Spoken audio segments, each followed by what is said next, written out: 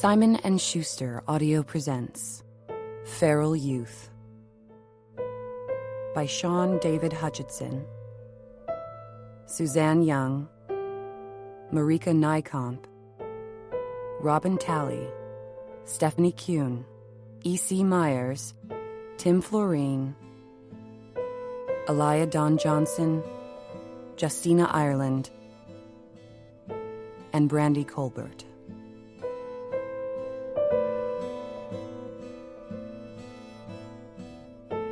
Read by Jacques Roy and Candice Thaxton.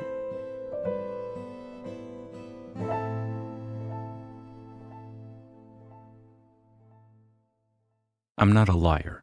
You're a liar. I'm just telling stories, that's all. And sometimes when you're telling a story, you can't let stupid shit like the truth get in the way. Besides, what good is the truth for, anyway? Folks get put in prison for shit they didn't do every single day, and telling the truth doesn't help them one bit. Ask any woman who's ever reported a sexual assault, and she'll tell you how much the truth is worth. Nothing. The truth isn't worth a damned thing, only what people believe. And the funny thing is that most of the time, the story being told and how the person's telling it isn't as important as who's doing the telling. Ask any black person who's ever gone up against the police, and they'll tell you. Nah, there's no such thing as an objective truth anymore. It's all about what you believe. Believe something hard enough, and to you at least, that's the truth forever and ever, and fuck anyone who tries to tell you otherwise. Take these stories. I don't know if they're true or not, but I bet the ones doing the telling believe them. And that's kind of all that matters. Whether a story is true isn't important if you're hurting all the same because of it. Regardless, I'm going to tell you the truth. Not my truth, not their truths. The truth. The truth about the 3 days we spent alone in the woods trying to hike back to Zeppelin Bend. How one broke their leg, how others fought. How we all nearly died, and how we managed to get our shit together and make it back alive. Believe it or don't. Makes no difference to me. Day 1. Recipe for a clusterfuck. Take 10 teenagers the world believes are human garbage, toss in some hippie work together to make the world better bullshit, add a dash of insecurity and a dollop of fear, and then send the kids into the woods for 3 days and expect them not to kill and eat each other. Voila, one glorious clusterfuck. Zeppelin Bend isn't one of those summer camps where campers spend their time finger painting and canoeing and singing songs. It's the kind of place they send kids no one else wants and tell us it's our last chance to make a U-turn before we wind up in juvie until we're 18. Before Doug, which is the kind of name a parent gives their kid when they expect he's going to turn out to be a massive asshole, drove us into the woods blindfolded, kicked us out of the van, and told us we had 3 days to hike back to Zeppelin Bend on our own. We spent 3 weeks learning how to use a compass, find food that wouldn't kill us, start a fire without a lighter, and run from bears, since that's really all you can do if a bear comes your way. In short, we supposedly learned all the skills necessary for a bunch of delinquents like us to survive. Doug even told us we'd get a surprise if we made it back to the Bend by the end of the 3rd day.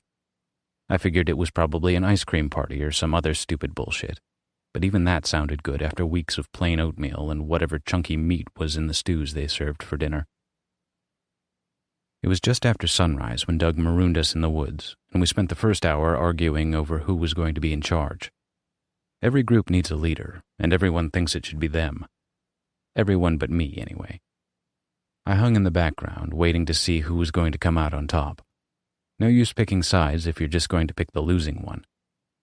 But eventually, we were going to have to choose someone, and I didn't think it mattered who because, like I said, we were a recipe for a clusterfuck, and even the best chefs break a few eggs. I guess I should tell you what I know about the others. Most of it's shit I picked up around the Bend, so I can't vouch for the truth of it. That's why I like stories. They usually wind up revealing more about a person than what they'd tell you about themselves. It's not that they lie intentionally, but when people describe themselves, they're really describing what they see in a mirror, and most mirrors are too distorted to show us the truth.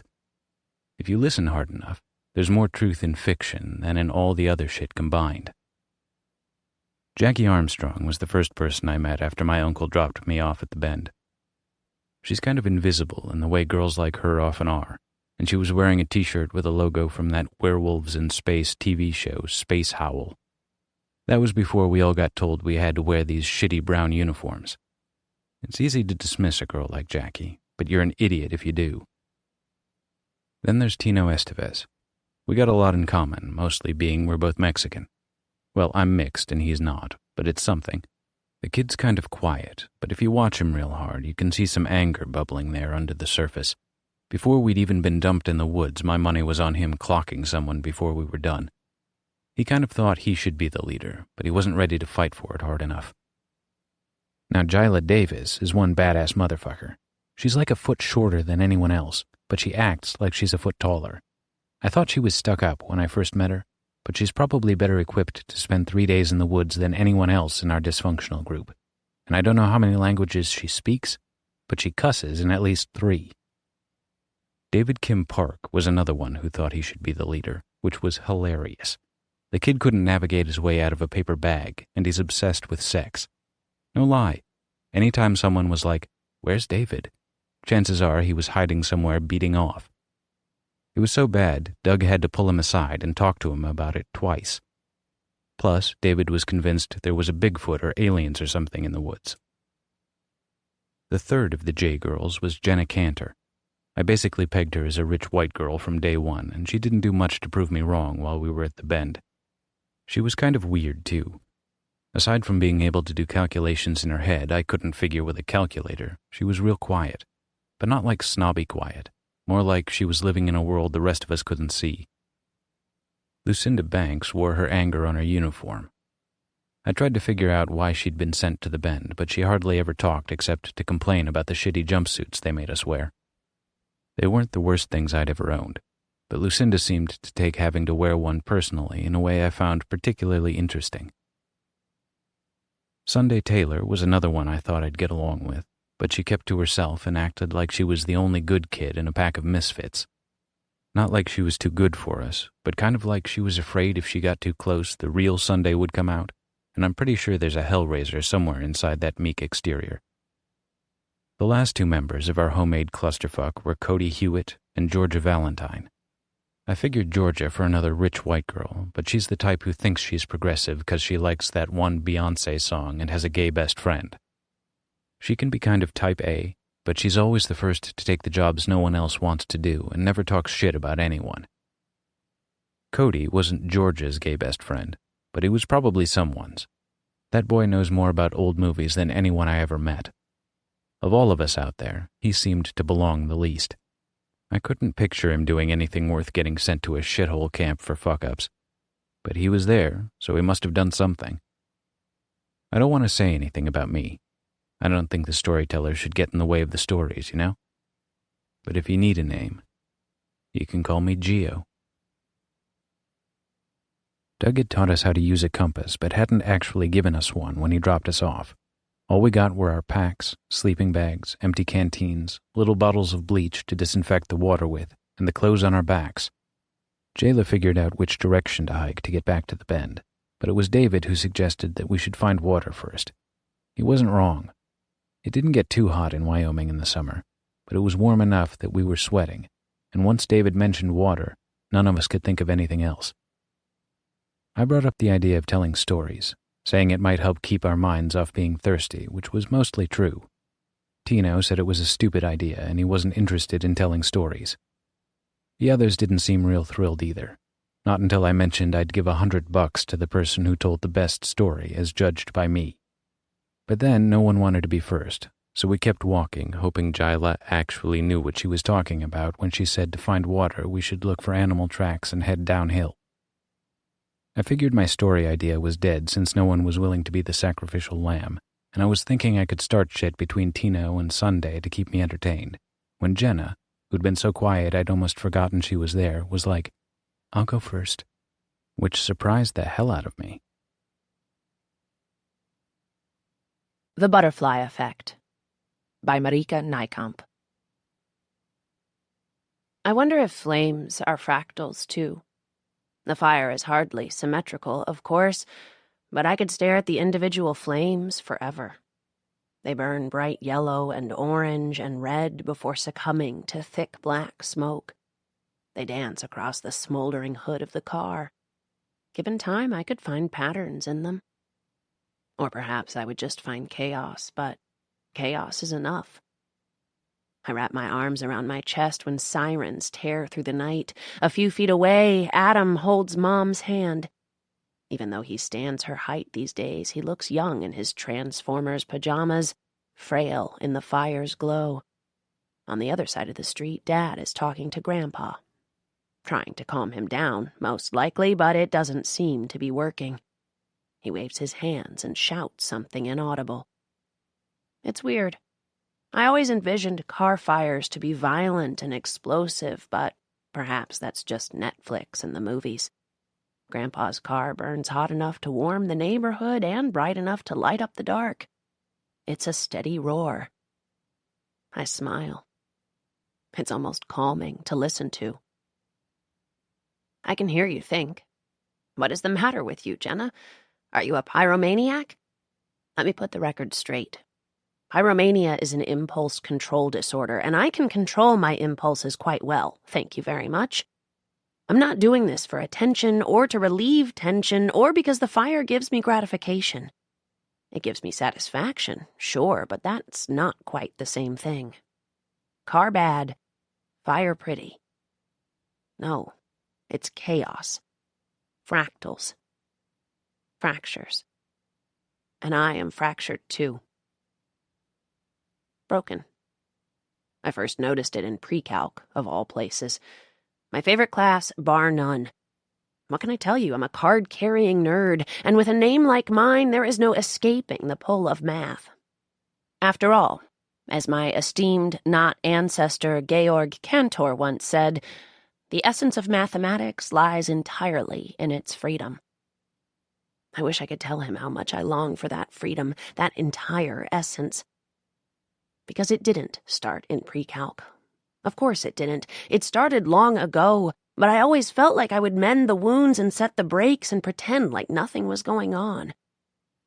That day, today, for the first time, I can't anymore. I can't pretend class is normal and I'm normal. I've reached a breaking point. Perhaps I've already passed too many breaking points without noticing. From the moment I settle into my spot in the back corner of the room, I try to focus on Mrs. Rodriguez's lesson, but nothing that she says reaches me. Something about solving more complex equations than we've done so far, but she may as well have been speaking German. I'm not used to this. I coast through other classes, sure. I have everything I need. Solid test scores, college plans, a middle-class suburban white family with money. But with pre-calc, I want to care. I doodle around the edges of my notebook. Endless, familiar geometrical shapes. The repetition is some kind of comfortable, at least. Jenna! I blink and look next to me. Zoe is frowning at me, worry in her brown eyes. Are you okay? I've whisper called you 5 times at least. I don't know what to say because just like with Mrs. Rodriguez's explanations, Zoe's words don't quite reach me. And after a moment, her frown grows deeper. Jenna, are you okay? Do you want to go see the nurse? In front of us, Kamal turns and glances at me too. I force myself to grimace. Sorry, tired. Must have had bad dreams or something. Though if I'm honest, I don't remember the last time I slept long enough to have dreams at all. Sleeping means letting my guard down, and I'm exhausted down to my bones. Sucks. Zoe reaches out to place a hand on my arm, and I flinch. I don't want to. It's Zoe, but I do. Just distract me, please. Maybe that'll help. Maybe Z and I can still be normal when everything else is shattering and slowly drifting out of reach. We'll go to the coffee house after school. Get you a mocha with extra whip and an extra shot of espresso and one of those lava muffins. There's nothing extraordinary amounts of caffeine and sugar can't fix. I roll my eyes, but my shoulders unclench a bit. Coffee with chocolate is Zoe's answer to everything. She doesn't need the caffeine. She has enough energy for the 2 of us, and most likely for 6 people more, even with swimming and volleyball. Her schedule is superhuman, and I don't know how she manages it all when I can barely keep my studies going. But coffee with chocolate is comfort, and I give her a small nod. Z flicks a strand of light brown hair out of her face. And in the interest of distraction, she slides her notes over to my table. Help me, please, oh math genius. I accept the piece of paper, but my stomach drops. Math has always come naturally to me. I once told Dad it's my second language, the universal language. He would much rather I learn German, but I'm fluent in formulas, and I think in theorems. I sleep, dream, breathe math. I stare at the equation. I recognize Z's handwriting, entirely consistent, all small round letters and numbers. But I have no idea what she just put in front of me. Next to me, Z does that puppy eyes thing she's so good at. I know you think cheating in math is a mortal sin, but I really don't know. And Coach told me to do something about my grades or she won't include me in the starting lineup. She graces me with a smile, and her smile always makes my lips twitch up in return. Today I feel this shatter, too. It hurts. Her happiness makes my blood boil. It's not fair. I don't want to lose this, too. I don't know what she's asking of me. I don't know how to give it to her. I don't know how I let it get this far. I don't know how to go on like nothing is wrong. This is the break. I push the piece of paper back at her with too much force. It slides across her table and flutters to the floor. You should do your own work, I snap, loud enough for the entire class to hear. Everyone and everything around me falls silent. At the front of the class, Mrs. Rodriguez pauses mid-lecture and turns around. And Zoe's smile has melted off her face. She's grown deadly pale. Jenna. I drop my books into my bag and get to my feet, knocking over my chair. I don't bother to pick it up. I don't bother to mend this. I can't. I'm done. Mom always said my temper was flammable, easily combustible. I get that from her. As a kid, it was triggered by the simplest things, not getting what I wanted, a broken toy, my brother. But I thought I had it under control. It's one more thing that's unraveling. I avoid Zoe for the rest of the day.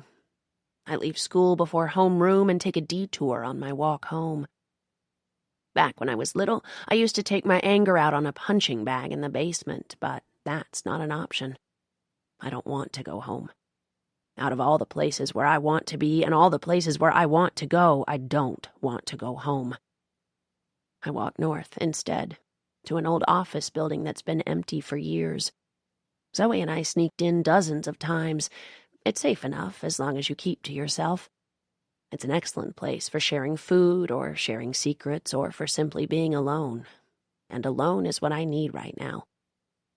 I edge around the large fences that are set up haphazardly around the building. I don't think the owners or the city care anymore that people are coming here. There's no construction hazard, and at least the building is being put to some use. There are too many empty office buildings around here to begin with. Slipping in through one of the broken windows, I make my way to the staircase on the ground floor and walk until I've reached the 14th floor. Being insensible is a blessing sometimes. I don't care about the burning in my legs or the ache in my lungs. I'm not athletic like Zoe is. I don't care about Zoe. I only care about moving. The door to the roof used to be locked, but someone broke the lock months ago, and the roof has turned into a popular night spot. Now, midway through the afternoon, there's no one here but the wind and me. The wind howls and whips my long blonde hair around my face. It's not particularly cold, but the chill gets into my bones regardless.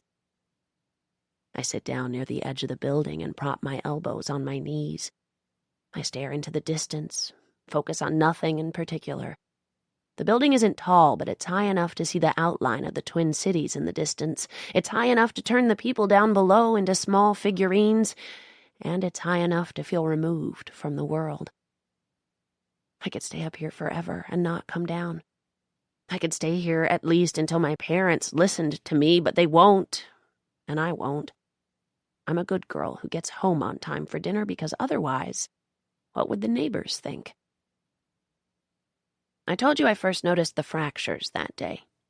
I first noticed the fire that day, too. It was a discarded lighter on the edge of the roof next to me. A cheap thing, yellowed plastic, covered in dust, a faded symbol of some sort. I don't even know what drew me to pick it up, but I did. I do. I roll the spark wheel carefully. It feels rusty, as if it hasn't been used for a while. Who knows when someone dropped it there?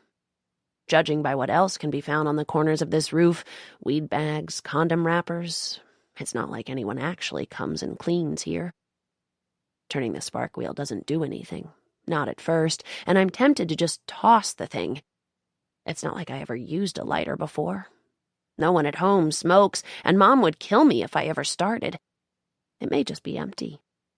But some stubbornness takes over, and I keep rolling the wheel faster and faster until it's almost a snap. When the spark turns into a flame. It's a tiny thing, blue with yellow edges. It doesn't look like it's particularly hot, but when I shield it with my hand against the wind that dances around us, it gently sways along. I stare at the flame until the palm of my hand turns red. I stare until the spark wheel becomes hot enough to burn my fingers.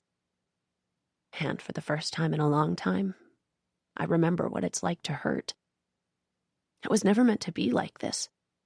I was never meant to be here on this rooftop, in this place, in this upside-down world.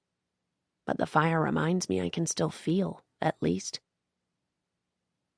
When I come home, Adam's in the kitchen, scarfing down a cup of yogurt. He rocks back and forth on the balls of his feet. I'm going out to study with TJ. Mom and Dad are at the Williamsons tonight for that neighborhood watch thing. I grab an apple from the bowl on the top of the bar and toss it up into the air before catching it. That's fine. I'll eat leftovers again.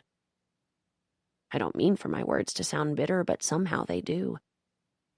Adam half turns to stare at me, his eyebrows arched in a perfect copy of Mom's. He inherited Dad's unruly hair and green eyes, but he has Mom's expressional eyebrows, and he has all her expressions down to a T. I don't look like either of them. Apparently, I got my looks from Dad's younger sister. If you put my child photo next to Aunt Beats, we could be twins. She lives halfway across the country, so we don't see her often, but our likeness always makes Dad smile when I bring it up. I shrug and take a bite from the apple. Or I may order a pizza. Adam grins.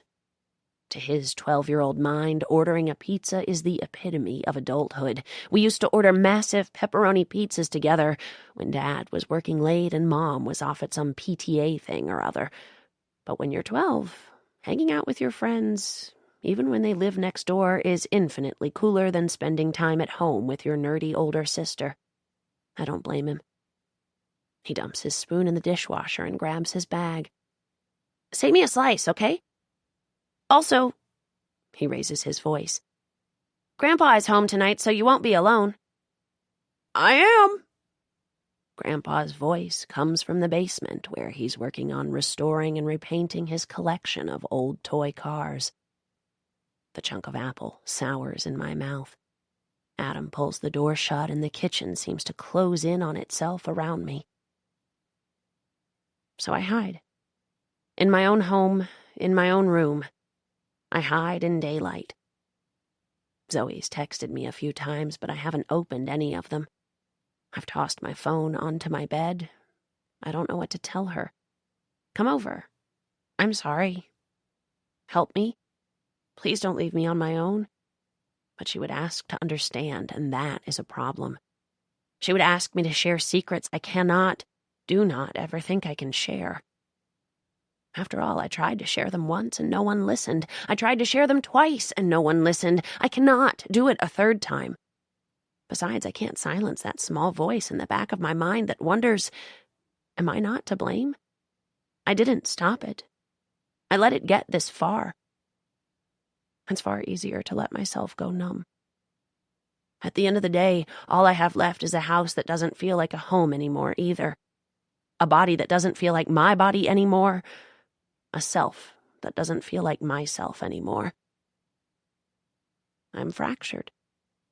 I'm not a good person. I don't try hard enough. I get angry easily. I fight with my brother even when I don't want to, and ignore my friends even when I shouldn't. but I don't think I deserve this. According to chaos theory, the present determines the future, but the approximate present does not approximately determine the future. One small deviation can change the entire future. That's known as the butterfly effect. The idea that one flap of a butterfly's wings would be enough to alter the course of the weather forever, or that traveling back in time and stepping on one butterfly can change the history of the human race. The idea that at one time a girl was a solid B student who could take pride in her geeky accomplishments, who could laugh and feel her stomach flutter and her heart race, who mattered, until all that changed and kept changing. Small causes have large effects. It was raining outside. That was what I remember most clearly. It was the last week of freshman year, and it was hot and humid and raining. The type of rain that clings to you, all dust and warm water. Zoe walked me home before she had to go to volleyball practice, and I was soaked through by the time I walked through the front door. I was itching to change into something dry and cool, but when I went to drop my backpack in the living room, I found Dad sitting on the couch. I froze in the doorway, sure that something had happened. As a general manager at an insurance company, he worked long days, and we rarely saw him between dawn and dusk. He seemed out of place here. He'd left his jacket over the armrest, and he'd loosened his tie. His normally flawless hair was sticking up as if he'd run his hand through it several times. "Dad?" I don't think he saw or heard me at first. "Jenna?" I let my soggy backpack slip off my shoulder and onto the hardwood floor. It immediately created a puddle of water around it. On any other day, Dad would not have let that go unmentioned. Mom hates the stains, but right there and then, he didn't even blink. My heart leaped into my throat, and I tried desperately to find my voice. "Dad, what's wrong?" "Jenna?" It took a long time for him to focus on me. Longer to find the right words, but eventually they came. "Grandpa just called. We knew it might happen, but after everything he went through with the store, the bank is going to foreclose his home, too. He's lost everything. Aunt Beat can't take him in, so he's going to come live with us for a while." Grandpa arrived a week later, in his beat-up old car with nothing but a large suitcase full of clothes, a baseball glove and baseball for Adam, a large photo album for Dad, and an old abacus from the store for me. I liked him. He looked younger than I expected. He had an easy smile and a sharp sense of humor. He made Adam and me laugh throughout dinner. That first weekend, he sat up with me and let me talk endlessly about math and chaos and fractals, everything that even Dad had grown tired of. He took Adam to his games and took him out for milkshakes. After a while, he told him stories about his endless road trips, first with Grandma, then alone. He loved his car as much as Mom hated the look of it. The truth is, I didn't want him to come because although we lived comfortably, our house isn't big enough to fit 5. Some days it's barely big enough for 4. And yet he fit in, easily and without hesitation. He became a part of us. I didn't have to murder a butterfly. I didn't realize anything had changed until it was too late. I slip into my bedroom and sag down against the door. I grab an old matchbox from my stack of collectibles, and I turn it around and around and around between my fingers. I started collecting matchboxes when I was 8 because matches are great for recreating geometrical shapes. When my parents discovered what I was up to, they started bringing home matchboxes from every vintage store and every hotel where they could find them. I switched to Legos eventually and virtual building materials. I discovered formulas and coding. But I always kept the matches, and my parents kept up the tradition. They didn't know, but they gave me enough matches to burn down the world. Still, I never lit matches before today, and doing so isn't as easy as I thought it would be. The first match snaps and splinters. The head of the second crumbles. The third match lights up, and I'm so shocked I immediately drop it. It sears my jeans and extinguishes. The fourth burns all the way down, scorching my fingertips. I push the fifth against the tender skin of my forearm. Then the sixth. and the 7th. The flames are mesmerizing, and I can feel the pain. I can feel.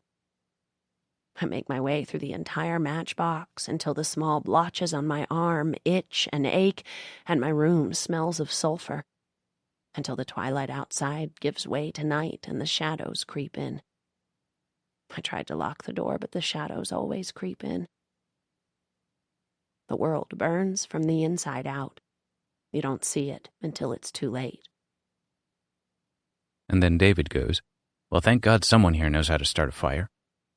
"Rude," Jackie said, and then everyone started going off on David while Jenna retreated into the background. The water we found wasn't more than a slow stream, but we each filled our canteens and swished a couple of drops of bleach around in them so that we didn't wind up drinking the piss of whatever animals had used it as their toilet upstream. Already little alliances were forming. We hadn't had much opportunity for that at the Bend. Dipshit Doug and his minions had worked us each day until the only thing we could think about at night was sleep. For a camp that emphasized the value of teamwork, they hadn't actually let us become anything resembling a team. But now that we were out on our own, Cody and Georgia were starting to pair up, which made sense, and David had sort of inserted himself into their group. Jenna, Lucinda, and Tino hung around each other, though I wouldn't call them friends, while Jackie, Jyla, and Sunday seemed to have formed an uneasy alliance. I danced from group to group with ease. That's always been one of my gifts, the ability to move around like a social chameleon. I fit in wherever the fuck I felt like being. And it's not that difficult either. All you have to do is listen a hell of a lot more than you speak. Before we'd even had a chance to rest, Tino started in on how we needed to move, figuring we could make the hike in 2 days instead of 3 and blow Doug's idiot mind. That kid was all bluster, if you ask me. "What's the point?" Cody asked.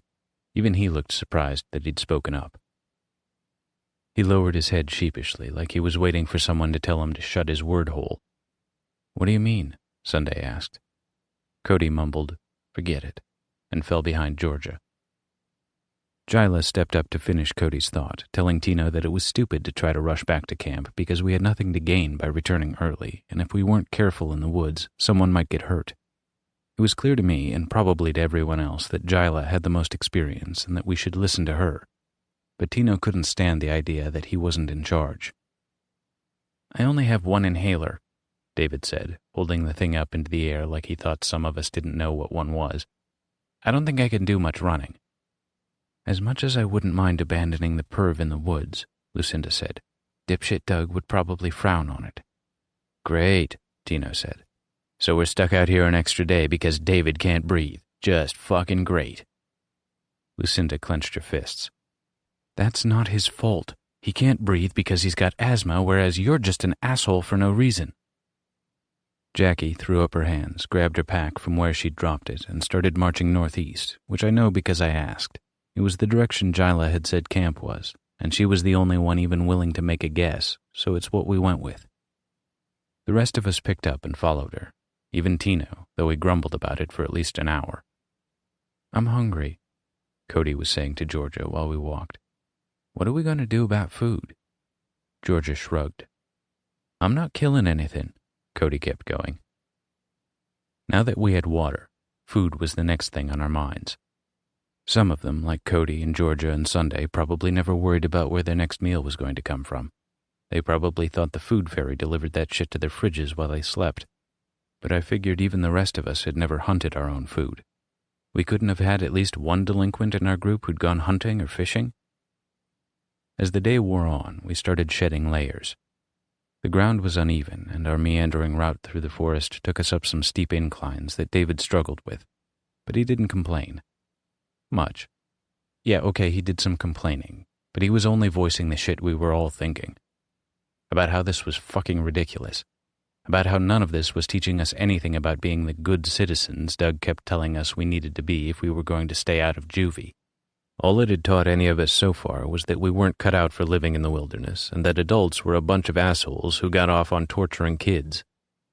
Jyla fell back to the middle, letting Tino take the lead for a while. It was a smart move on her part. He was walking in the direction she'd laid out, but he thought he was the one making the decisions, which kept him quiet. A good leader knows how to get people to do what she wants without them knowing they're doing it. After we'd walked for about an hour, Cody jogged up to hike beside me. He asked if I really had $100, keeping his voice low so that the others wouldn't hear. I do. I patted my pocket. Where'd you get it from? Would you believe me if I said I stole it from Doug? Cody shook his head. Well, I did. I lifted it from his cabin the second night. That's a story I'd like to hear. I'm the judge of the competition, I said. You all are the ones supposed to tell stories, not me. Cody chewed on that for a moment. I stole some money once. A lot more than $100. He said it loud enough that Lucinda had overheard. I call bullshit, she said. It's not bullshit, he said. Here, I'll prove it. A Ruthless Dame by Tim Florine. 2 years ago, this older couple moved into the house next door to mine. I heard they'd just bought the old 3-screen movie theater downtown. I found that sort of interesting because I'm obsessed with movies. Not new ones, though, like the kind they show at that theater. I prefer those black and white ones with guys in neckties double-crossing each other over suitcases full of cash. Film noir, they call movies like that. More than anything, I love the ladies from those movies, with their perfect hair cascading down over their shoulders in shiny waves, and their slinky dresses slid all the way up to the hip, and their cute little guns tucked under a garter. Just so I can stare at those actresses all the time, I printed a bunch of Hollywood glam shots off the internet and taped them to the wall above my bed. My parents don't know what the hell to make of them. Probably they're just glad the pictures aren't of guys. They haven't got a clue what gets me about those women. You know what it is? I mean, aside from the hair and the outfits and the way they look when they smoke, what I really love is that people always underestimate them. It happens over and over in those movies. The lady pulls out her cute little gun and aims it at the guy, and he doesn't think she'll pull the trigger. You haven't got the guts. That's what he always says. And then the lady does. But anyway, like I was saying, that couple that moved in next door. It sort of interested me that they owned the movie theater, but apart from that, I didn't think much about them. Until Christmas break a year and a half ago, when their son came home from college for a visit. I was standing in our driveway with my mom and dad and brother and sister at the time. We were about to get into the minivan to go to church. The guy pulled up in front of the Moretti's house in a loudly chugging, beat-up compact and got out. He had one of those scraggly billy goat beards that makes a guy look like some kind of Middle-earth wannabe hipster. He stretched as if he'd been driving all night. His arms were still up in the air when he spotted us staring at him. Even Mom had paused in her ritual Sunday morning inspection of our faces and hair and outfits to check him out, because a new person in the neighborhood's always interesting. The guy checked us out, too. His eyes moved from face to face and stopped on mine. I squirmed in my scratchy polyester blend dress shirt and plaid necktie because I knew my church clothes only made me look dumpier than usual. But he gave me a nod, and even though the others probably assumed he was nodding at all of us, for some reason, I got the feeling he meant the nod just for me. I didn't see him again for a couple of days, although I kept an eye out. Then one night after dinner, I ducked out to the backyard. It was cold as hell outside, but the rest of the family was in the living room playing Bibleopoly, and that always sends me running for the hills. I heard a noise and glanced over. There was the Moretti's son, standing on their back porch with a cigarette in his hand and one shoulder leaned up against the house, already watching me. You won't tell, will you? He said, holding up his smoke. The parents don't know I do this. He didn't look all that worried, though. I wanted to come back with something clever, like the women in noir films always do, but I couldn't think of a thing to say. He walked over to the waist-high chain-link fence separating our yards. For the first time, I got a decent look at his face. He wasn't handsome, but gazing at him made my insides sort of flutter anyway. Maybe it was just because college-aged people automatically seem cooler, even if they have piece-of-junk cars and billy goat beards.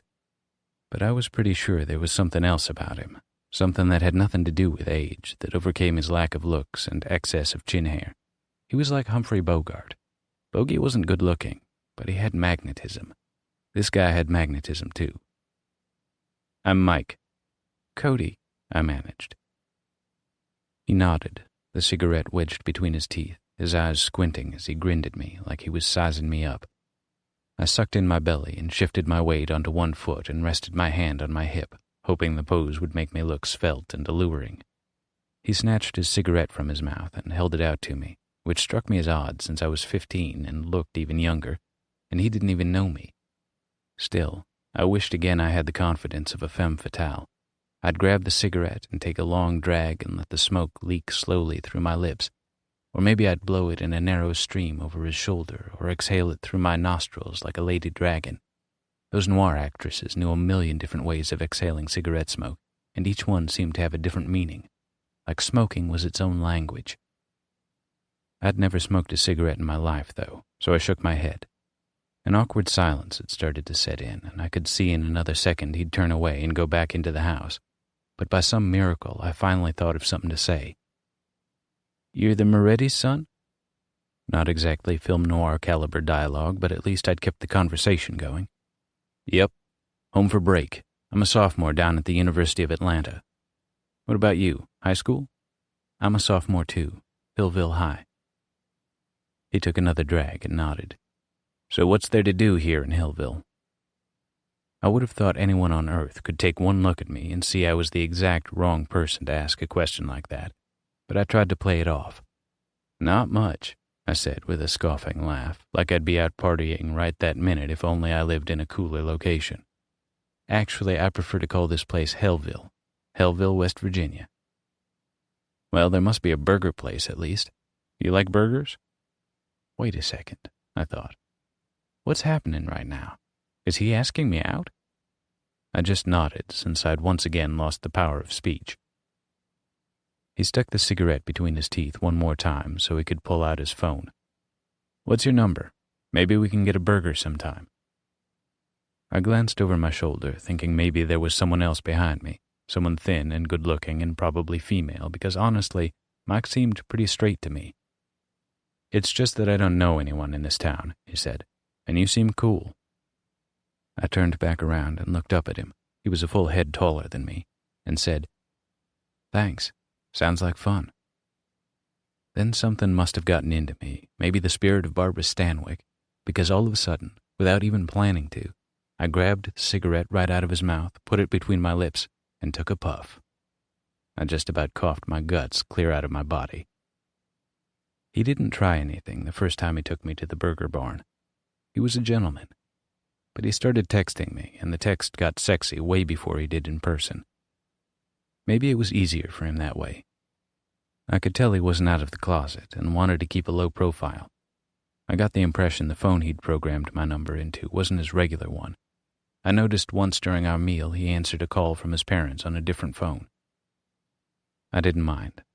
Not only was I in the closet, I was also a total virgin who didn't even know for certain if I'd seen another homo in the flesh, aside from those two old guys at my mom's hair salon and this other boy at church I had strong suspicions about. And considering I was pudgy and girly and still let my mom pick out my clothes and home-cut my hair because I trusted her to know what a normal straight boy was supposed to look like way more than I trusted myself, meeting a guy who wanted to get friendly with me that way was literally the last thing I expected to happen. But here it was, happening. Over the course of the week between Christmas and New Year's, Mike sent a steady stream of texts. First, "You have a great sense of humor." Then, "You have a funny laugh." Then, "You have a cute nose." Then, "You have a hot ass." We only got to hang out one other time that week. That's another reason things didn't move faster when we were actually together. My parents were forcing me to do all these hellish Christmas-time church activities. At least I'd finally outgrown the nativity pageant. And I guess Mike's family kept him busy too. Plus, it was tricky figuring out excuses to sneak away and hang out with him. I knew I couldn't just tell my parents I had plans to randomly spend time with the way older son of our new neighbors. So both times we went out, I said I was going to have dinner at my friend Sarah's house. It scared the hell out of me because I never lied to my parents, at least not about stuff like that. Not because I had some moral objection to it or thought God was going to strike me down or something. I'd just never had a reason before.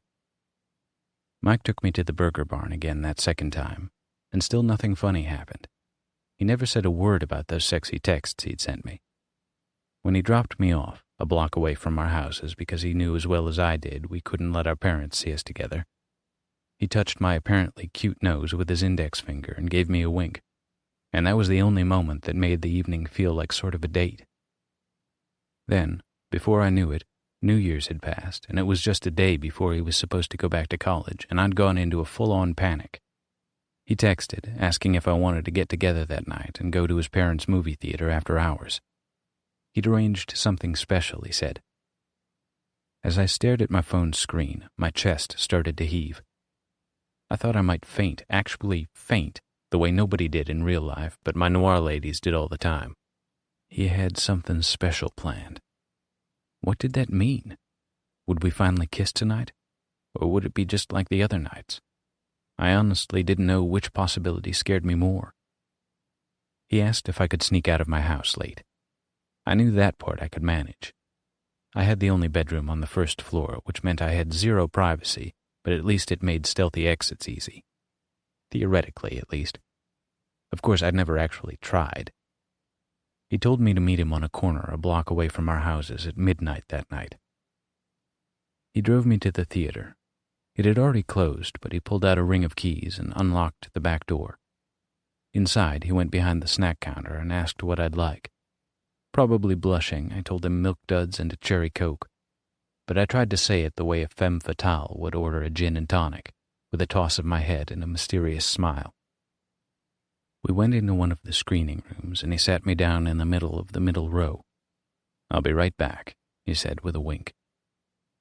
I sat there alone in the big, dim screening room with its scratchy seats and hard armrests and sticky floor, my heart going bang, bang, bang in my chest.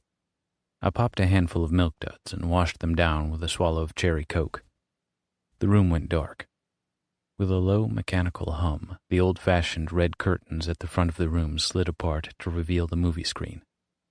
On it, the black and white Paramount logo appeared, and then the words, "Double Indemnity." I sucked in a breath. Mike reappeared next to me. "Didn't you say you like this kind of movie? I found it in storage and thought of you." I didn't know what to say. He grabbed my hand, and I felt shivers everywhere. Then he pulled my hand over the armrest and put it in his lap. Fade to black. The next day, he left. I watched from my bedroom window as he waved to his mom and dad, got in his piece of junk car, and chugged away. That night, I told my family I didn't feel well. I went to my room and cried while I clutched my phone and stared at the screen. He'd said he'd text me. Finally, he did. "I miss you." I cried even harder, tears of sadness and happiness mixed together. "I miss you too," I texted back. "How about sending a pic?" I spent the next 3 hours working on it. I rehearsed my smokiest, sultriest femme fatale expression in the mirror on the back of my bedroom door, half closing my eyes and holding my head just so. I figured out camera angles and adjusted the lighting. I even tried dabbing Vaseline on my phone's little camera lens because I'd read somewhere that was what Hollywood photographers used to do to make their portraits of film stars look all blurry and beautiful. It didn't work. The picture I ended up with just made me look like I was really sleepy and had a stiff neck, but I knew I probably wouldn't do any better even if I tried for another 3 hours, so I sent it. I clutched my phone again, wondering if all my effort had been worth it, wondering if he'd just find me hideous. I didn't have to wait long. A response came less than a minute later. I meant with no clothes on, winking smiley. Outside my bedroom door, I could hear the rest of my family playing Christian charades. I knew that other kids, far, far cooler kids, sexted each other, but it hadn't even crossed my mind that Mike might want something like that. Another message showed up on my screen.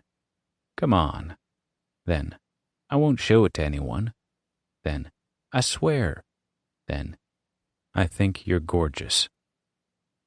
Before I could lose my nerve, I adjusted the lights and figured out the camera angle again. I arranged my old Noah's Ark patterned sheets on my bed so they looked messy to suggest, I don't know, that something interesting might have actually happened there. I pulled off all my clothes, fluffed my hair to make it look carelessly tousled, arranged myself on the bed, and snapped the picture. In my very first shot, I had a more convincingly sultry expression than I'd had in my clothed pic after 3 hours of trying. I sent it. "Thanks." I waited for him to send another text, or maybe even a picture of his own, but I didn't hear from him again that night. The next day I texted, "How's it going?" "Good. Class is starting. Might get busy." "Yeah, class is starting here too," I texted back.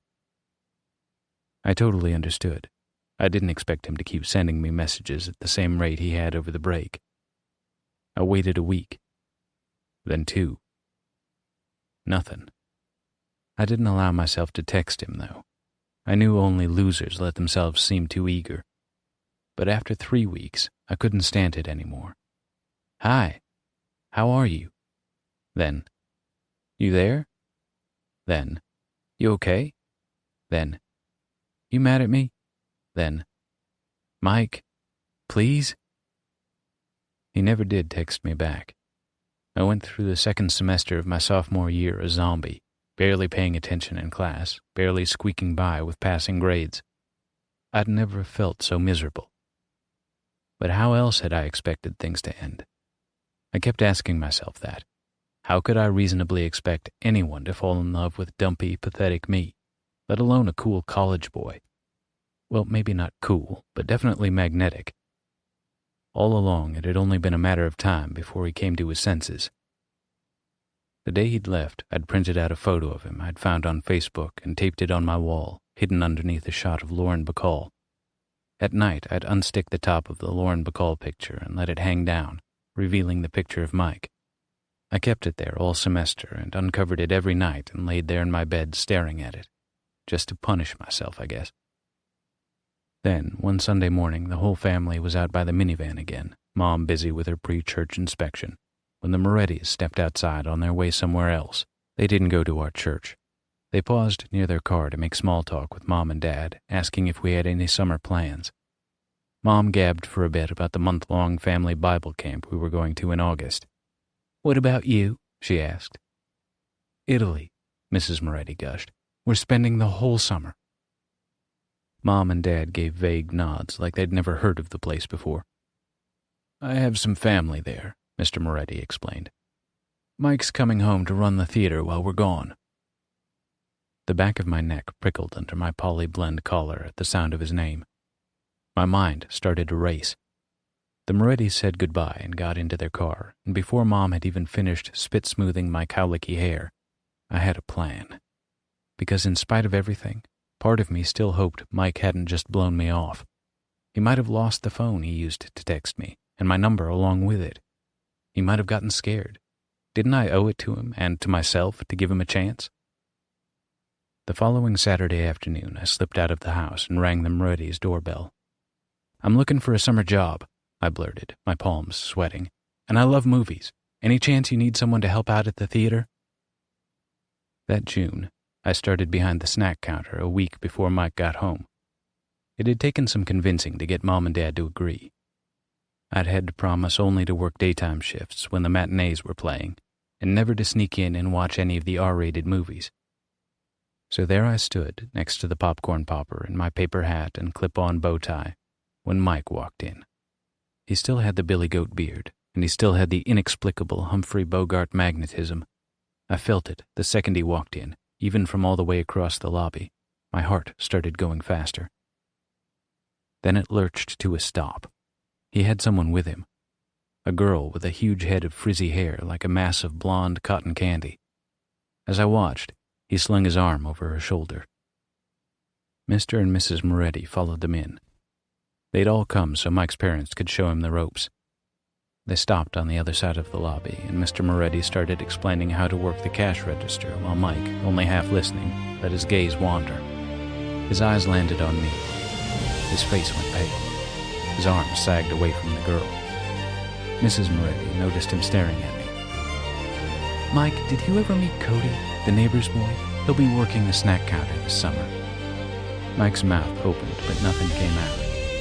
I could see him trying to figure out what he should say, what lie he should tell about us. I was nervous too, but at least I'd expected this moment and rehearsed it in my head. I'd run through a million scenarios, although none where a girl with cotton candy hair was standing next to him. I saw you a few times," I stammered. "I don't think we ever met, though." Still, he didn't utter a word. To fill the silence, I stepped out from behind the counter and held out my hand to the girl. "I'm Cody." "So nice to meet you," she said, seizing my hand with both of hers and pumping it hard. "I'm Rochelle. I'll be working the ticket counter." "She's my girlfriend," Mike finally said. His eyes had a steely set to them, and his beard seemed to bristle as he spoke. "She's spending the summer here." "We're going to have so much fun." Rochelle still hadn't released my hand. She gave it another excited shake and beamed at me like she thought I was just adorable. I mumbled something about needing to get back to work and scuttled behind the counter. A couple hours later, after Mike's parents had gone home to pack and the matinees were all underway, and Rochelle had left to have a look around downtown Hillville, Mike stalked back to the snack counter. "What the hell do you think you're doing?" he hissed between his teeth, slamming his palms on the glass. I backed up against the popcorn popper. "I needed a summer job," I answered in a small voice. "Here?" "I wanted to see you." I could hear how pathetic the words sounded, even as they fell out of my mouth. "I missed you." "Not cool, Cody. My girlfriend's here. Things are different now. We need to forget Christmas break ever happened." "I don't know if I can." "Didn't you tell me yourself you can't have your parents finding out about you? You said you knew for a fact they'd kick you out if they knew you were gay. You said they pretty much told you so point blank, isn't that right?" "Well, yeah." I felt dizzy. The smell of melted butter filled my nose and made me want to throw up. Behind me, the heat of the popper burned into my back. I could feel the thing shake with each tiny explosion of a popping kernel. "So you have just as much to lose as I do," he said. "More, probably. I mean, I'm not even gay, really. I just like messing around with guys sometimes. So let's just bury it, okay?" My chin started to shake. "But I love you." The words landed in my ears with a pitiful thud. Mike gave me a look of pure bafflement. "What are you talking about?" He glanced around, like he feared someone might see my little breakdown and draw conclusions. "Look, pull yourself together, okay? Let's talk later." He disappeared into the manager's office, muttering, "Jesus, I knew I shouldn't have gotten involved with the neighbor's kid." I tried to do what he said. As I stood there with my back still to the popper, though, I didn't get calmer. I got angrier. It seemed the mystery had been solved. Mike hadn't lost my number. He hadn't gotten scared. He'd just been an asshole. Behind me, the tiny explosions started coming faster. Pop. Pop. Pop, pop, pop, pop, pop. I barreled through the office door, ready to let Mike have it, but I found the room empty. Behind the door to the manager's little private bathroom, I heard him moving around. On the desk, though, lay Mike's phone. Not the one he used with his parents, the secret one he'd used with me. He wasn't texting me anymore, so who is he texting now? The screen still glowed. He must have set it down seconds ago without locking it. Careful not to make a sound, I grabbed it. He had his Photos app pulled up, and it only took me a couple of taps to get his most recent image. A selfie taken by some boy about my age, maybe even younger, naked in a bedroom. I swiped through the previous photos and found more of the same. A parade of naked boys, all of them in sharp focus and bright color, unlike the Hollywood starlets that decorated my wall. Many were tubby like me. Maybe that was his type. Had he gotten together with all these guys in real life? Or just chatted with them online? Or gotten the photos off the internet? I swiped again, and my image appeared, right there among all the others. "Cody?" I jumped about a foot in the air. The voice calling my name hadn't come from the bathroom, though, but from the open office door. A kid I knew from church stood there, Ernest Kimball. "I didn't know you worked here," he said. A second ago, I'd had my back to the door. Had Ernest spotted the image of me on the phone's screen? I didn't think so. I'd probably see it on his face right now if he had. I hoped Mike couldn't hear him talking from the bathroom. "Hey, have you seen that movie Samson yet?" Ernest asked. "I've watched it 3 times now, and..." Locking the phone and dropping it back on Mike's desk, I hurried past Ernest, past the snack counter, past the popcorn poppers still going pop, pop, pop, pop, pop. A few minutes later, I'd run out to the little parking lot behind the theater and pitched to my hands and knees on the rough asphalt. Whenever a lady in a noir film had her heart broken, she'd throw herself diagonally across her bed. The tears would slide down her cheeks like shiny pearls, and she'd still look gorgeous. In my case, I couldn't even bring myself to cry. I just wanted to puke. I grabbed the paper hat off my head and crumpled it. Below me, little shards of broken green and clear glass gleamed in the sunlight like diamonds and emeralds. A little farther away, at the base of the theater's rear brick wall, among the weeds pushing up through cracks in the asphalt, lay a little pile of rusty, sharp-looking nails. I grabbed a handful, hauling myself to my feet, and walked over to Mike's piece of junk car. Inside my body, I imagined I could still feel little explosions going off, little hot kernels of rage bursting. Pop, pop, pop, pop, pop. I positioned a few of the nails under one of the tires. Then I went around to the other tires and did the same thing. I'd never tried this trick before, but my brother had gotten busted for it years ago. It was childish and stupid of me, and Mike would know exactly who'd done it and probably figure out a way to get back at me, but I didn't care. I'd just finished when a shadow fell over me. I whirled around, sure it must be Mike. Instead, I found Ernest Kimball standing there, watching me, his hands on his hips. "What do you think you're doing?" he said, his gaze so sharp I swear I felt his eyes poke me in the chest. I'd known Ernest since kindergarten. We were friends back then because we were both girly and liked to play with Barbies, although whereas I was chunky, he was so thin I bet his clothes weighed more than he did. When we got older and the fag comments started to come, we drifted apart.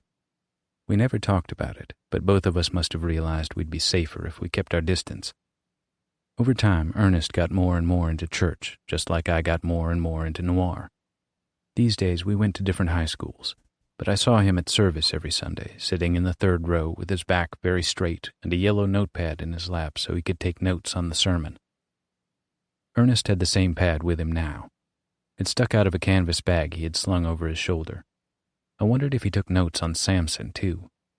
You might have heard of that movie. It was really big last year with the Christian nutjob demographic.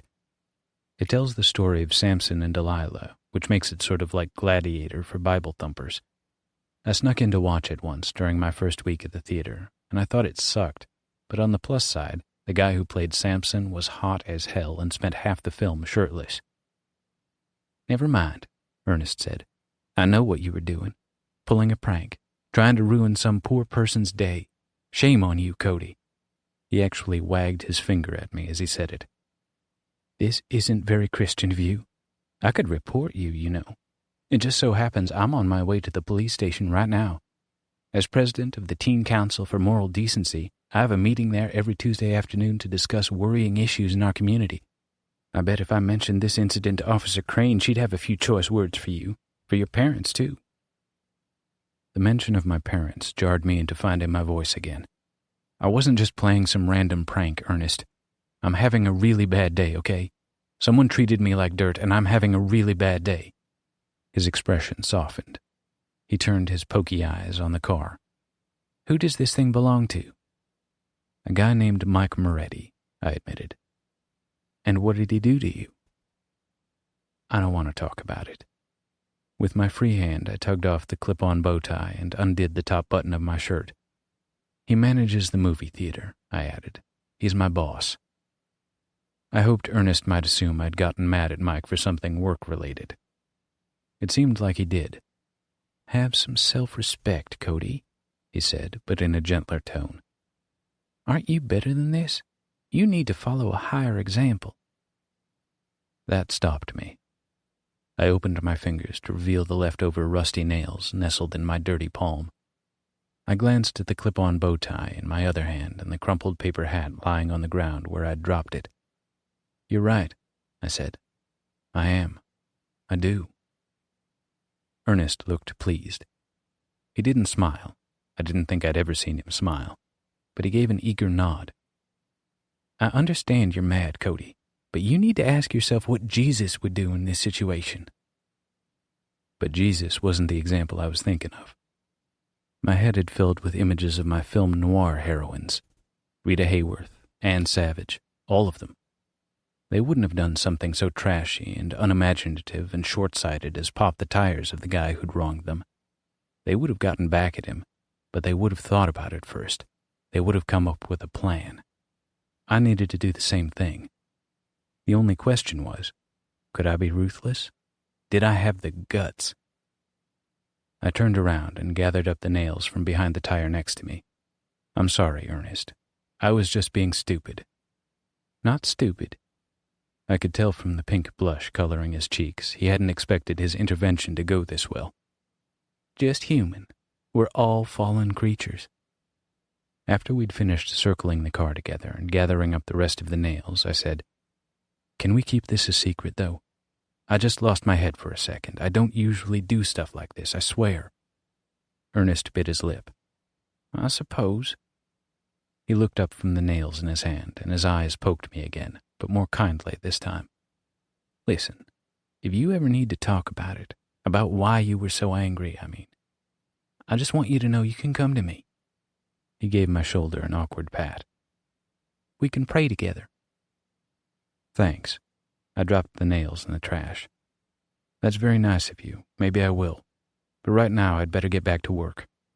I picked up my paper hat, smoothed it out, and stuck it back on my head. As I headed toward the movie theater's back exit, I could feel a little swing work itself into my hips, like the spirit of one of my heroines had once again slipped inside my body. I threw a glance over my shoulder and said, "You're a lifesaver, Ernie. I owe you one." 2 days later, Mike's parents left for Italy. Mom watched from the living room window, shaking her head as they got into their taxi.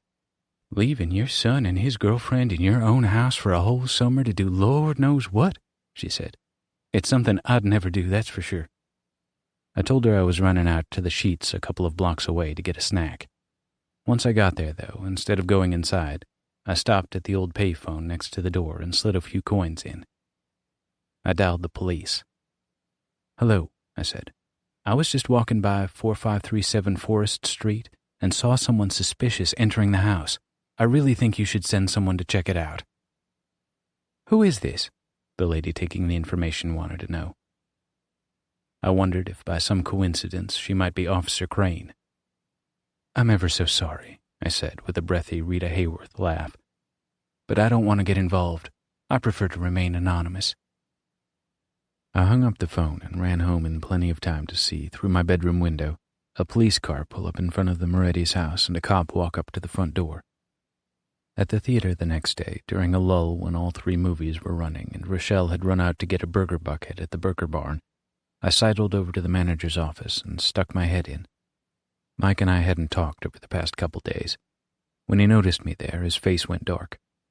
He pushed some papers around on his desk like he actually had something important to be doing and said, "What is it, Cody?" "Sorry to bother you. I just wanted to say I hope things aren't going to be weird between us. I thought about it, and you're right. I was being silly. What happened between us last Christmas, it was just a casual thing, and I'm letting it go. I'm ready for us to have a purely professional relationship." He squinted at me like he thought I was a lunatic. "Are you sure?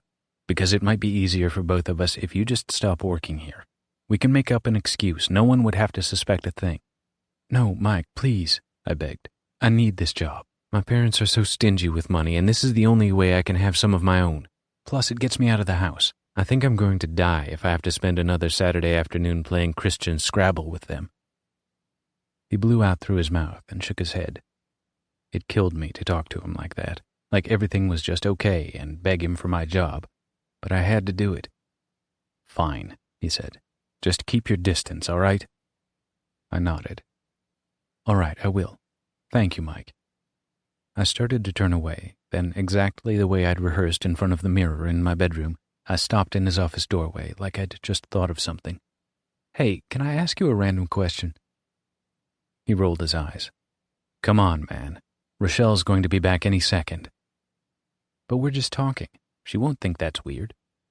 Anyway, the question's a quick one. Did the police come by your house yesterday?" He tensed. All of a sudden his hands got antsy and started shuffling papers around again. "Why do you ask?" "It's just that a cop rang our doorbell yesterday afternoon. He told my dad someone had called in saying there was a suspicious-looking prowler in the neighborhood, and he asked if he could take a look around the house. So the guy came in and searched all over. He even went in my bedroom, which I thought was weird. Mike gave a non-committal shrug.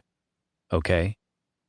So after that, I said, my dad was talking to Mr. O'Farrell on our other side, and he asked him if the cop had come to visit him too, and Mr. O'Farrell said he hadn't talked to any cop. That seemed odd, though, since the officer had said he was visiting all the houses in the area. My dad got suspicious, thinking maybe the guy had targeted us for some reason, so he went by a few other houses near us and asked the same question. The cop hadn't visited any of them either, and we just couldn't figure it out. Why would he only come to our house? Staring at a stack of papers gripped in his hands, Mike said in a low voice, "He came to my house, too." Oh, I opened my eyes wide in surprise. So it wasn't just us. That makes me feel better. Once again, I started to leave, but then stopped. I grabbed the door frame with one hand and peered back at him over my shoulder. Although I still don't understand why he would visit your house and mine and no one else's. Now I needed to talk to Ernest again. I knew I'd see him that Sunday at church, and sure enough, there he was in the third row, boring into Pastor Pete with his eyes and scribbling away on his pad each time he heard something he thought was important. After the service, everybody went downstairs for something called fellowship, which was basically a time for the congregation to mill around in the multipurpose room, drinking bad coffee and eating stale pastries and gossiping. As soon as Mom and Dad and my brother and sister split off to yammer with their friends, I scanned the room until I spotted Ernest's round head of neatly combed hair. I closed in.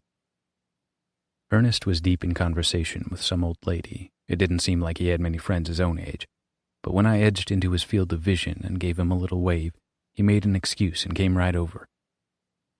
"Hello, Cody," he said, friendly but with a dash of sternness, like he wanted me to know he hadn't forgotten the circumstances of our last encounter. "Sorry for bothering you, but you said if I ever needed to talk." His eye went big and hungry.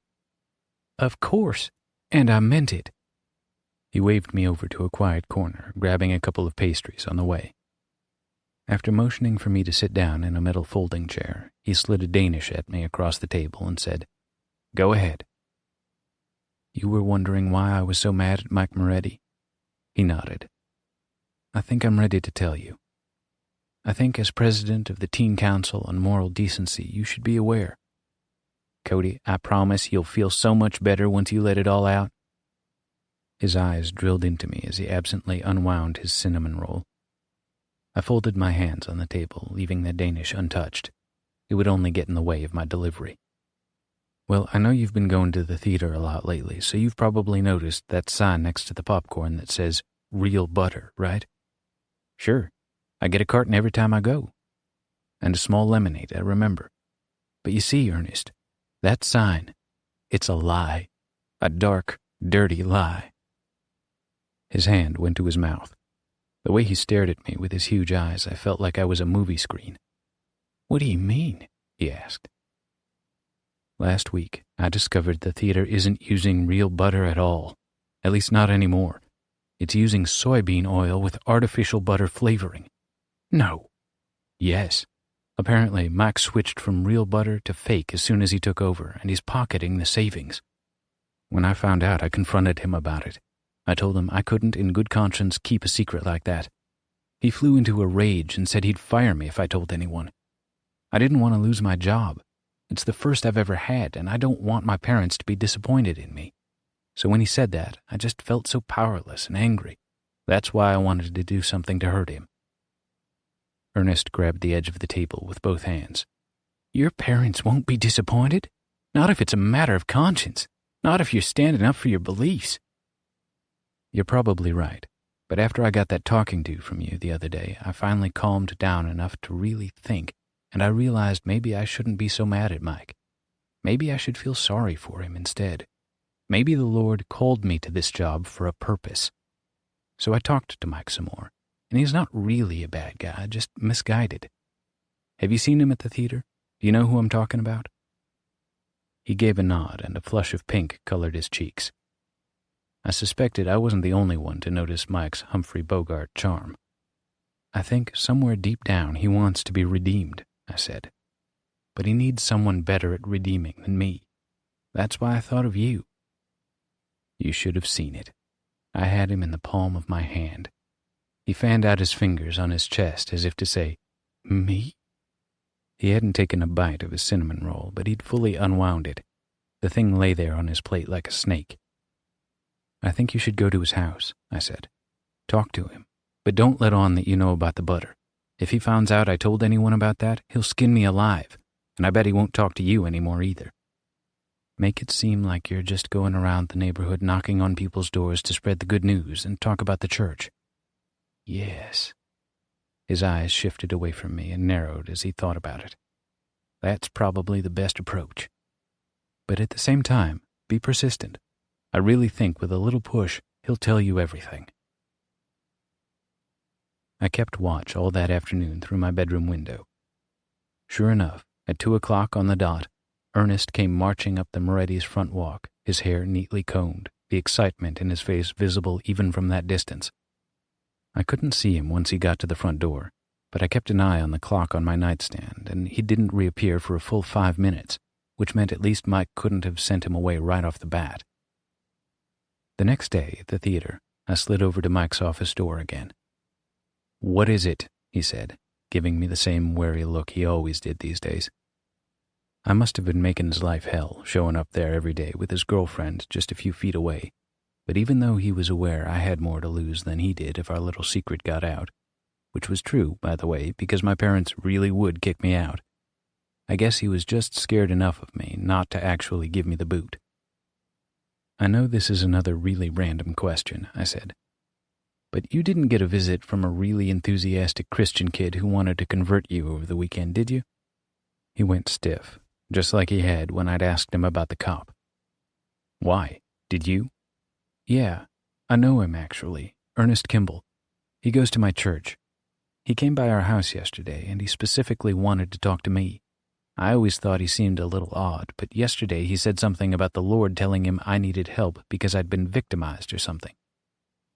He screwed up his face. "Victimized? What the hell was he talking about?" "That's just the thing. I don't know. It was a really weird conversation, and of course I didn't say a word about us, but..." I stood there, wringing my hands. "But what? What the hell are you talking about?" "It just made me wonder, like, if somehow he knows what we did." His face scrunched up even more. "How? You think the Lord was really talking to him? I thought you didn't believe in that shit." "I don't. But once he left yesterday, I watched him from my window, and I thought I saw him go over to your house.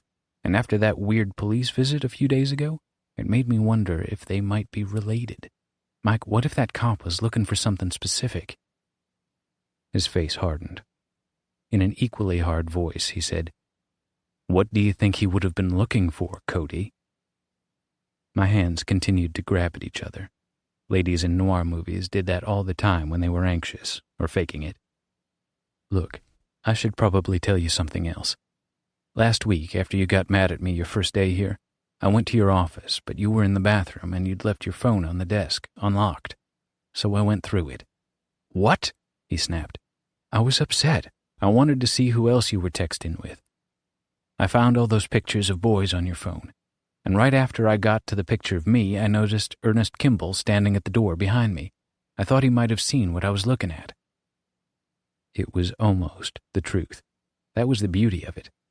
Maybe Mike even remembered hearing voices in the office that day while he was in the bathroom. He smacked his hand down hard on the desk, making me jump. That I didn't fake. "Get to the point, Cody." "So all those pictures of underage guys on your phone? Isn't that possession of child porn? Technically, I mean? And isn't that a felony?" His eyes jumped to Rochelle behind the ticket counter, visible through his office door. He shot out of his desk chair, yanked me all the way into his office, and banged the door shut. "Is this some kind of threat?" he snarled. "Is that what this is? Are you trying to get back at me?" He shoved me up against the big corkboard on his wall. Pushpins dug into my back in a dozen places. I shook my head. "It's not, I swear. If the police find out what I did, it'll be the end of me." "No, it won't. It'll be the end of me. I could go to prison if they catch me for something like that." Look, all I'm saying is this isn't a threat, okay? I'm scared too.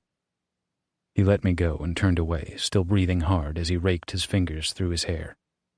I didn't say anything. I waited. That kid Ernest did come to see me, Mike said. He said the Lord told him to come. He said we all have sins and he had a feeling I was ready to confess mine. I fluttered a hand to my throat. Oh, God. But what makes you think that has something to do with the cop? Because Ernest's the president of the Teen Council on Moral Decency at our church, and I heard sometimes they work with the police, like when they think there's something seriously bad going on in the community. Mike looked unsteady. His face had gone sweaty and greenish. So you think he saw the pictures on my phone and told the police about them, and now they're investigating? I nodded. And maybe he's doing his own investigation too. Maybe that's why he asked you to confess your sins and why he's always carrying around that pad and pen. He's taking notes. Mike's office chair creaked as he dropped into it. He pitched forward and clutched his head in his hands. This can't be happening. Don't freak out, I said, leaning in, rubbing his shoulders, speaking in a soothing voice. When the cop came to search your house, did he see the phone? He shook his head. I'm pretty sure I had it in my pocket. So that means they don't have any concrete evidence. I gave him a pat. I think we're all right, for now at least. But Mike only got more freaked out the next day, Tuesday. Ernest came in to see Samson again that afternoon. At some point during the screening, Mike's secret phone went missing, thanks to a quick visit I paid to his office while he was using the bathroom again, and he just about started bleeding from his eye sockets, he got so worked up. At first, he wanted to go after Ernest and take the phone back by force, but I convinced him that would only make him look guilty. I told him we should keep cool and trail Ernest after the movie ended.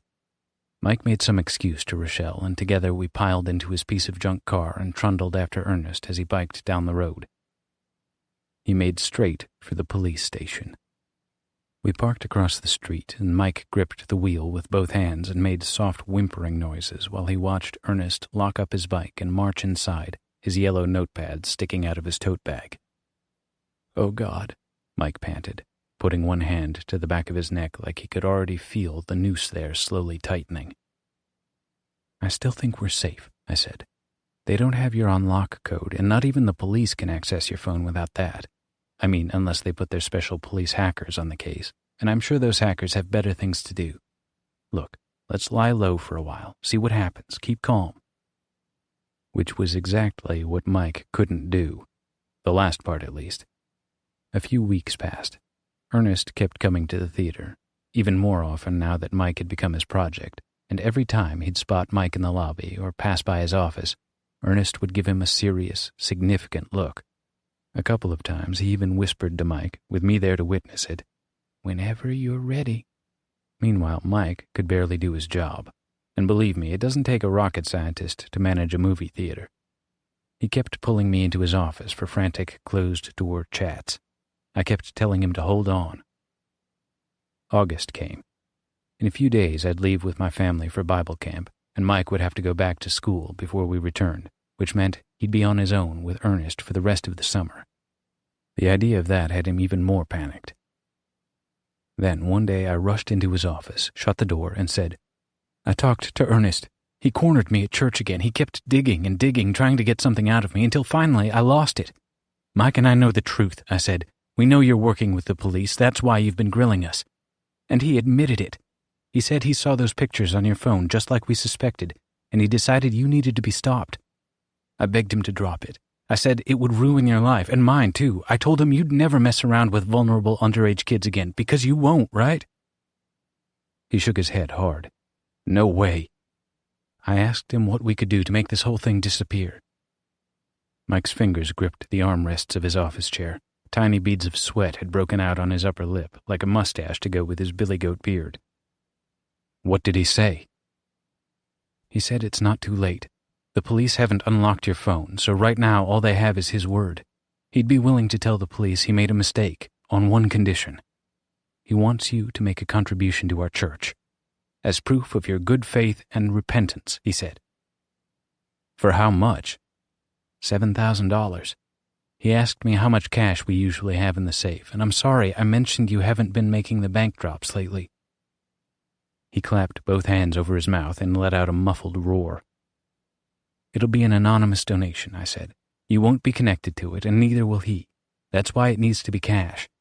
He wants you to give the money to me, and then I'll hand it off to him. He thinks a direct handoff would be too risky. Mike looked up at me, his eyes going narrow. Wait a second. How do I know you're not just going to take it for yourself? How do I know you're not playing me? He shook his head. Beads of sweat had broken out all over his face now. A few of them had burst into trickles and run all the way down to dampen his scraggly beard. I'll give the money directly to Ernest, but I'm not giving it to you. Don't worry, though. I'd expected this. In fact, I was counting on it. So you don't trust me, even after all we've been through? I made my eyes gleam with hurt. Fine. I'll see Ernest this Sunday at church. If it'll make you feel better, I'll try to convince him. I did see Ernest that Sunday during fellowship, and I did talk to him. I think Mike's finally ready, I told him as he peeled open his croissant. Your persistence is paying off. He's gone back to using real butter in the popcorn. I thought I could taste a difference this week, Ernest exclaimed. Now he told me he wants to talk to you again. He wants to make a confession and also a donation to our church, all the profits he made on his fake butter scheme. Ernest gaped. He dropped the fully dissected croissant onto his plate. Of course. I'll make another visit to his house this afternoon. I shook my head. But he wants to do it in secret. He still doesn't want his girlfriend or anyone else suspecting. He wants to meet you at the theater tonight after closing, at midnight. And you're not supposed to let anyone see you arrive. He blinked at me. I could tell the idea of a middle-of-the-night meeting scared him a little, but excited him too. Midnight, he said. Tell him I'll be there. I didn't work on Sundays. My parents didn't want me to, so I had to call Mike to tell him the news. That might have been for the best. By now, I was so full of nervous excitement I didn't know if I could keep the act going if I talked to him in person. Ernest's agreed, I told him.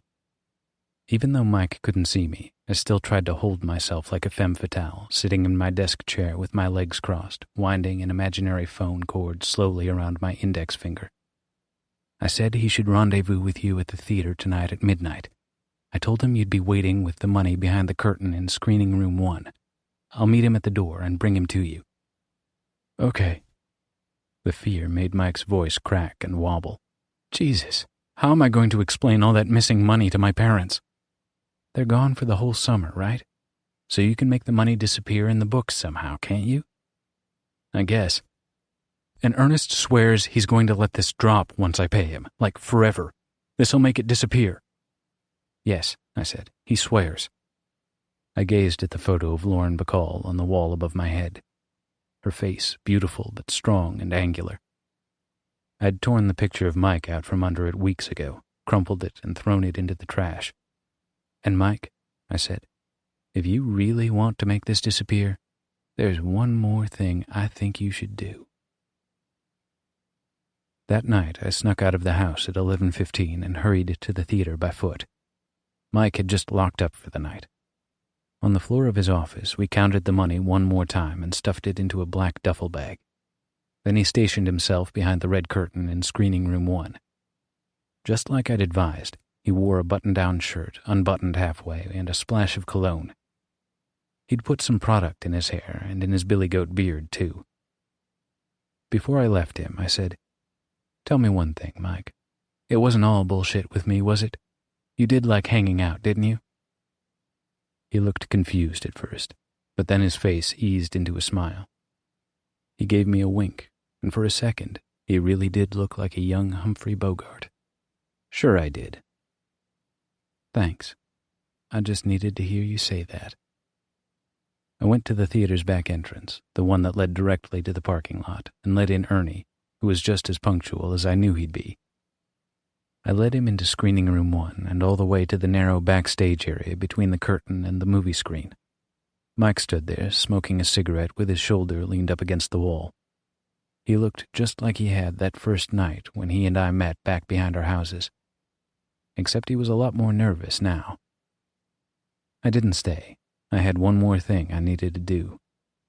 I went back to the theater lobby, and this time I headed for the front entrance, stuffing my paper hat on my head as I went.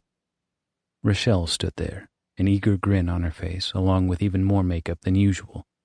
She wore a tight red dress, and her cotton candy hair looked extra poofy. In her hand, she clutched the ticket I'd printed and hand-delivered to the Moretti's house earlier today. I'd told her Mike had sent me. It had been her day off, but Mike still had work to do. The ticket read, "Good for one admission to a night at the movies you'll never forget. Come to the theater tonight at midnight." "This is so exciting," she bubbled as I let her in and slid behind the snack counter. "A Diet Coke," I said. "Isn't that your drink?" "Uh-huh. And a box of Milk Duds, please."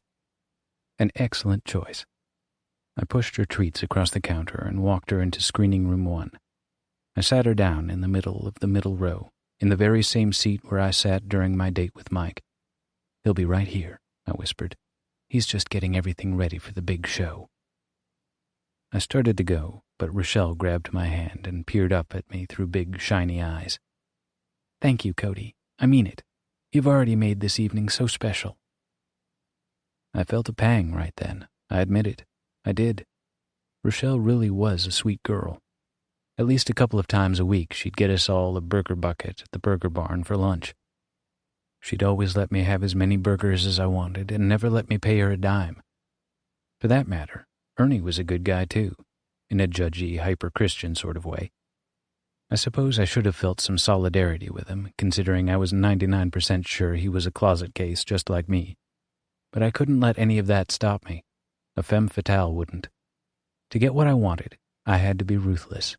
I was a chubby homo living with his Christian nutjob parents in goddamn motherfucking Hellville, West Virginia, and I had no other choice. I made my way to the front of the theater, off to one side, and peeked behind the red curtain. I flicked a switch on the wall. The curtain hummed open, revealing Mike and Ernie with their mouths locked together, a desperate grimace on Mike's face, Ernie's eyebrows lifted in surprise, his arms thrown wide open and his fingers wiggling like he was falling from a great height. The picture only lasted a second. A scream cut through the room, and they lurched away from each other. Mike whirled around to squint at the house. Rochelle? He sputtered. "What the hell are you doing here?" She was already rushing down her row and up the aisle, her hands over her mouth. He jumped off the stage and sprinted after her. I'd pulled back into the shadows at the side of the room so he couldn't see me. Ernie didn't notice me either. He stared after the others, his fingers still wiggling, his face red with confusion and mortification, before he hurried out through the emergency exit on the other side of the screen.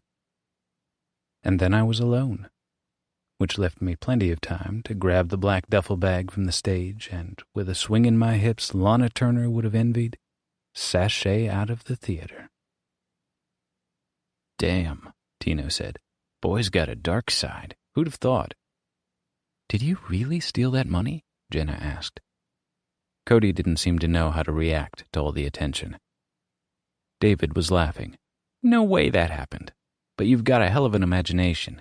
I bet I could make a movie out of that. We should film it when we're out of the Bend." "I'll pass," Cody said. We'd found a lake. A motherfucking lake with motherfucking fish in it. Didn't help that none of us had fishing poles. Didn't stop us from talking about all the fish we were going to catch either. You want a good laugh? Go watch a bunch of city kids wading in a lake trying to snatch fish out of the water with their bare hands. That shit'll keep you laughing for days. The others had gathered around to listen to Cody's story as we'd walked. Even Tino, though he'd tried to pretend he wasn't listening. I spent some time after Cody'd finished trying to pick out the shards of truth from the fiction and wondering whether he'd told us what had really happened or only what he'd wished had happened. Sometimes it's easy to spot the truth in a story. Sometimes it's lit up neon and you can't help but see it. Other times it's not as easy. I was looking for a nice-sized rock, thinking I could beat a fish with it, while Jyla sat by herself sharpening a stick against the side of a boulder. David kept circling her, his orbit decaying, until she finally said, without looking up, "What?" "Do you believe in ghosts?" "I'm kind of busy here, David," she said. "I know, but still, do you think they're real?" "Maybe," she said. I saw a ghost once. Jyla stood, holding her stick like a spear. That's great and all, but I'm hungry, so if you'll excuse me. Turned out, Jyla had the right idea. It took her a solid hour, but she finally managed to spear a fish. It didn't take long for the others to sharpen their own sticks, strip to their underthings, and start making hilarious attempts to spear fish of their own. Might as well get this out of the way. You're thinking it's weird that our little group was a mix of boys and girls, right? Figure it's strange that Doug and the other camp leaders didn't worry about us having mad orgies or some shit. It wasn't like that, though. Despite the garbage that movies and TV shows try to fill our heads with, boys and girls are completely capable of spending time together without trying to get in each other's pants. The only sex-crazed boy in our group was David, and he was too scared of the girls to try anything. Any one of them could have easily knocked him on his ass if he'd gotten inappropriate. And the rest of us would have kicked the shit out of him while he was down. Plus, there's nothing hot about being dirty and sweaty and hungry. And after you've seen someone take a shit in the woods, all thoughts of sex nope the fuck right out of your brain. Once we'd caught our fish, 3 total to split between us, we had to figure out what to do with our freshly dead food. Jyla knew how to clean them, but she didn't have a knife. Luckily, Tino did. Where'd you get that? Georgia asked as she slipped back into her uniform. Mind your own fucking business, he said. Cody stood beside Georgia, clenching his fists. I kept waiting for that boy to pop. Figured it was coming sooner or later, but Jackie snatched the knife from Tino's hand before he could stop her and gave him a shove back. She handed it to Jyla, who set about gutting our fish. The sun was starting to sink to the west, but we still had a few hours of sunlight left, and even though we were hungry, Jyla said, and most everyone agreed, that we should keep walking until dark before trying to set up a camp and cook. Who the fuck does she think she is? Tino was saying to David. I'd fallen back to listen to him complain. Do you know how to clean fish? David asked. Not the point. It's kind of the point. Jyla's nothing special, Tino went on. She probably doesn't even know where we're going. I don't know, Cody said, wandering toward them. I'd put my money on her getting us back to camp. Tino rolled his eyes. You didn't steal any cash. A fucking wuss like you? Probably the only part of that story that's true is the part where you got humiliated. You don't know anything. Cody stomped ahead to where Georgia was walking with Jenna. David was having trouble breathing because of the pace we'd set, and he constantly touched his pocket where his inhaler was, but he hadn't used it in hours. I got a true story. This one time, save it for your shrink, perv, Tino said, and moved away, leaving David to bring up the rear alone. We walked until the sun was starting to set, and then found a clearing surrounded by trees to make camp. Tino was barking orders, but I ignored him and wandered out to find wood with Georgia and Cody. You should tell it, Cody was saying. Georgia shook her head and glanced back at me. I didn't say anything, but I got the feeling she didn't like me much. Or maybe she liked me a little, and that was why she didn't like me. It's a good story, he said, and I bet it would scare Tino so bad he wouldn't sleep until we got back to camp. Don't let what he said bother you, Cody. Georgia touched his arm lightly, and he drew back. I just don't understand why he's got to be so mean. He's scared, she said, like we all are, and we all deal with fear in different ways. Georgia gave me another look and lowered her voice. I went off on my own, keeping Cody and Georgia in view, but getting far enough away that they could talk without me hearing. When I got back to camp, Lucinda was standing on one side of the fire pit someone had built, while Tino stood on the other side, Jackie and Jyla holding his arms, and blood was running down his nose. You bitch, he yelled. You don't scare me, you limp dick psycho, she said. If you knew the reason I was really here, you'd... Laugh? Tino said. Probably, because you're a phony. He looked around the camp. You're all phonies. Sunday stepped forward to try to calm the situation while Jenna sat by the fire pit, staring into the empty space like she was trying to will the flames to life with her mind. But things were getting deliciously out of hand. Why do you hate men so much? I asked Lucinda. I mean, that's what Tino said anyway. I didn't. But Lucinda was already moving toward Tino again, and David and Sunday had to hold her back. Do you guys want to hear a ghost story? Georgia stood off to the side with Cody, but her voice was loud and carried through the campsite. There was something commanding about it that made the others stop. I mean, it's not really a ghost story. It's something that happened when I was a kid at summer camp, but I'm pretty sure it wouldn't have happened the way it did if it hadn't been for the ghost stories. I want to hear it, Sunday said. I mean, as long as it's not too scary. You calm? Jackie asked Tino. Just keep that girl away from me, he said, motioning at Lucinda with his chin. I was kind of hoping for a real fight. My money would have been on Lucinda kicking Tino's ass all the way back to the Bend. But everyone settled around the fire while Jenna worked to get it started and Jila unwrapped the fish so we could finally get some food in us. Georgia sat down last. Okay, so this happened the summer before I was in 6th grade, she said, when I was at an all-girls camp, and none of it was my fault. Look Down by Robin Talley. We were all obsessed with ghost stories that summer. It was the August before 6th grade. My mom wanted to get rid of me. My mom always wanted to get rid of me for one reason or another, so I was stuck going to the same dumb all-girls mountain camp I'd gone to the August before and the August before that. But this time I didn't really mind. In fact, that summer, camp actually turned out to be pretty awesome. Up until all the creepy stuff started happening anyway. The awesome parts were mostly because of Haley. She was my best friend that summer, and she told the freakiest ghost stories of anyone. The others thought so too. Haley and I shared a tiny wooden cabin that year with 6 other girls. Every night, as soon as we were tucked into our bunk beds, someone would turn out the overhead lights and put a flashlight in the middle of the floor, pointing at the ceiling so the room would get all shadowy. Then we'd take turns trying to outscare each other. Most of the stories the girls told weren't all that creepy, really. They were the kind you could hear everywhere. Guys with hooks for hands who hide in the back seat of your car and try to kill you as soon as it gets dark. Babysitters who get creepy phone calls that turn out to be coming from inside the house. Med students who drug you at a party, then cut out your kidneys and leave you in a bathtub full of ice with a note to call 911 if you want to live. You know, that kind of thing. In our cabin on the mountain with the lights out, though, the stories still felt scary, even if you'd heard them before. The camp was basically in the middle of nowhere, and actually that camp looked a lot like where we are right now, come to think of it. Weird, I hadn't noticed that before. But anyway, it can get really, really dark up on the mountain at night, and when there's no one else around, well, it's easy to get caught up in that kind of stuff. You know how it is. You hear a story, and even though you know it can't possibly be true, it still sticks in your head. And then later, when you're out in the dark and a breeze goes by and you feel that sudden chill on the back of your neck, at times like that, even the stuff that you know can't be true still feels like it could be somehow. I never let on when I got freaked out, though.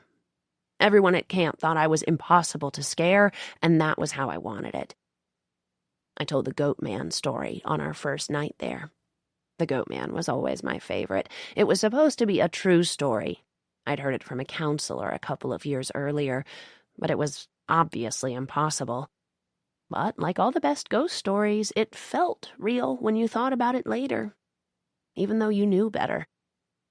Back in the 1920s, the story went, the mountain where our camp was built had been cleared for farmland, and there was this one weird farmer who owned the biggest chunk of it.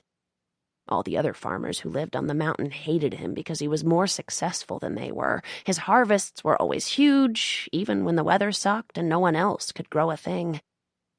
He was getting rich from the land, and the other farmers wanted to know his secret. So one Saturday, 2 of the neighbors snuck up onto his land and hid all day to watch him work. They figured they'd see him doing something illegal they could report him for, or at least using some secret farming techniques they could copy.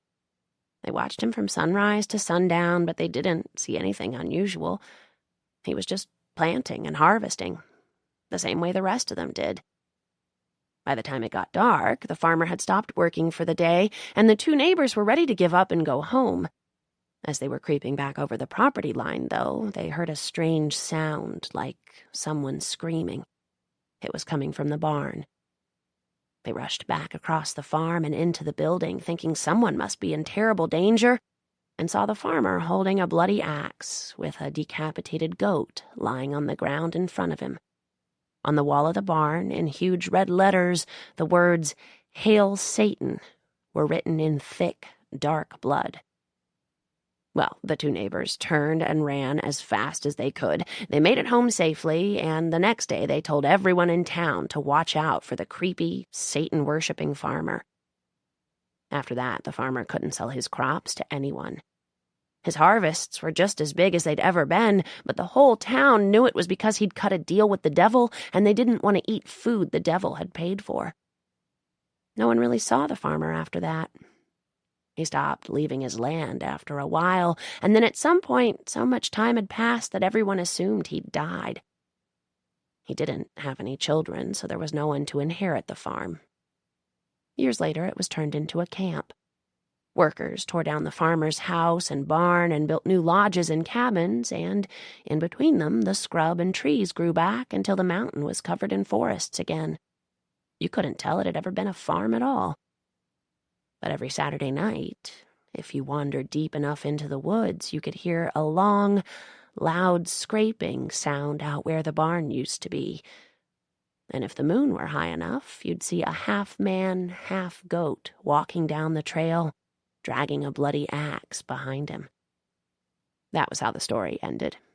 After I was done telling it, I'd pause for a second, so the room was totally silent. Then I'd make a high-pitched goat-bleating sound. You could tell who was cool and who was a wuss by whether they laughed or shrieked. Up until that August, the girls I'd shared a cabin with had always said my goat man story was the scariest they'd ever heard. But everything changed that summer. All because of Haley. Haley loved telling ghost stories, too.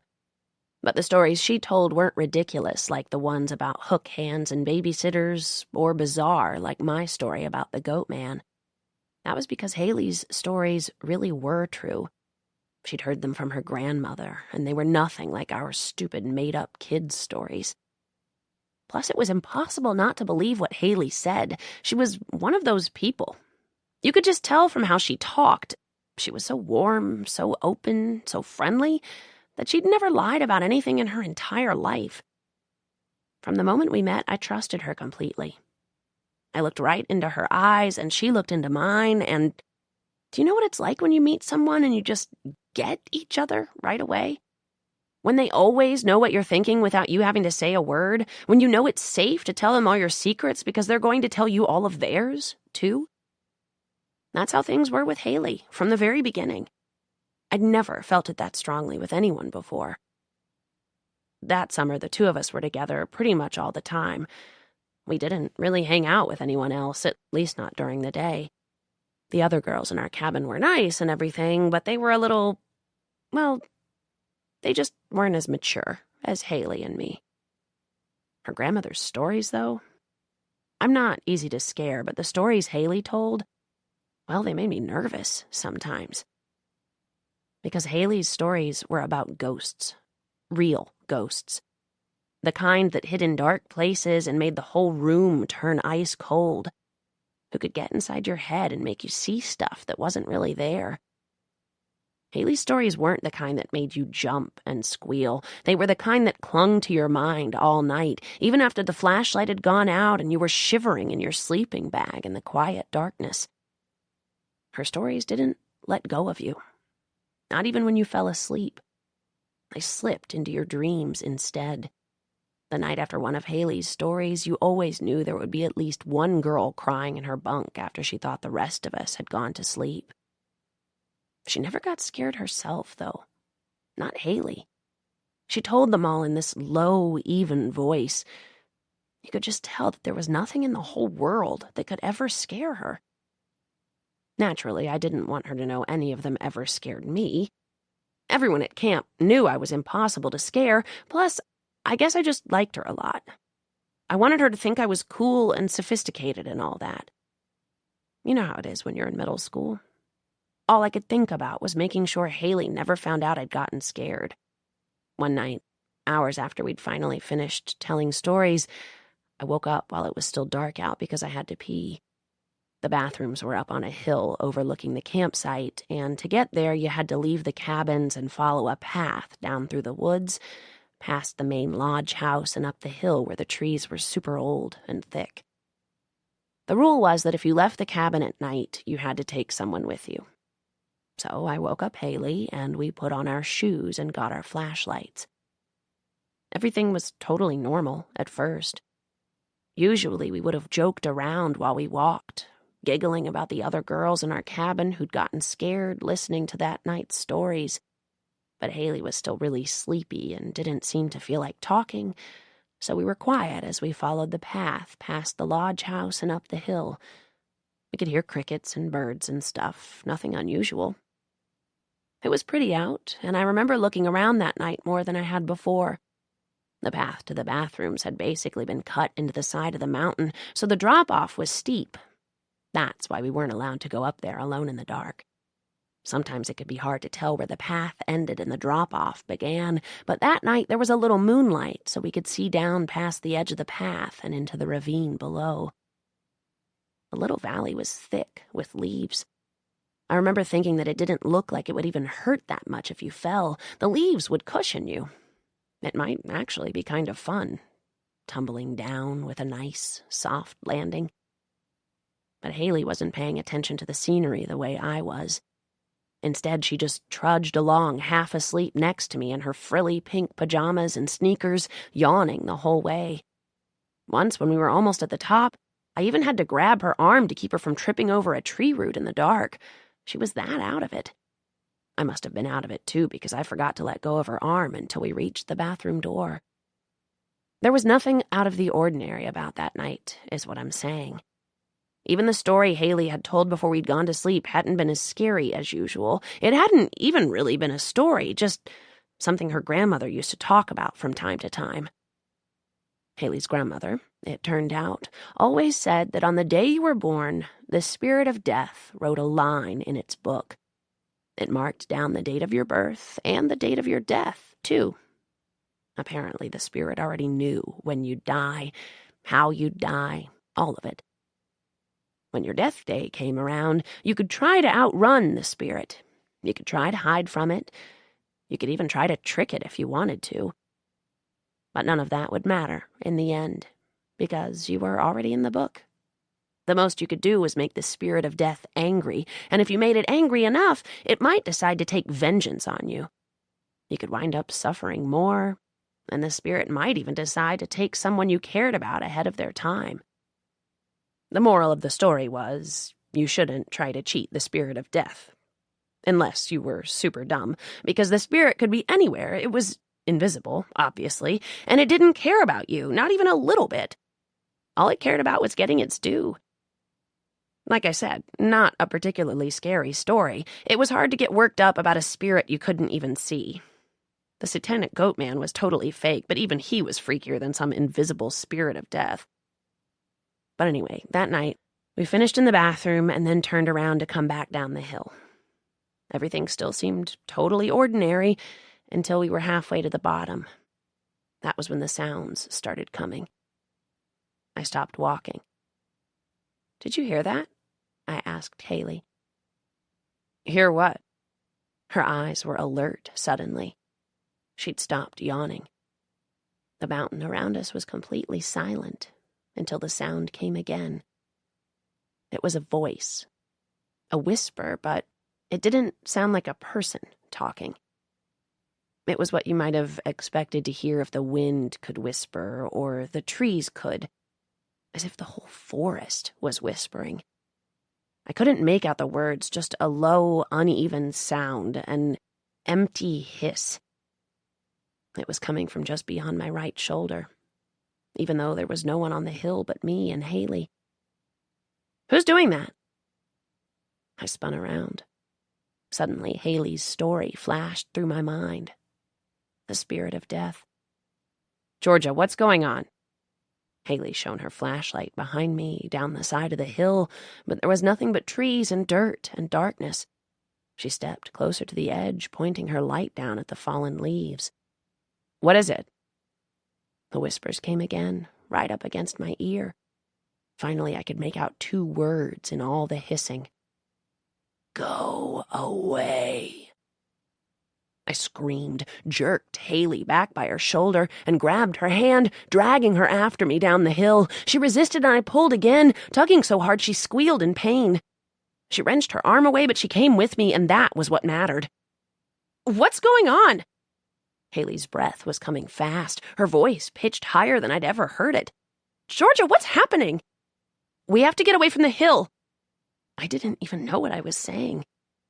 "What is it?" We'd made it to the bottom of the slope. Haley stopped running. She was holding her arm out of my reach. "Did you get scared?" "What?" That was when I remembered Haley thought I was as cool as she was.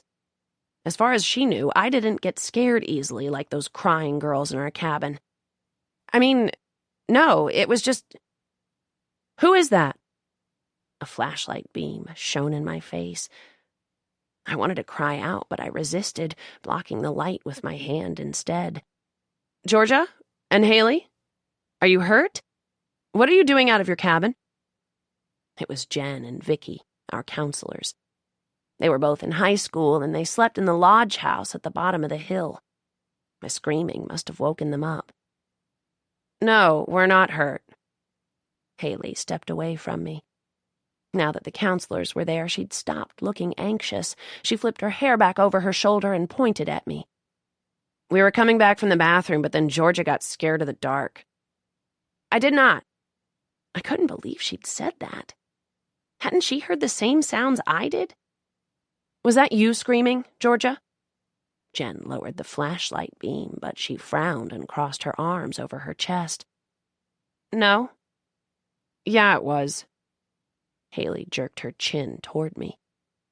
By then, I couldn't hear the whispering anymore, and I was starting to feel kind of dumb. I didn't want to admit to these older girls that I'd heard something in the woods, and I hated the idea that Haley thought I'd been scared of something stupid.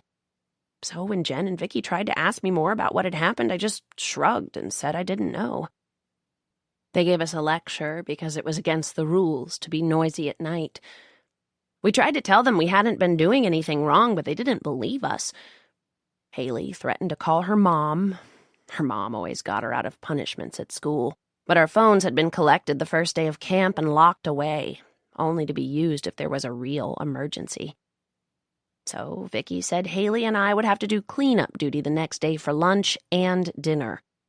No one ever wanted cleanup duty because you had to scrub out all the pots and pans. The water in the sink was smelly, and it made you all smelly, too. And we were only allowed to take showers first thing in the morning. Haley was pretty mad at me for that. Even though I tried to tell her it wasn't my fault, I hadn't made anything up. I really did hear that, whatever it was. The next day was miserable. I'd thought maybe Haley and I would talk and joke around during cleanup duty, that maybe it would even be fun to have some time to hang out, just the two of us. Instead, she wouldn't even look at me. And of course, we got all gross, just like we'd known we would. By the time we got back to our cabin that night, I just wanted to sleep, but everyone else, Haley included, wanted to stay up late telling ghost stories again. I wasn't in the mood to tell one that night. Not after what had happened, so I said I was too tired. After everyone else had told theirs, the usual stuff about disappearing hitchhikers and escaped prisoners who stalked couples making out in parked cars and whatnot, Haley started talking in that hushed, steady voice of hers. "I realized I forgot to tell you all the most important part of my last story," she began. "Your grandmother's story, you mean?" asked Anna. She slept in the bottom bunk under Haley's, and she was one of the youngest in our cabin. She was also one of the girls who tended to fall asleep crying after Haley told her stories. "About the spirit of death?" "Yeah." Haley shifted on her bunk. "Right, my grandmother. I forgot to tell you everything last night." "What did you leave out?" Sydney asked from the bunk under mine. Haley and I had both claimed the top bunks near the door on move-in day. They were the two best spots in the whole cabin. Plus, this way we could roll our eyes at each other when one of the other girls was being annoying. "I already told you it's impossible to see the spirit of death," Haley's voice had lowered all the way into its spooky storytelling mode. But I forgot the end of the story.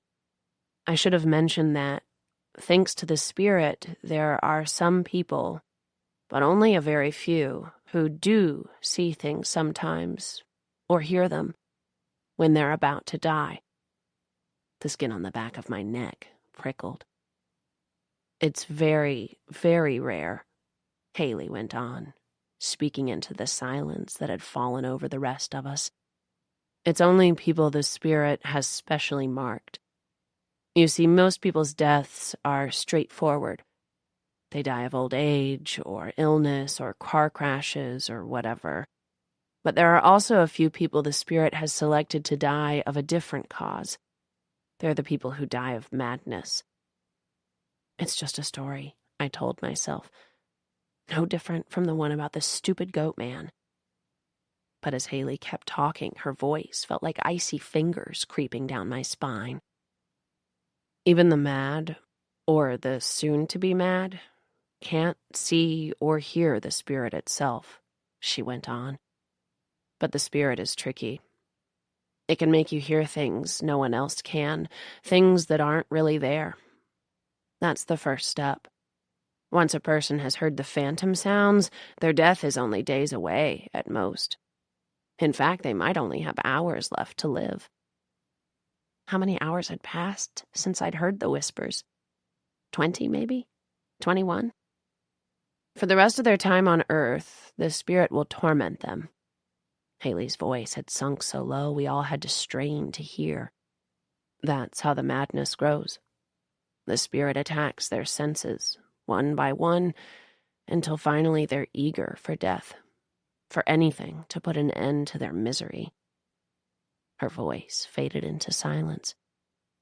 No one else seemed to have anything more to say after that. We didn't even dare to shuffle in our sleeping bags.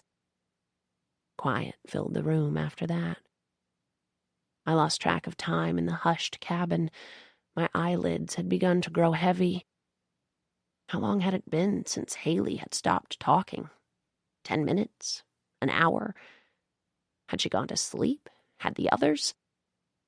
It didn't matter how many times I told myself not to worry. Those icy fingers on my back never loosened their grip, even as my consciousness faded into sleep. Then I heard something. It wasn't words. Not at first. Just a low, murmuring sound. Then a voice. "Do you hear it?" But it didn't sound like the voice that had hissed at me the night before on the hill. This voice was fuller. Human. A girl shrieked. Laughter erupted somewhere in the cabin. A flashlight beam darted around the room like a laser coming from Haley's bunk. Then she pointed it underneath her to show Anna sitting up in her sleeping bag, her hand over her face. She was the one who'd shrieked. Haley was laughing. I forced myself to join in. A few others did too. "You seriously bought that, Anna?" Haley cleared her throat, then whispered in the exact voice she'd used before. "Do you hear it now?" After that, we were all laughing. Everyone except Anna. She buried her face in her sleeping bag while the rest of us howled. Laughing felt wonderful. Laughing made the icy fingers release their grip on my spine. It really was just a story. I exhaled slowly between giggles. Haley didn't know I'd been scared. Everything was going to be all right. Soon she and I would be back to normal, best friends again. I'd missed her so much that day. It hadn't been until then that I'd realized just how much I needed Haley. I'd never really needed anyone before. Not like that. But I had trouble falling asleep after everything that had happened. I kept starting to drift off, then startling awake, thinking I heard the whispers again. The ones I'd heard on the hill mixed in with my memory of Haley's lilting, mocking voice until I couldn't remember which was which anymore. Then there was a hand on my shoulder, shaking me. I struggled to pry my eyes open. The cabin was completely dark. Every flashlight was out. It took me a minute to make sense of what I was seeing. Then I realized it was Haley's face, her features blurry in the dark. "I have to pee," she whispered. It sounded just like when she'd whispered before. "Do you hear it?" I tried to twist my shoulder out of her grip, but she wouldn't let go. "You have to come with me." She squeezed harder. "It's only fair, Georgia." The last thing I wanted to do was leave that cabin and go out into the darkness, but I didn't want Haley to know I was scared either. So I nodded and sat up. Haley slipped down the ladder, and I grabbed my flashlight from the foot of my bunk and followed her down. We put on our sneakers and crept outside to the path where the moon shone bright above us. By the time we'd made it to the lodge house, I was starting to feel dumb. There was no reason to be scared. Everything outside was totally normal. I probably hadn't even heard anything the night before on the hill. I'd just let all those stupid ghost stories get to me. What a loser. We got up to the bathroom and everything was still perfectly ordinary. When we were coming back down the hill afterward, we passed the place where I'd thought I heard whispering the night before. This time, of course, nothing happened. By that point, I was feeling really dumb. When we were halfway to the bottom, near the little shelter with the outdoor sinks, I was trying to think of how to apologize to Haley for getting us in trouble over nothing when I saw something move behind the trees. At first, I thought it was Jen and Vicky coming to yell at us again, even though we really weren't breaking any rules. But I didn't see either of the counselors, just their shadows moving in the middle of a grove of trees at the bottom of the ravine. Or they looked like shadows. At first, anyway. They were these tall, dark shapes with sharp edges. The closer we got, the larger they loomed in the trees, until they were far over our heads, way too tall to be a person's shadow. I stopped walking. So did Haley. She was staring into the trees, too. "Do you see that?" I whispered. Haley didn't answer. Her face had gone still and pale. That's when I remembered the spirit of death. It would make you hear or see things that weren't there, things that would drive you mad. I shivered, but then I shook my shoulders back. The spirit of death was just a story. This was real life. I fought past my fear and called out, "Jen? Vicky?" No one answered, but the shadows moved. That's when I knew. I wasn't making it up in my head this time. Something big was moving in the dark right behind the trees. I was so scared I forgot to be embarrassed. I couldn't even scream. All I could do was step backward and grab Haley's arm. Then suddenly I felt cold. I was trembling all over despite sweltering August heat. "What is that?" Haley whispered. I didn't know if she meant the temperature drop or the dark thing behind the trees, but then it didn't matter because the shadow moved again. It was coming toward us. I stepped forward in front of Haley to get a better look. The shadow was growing taller, so tall it almost reached the tops of the trees. Then the whispers returned. "Move. Go. Go." I screamed then. I screamed louder than I'd ever screamed in my life. "What is it? Georgia! Georgia, what is it?" Haley was practically shrieking. Then Jen and Vicky were running up to us again, and when I looked back, the shadow was gone. This time I didn't hold back. I told them exactly what I'd seen. Jen and Vicky stared at me like I had 3 heads. Then Haley rolled her eyes, and suddenly I wanted to cry. I'd been sure she'd seen the shapes moving too, but she was acting like I was just as dumb and boring as the other girls in our cabin, the ones who cried over a stupid story. What if I'd imagined her reaction up on the hill? What if I'd imagined everything? What if I really was going mad? It was clear that Jen and Vicky didn't believe me. Even so, they got their flashlights and searched the place in the trees where I'd seen the shadow. Of course, nothing was there. I tried to explain that the thing had gone away before they'd found us, but they only sighed. "Look," Jen said, "for tonight, just go back to bed. But we can't have this keep happening, so starting tomorrow, both of you will have to sleep down here in the lodge house where we can keep an eye on you." Haley basically wanted to kill me after that. The whole point of camp was having fun in the cabins with your friends at night. Sleeping in the lodge house with the counselors was like being grounded. Haley didn't speak to me for the rest of the night or all through the next day either. I had no choice but to eat breakfast, lunch, and dinner at the corner of a table by myself while Haley sat with Anna and Sydney and the other girls from our cabin. They spent every meal leaning in close together, whispering and laughing. Every so often, one of them would look up at me, then look away with a muffled giggle. It was the worst day of camp so far. Maybe the worst day of my entire life. Haley had been everything to me. It had been the two of us, together against the whole world. Now she was treating me like I was no better than any of the others. But we were still stuck sleeping in the lodge together that night. Somehow I thought this had to get better.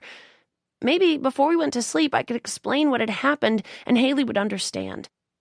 Maybe things between us could go back to the way they'd been. "This is so stupid," Haley whispered when we were setting up our sleeping bags. The lodge house was where our whole group of campers gathered to do crafts and stuff, but at nighttime it was just a big open room lined with tables and benches. Jen and Vicky slept on the floor near the back door, so Haley and I had put our stuff as far from them as we could get, near the front. "If either of us has to go to the bathroom tonight, we should just pee in our sleeping bags. It'd be better than going out there again." I agreed. I'd already made sure to go to the bathroom before bed that night, and Haley had too. Going before lights out was fine. There was always tons of other girls going up and down the hill at the same time, but there was no way I was going up there again before dawn. It turned out we couldn't really talk after that, though. Not without Jen and Vicky hearing. So I climbed silently into my sleeping bag, trying not to let my disappointment show. It took me forever to fall asleep that night. In our cabin, you could always hear people rustling in their sleeping bags or talking in the other cabins near ours. Down in the lodge, though, it was totally quiet. There wasn't a single sound except the crickets outside and Haley breathing softly next to me. I couldn't even hear Jen and Vicky. "Are you awake?" Haley whispered all at once. Her lips were so close to my ear I nearly jumped. "Yes," I squeaked. She laughed softly. "Sorry, didn't mean to scare you." "You didn't scare me." She laughed again. "I just wanted to see if you'd like to hear the rest of the story. There's only a little more." I rolled over to muffle my voice. The only way we could talk without Jen and Vicky hearing us was to put our faces right next to each other, our lips practically touching. "You said the story was over." "I thought it was, but then I remembered there was something more. The other girls in the cabin don't need to hear this part, though, just you." I looked away. I refused to let her see me shiver. "Whatever." "What? You don't want to know?" I shrugged. She laughed again, then started to turn her back to me. "Wait." I gave up. Tears pricked at my eyes. "What is it?" She laughed again and rolled her face back to mine. "Last night when we were coming down that hill, for one second I really did think I saw something there in the trees. But then I realized it was just moonlight. You were so scared you almost made me get nervous too, but the thing is..." Haley lowered her voice, her tone growing serious. "It made me realize something else too. I'm sorry, Georgia, because I could tell from the way you were looking down that you really did see something. Or you thought you did, at least. The spirit, Georgia, the spirit's marked you. You're destined to die of madness." I blinked, trying to keep back the tears, but they fell anyway. Haley shrugged in her sleeping bag. She didn't look away, even though she must have seen me crying. "I mean, it's not like there's anything you can do about it," she whispered. "I just wanted to tell you so you knew what to expect. Sorry. Maybe you'll live long enough to go home and see your family one last time after camp." She rolled back over. She didn't seem especially sorry. After that, there was no way I was going to sleep. I didn't believe Haley exactly. The whole story about the spirit of death, it all sounded like something out of a cheesy horror movie. But what I'd heard and seen on the hill wasn't cheesy at all. Plus, even though I knew better, I couldn't shake the idea that I'd been marked. The whispering voice had kept telling me to go, to leave that hill. What if something bad really was going to happen to me there? And if there hadn't really been a voice, if I really had imagined everything 2 nights in a row, did that mean I was going mad, with or without help from any spirits? All I remember from the first part of that night was staring at the dark ceiling of the lodge house, freaking out and crying. I definitely don't remember falling asleep, but I guess I did, because the next thing I remember, I groggily opened my eyes to a pitch-black room and realized I couldn't hear Haley's soft breathing anymore. She must have gone to the bathroom after all. The lodge house was probably 2 stories high with the way the roof sloped, but there was only one light in the whole place, and it was out. Being in there in the middle of the night, with no one around, was like being in a huge, empty cave. But there wasn't no one around. Jen and Vicky were in their sleeping bags down on the far end of the room. I felt stupid for being afraid, but I wanted to see the counselors, just so I'd know I wasn't all alone. So I got out of my sleeping bag and made my way to the back of the room, feeling my way along by gripping the edges of the long tables. I waited for my eyes to adjust to the light, but the pure black emptiness in that room never faded. "Jen?" I whispered as I got closer. "Vicky?" But I was so quiet they probably couldn't hear me. Finally, I felt my toe hit the edge of a sleeping bag and I relaxed. I bent down to shake the counselor's shoulder. But when I reached down into the darkness, there was nothing under my hand but a flat, empty sleeping bag and the hard floor below. I reached over to the next sleeping bag. It was empty too. "Vicky?" I spoke out loud this time. No one answered. "Jen? Haley?" There was no sound at all. Even the crickets had shut up. By then I was so scared I could barely think. I knew the back door was nearby, and all I wanted was to get outside, where at least there would be light from the moon. I felt around for the door and started to panic when all I felt was empty air. Finally, I reached the wall and ran my hands along the rough wood until at last I reached the door. I yanked on the handle and swung it wide open. A rush of air hit my face, and I started to relax, but there was only more blackness. If the moon was out, it was hidden behind the thick trees. I knew the cabins were nearby, but I couldn't see them. Just the rough wood of the wall behind me, the dim outlines of tree trunks, and the dirt path that wound away from the lodge house and up the hill toward the cabins. I was desperate to see someone, anyone, so I started creeping slowly down the path. "Hey!" a voice shouted. I jumped so hard I almost screamed. Then a hand clapped over my mouth, and I really did scream, but no sound came out. "Relax, weirdo." It was Haley. She took her hand off my mouth. I tried to breathe, but my throat felt frozen. "Where are Jen and Vicky?" I shook my head. My vocal cords were starting to function again. "I don't know. Did you come out to look for them?" "Yeah." Haley shifted.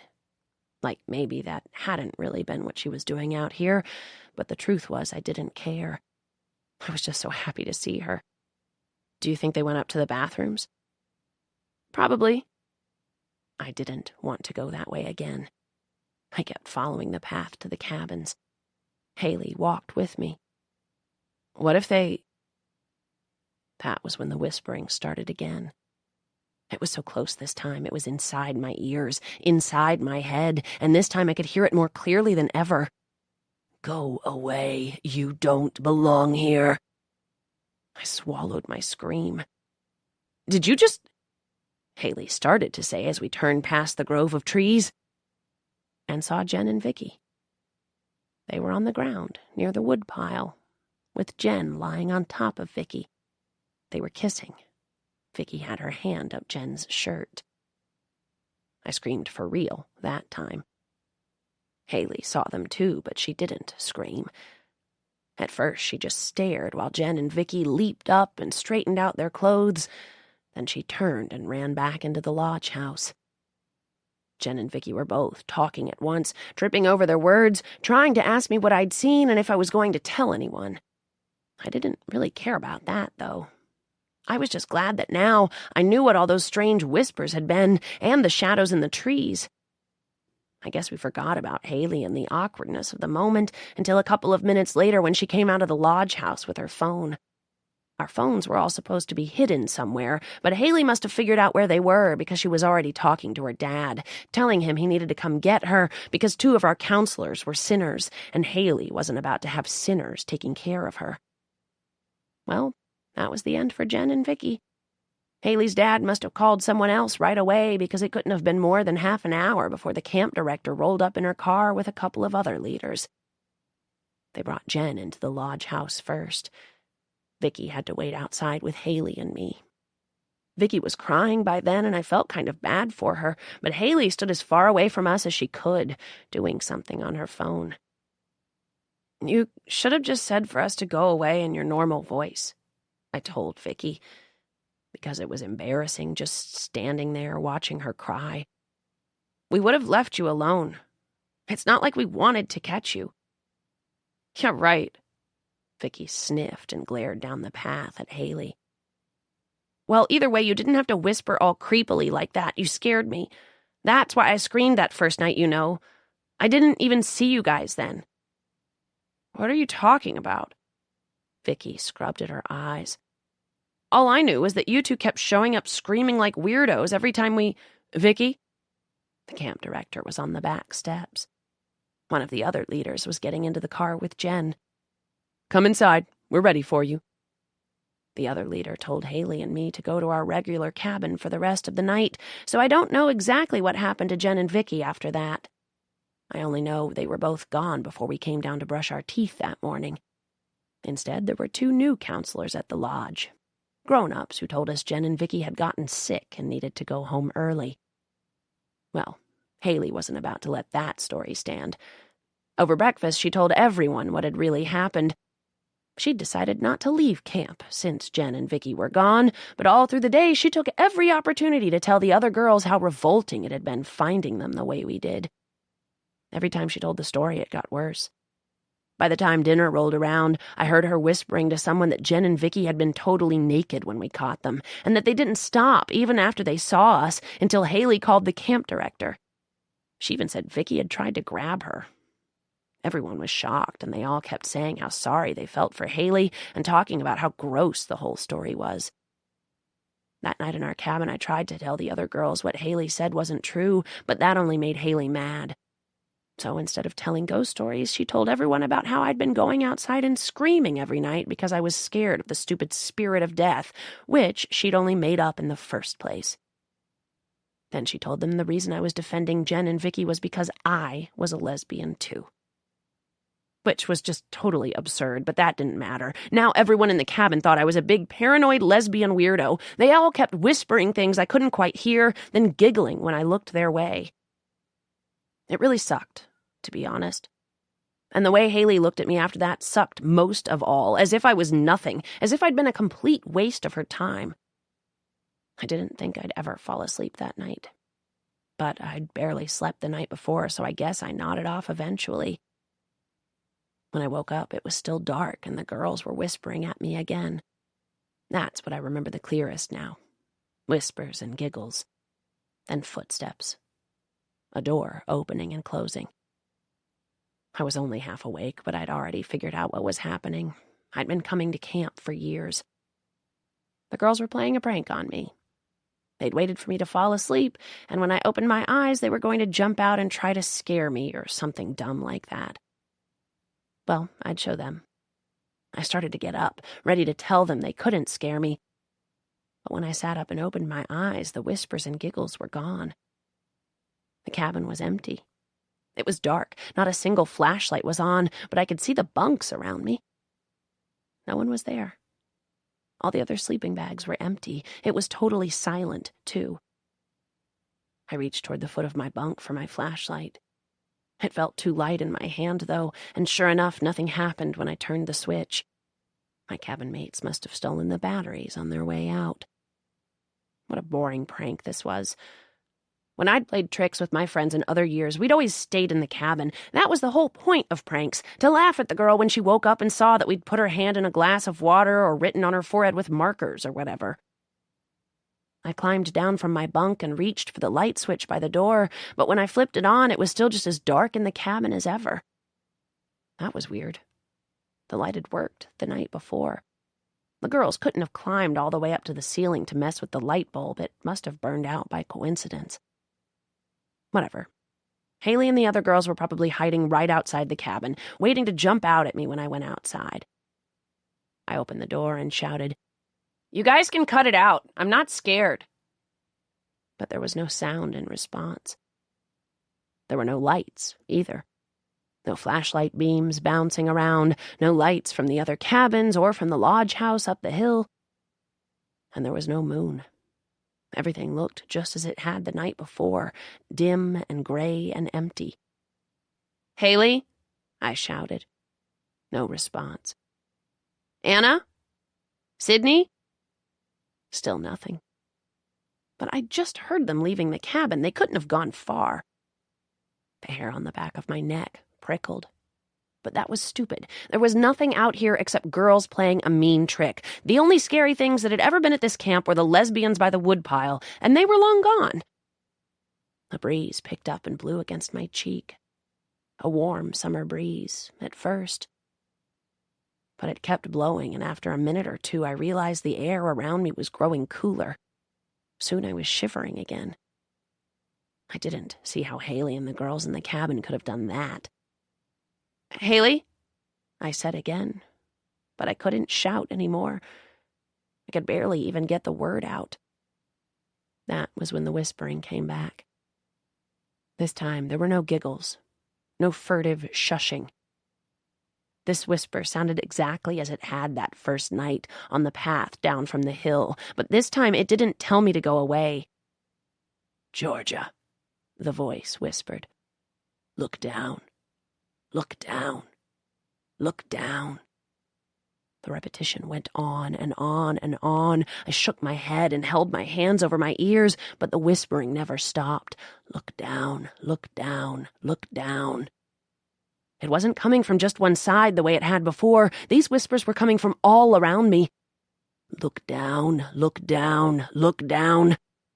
I wanted to scream, but my throat was frozen. My whole body was immobile. I could only move my eyelids, so I shut them.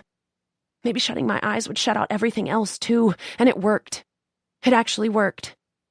With my eyes closed, I couldn't hear the whispers anymore. The breeze had stopped, too. The cold had begun to let up. The goosebumps that had formed on my arms were fading. It was over. I tried to relax, to shake it off. I still couldn't move, but I was sure that when I could see again, the world would have gone back to normal. I opened my eyes. The first thing I saw was Haley. She was standing right in front of me, so close our noses were almost touching. I tried to gasp, to back up, but I couldn't. She lifted her hands toward me. For a second, I actually thought she was going to kiss me. I didn't know what to think. My heart was racing. I was scared, but I was also not. Then she reached for me and wrapped her hands around my throat. She squeezed her fingers, closing in, choking me. I couldn't breathe. I tried to claw at her hands, but I couldn't lift my arms. I couldn't scream. I couldn't even close my eyes, but the world was turning black anyway. Haley tipped her head backward, her eyes rolling up, her mouth opening wide. The blackness down her gaping throat was coming forward to swallow me whole. She began to laugh, huge, bellowing laughs, the sound rocking the earth under my feet. I was falling. My eyes flew open. It was still dark, but awareness flooded into my limbs. I was gasping, reaching for my throat. The hands were gone. I could breathe. I didn't see Haley anymore. "She's awake," someone hissed. Something felt sticky on my fingers and my neck. I was in my bunk bed, down inside my sleeping bag. That was why I couldn't see. I reached up, but I couldn't find the opening at the top of the sleeping bag. A flashlight beam shone bright behind the dark fabric covering me. I reached up again to pull the bag down off my face, but I still couldn't get to the top. In the process, whatever was making my hands sticky got on my cheeks, and then my face was sticky too. And all around me, everyone was laughing. It had been a dream. The girls tiptoeing out, Haley choking me in the dark. It was nothing but a stupid, pathetic nightmare. God, even my dreams were embarrassing me now. I reached up again. I still couldn't find the opening at the top of my sleeping bag. Was there an opening at the top? Maybe I'd somehow flipped myself around backward. I tried to wiggle around so I was facing the other direction, but the bag was too narrow. The laughs in the bunks around me grew louder, bolder. "Look at her," someone whispered. "Has she figured it out yet?" "Shh." My heart was racing even faster than it had in my dream. What the hell was going on? I reached up, yanking on the fabric of the bag, but it just came down harder on my head. The bag was hot and stuffy. It felt like I was running out of air. The laughter in the room around me got louder, then louder still as my breath started to come out in pants. I was trapped in here in this dark, sticky place, and everyone else was just laughing, as if, "Shh," one of the girls whispered, but she was still laughing. "The new counselors will come in here if we're too loud." "Those old ladies, they wouldn't come out of the lodge even if we were down here killing her. Shh." Then I understood what had happened. They'd tied my sleeping bag shut. I reached up again, forcing myself to inhale the stale air, and found where fabric was bunched up. That was where the opening was supposed to be. The girls must have waited for me to fall asleep and then tied it shut from the outside with, what, a lanyard or something? It couldn't be very tight. I tried to work my hand up into the opening, but my fingers were sticky and slimy and even smelled kind of minty. Toothpaste. They'd filled up my sleeping bag with toothpaste, then they'd pulled it up over my head and tied it shut. My hands, my neck, my face, everything was covered. The girls must have emptied out every tube they'd brought with them. Gross. And stupid. So stupid. I choked back a sob. "I think she's trying to get out of it," one of the other girls whispered through the laughter. "Shh." My fingers finally squeezed through. A moment later, I pushed my whole hand out, then my other hand until I could wrench it all the way open. The trickle of fresh air made the sticky wetness on my face itch. But it was still air. Glorious air. I jerked the fabric of the sleeping bag down until my head and shoulders were out. All at once, the flashlight beam was bright in my face, and the laughter in the cabin had crescendoed into howls. I reached up and realized the toothpaste was covering my hair, too. "Oh my God!" someone squealed. "It's like a scene out of a horror movie." I turned my back on them, focusing every ounce of energy I had on not crying as their peals of laughter filled the room. I'd been wrong about Haley. I thought she was the only one who really understood me. I thought I understood her, too, but she'd been lying to me the whole time. Well, I couldn't let her think she'd gotten to me now. "Shut up, Haley," I yelled, still facing the wall. "Haley's not here," someone said with a giggle. The light was still shining right on me. I could see it out of the corner of my eye. "She went to get water." "And missed the fun part," someone else said. More giggles. I had to get out of there. I unzipped my sleeping bag the rest of the way, smearing toothpaste over every inch of it that wasn't already covered. The others kept barking out laughter. I reached for my flashlight, but it turned out someone really had taken my batteries. I pretended not to notice, left the flashlight where it was, and climbed down the ladder to the floor. My pajamas were so sticky I'd have to throw them out. My hands shook as I pulled on my sneakers. I'd have to go to the sinks to clean up. Then maybe I could ask the new counselors to let me sleep in the lodge house for the rest of the night. Anything would be better than staying in here. "Where's she going?" someone whispered, still giggling. I ignored them and opened the door. Outside it was warm. The moon shone overhead. Crickets chirped all around me. Nightmares, kid pranks, random lesbians. It was time I grew up and stopped letting every little thing freak me out. The girls in my cabin were losers.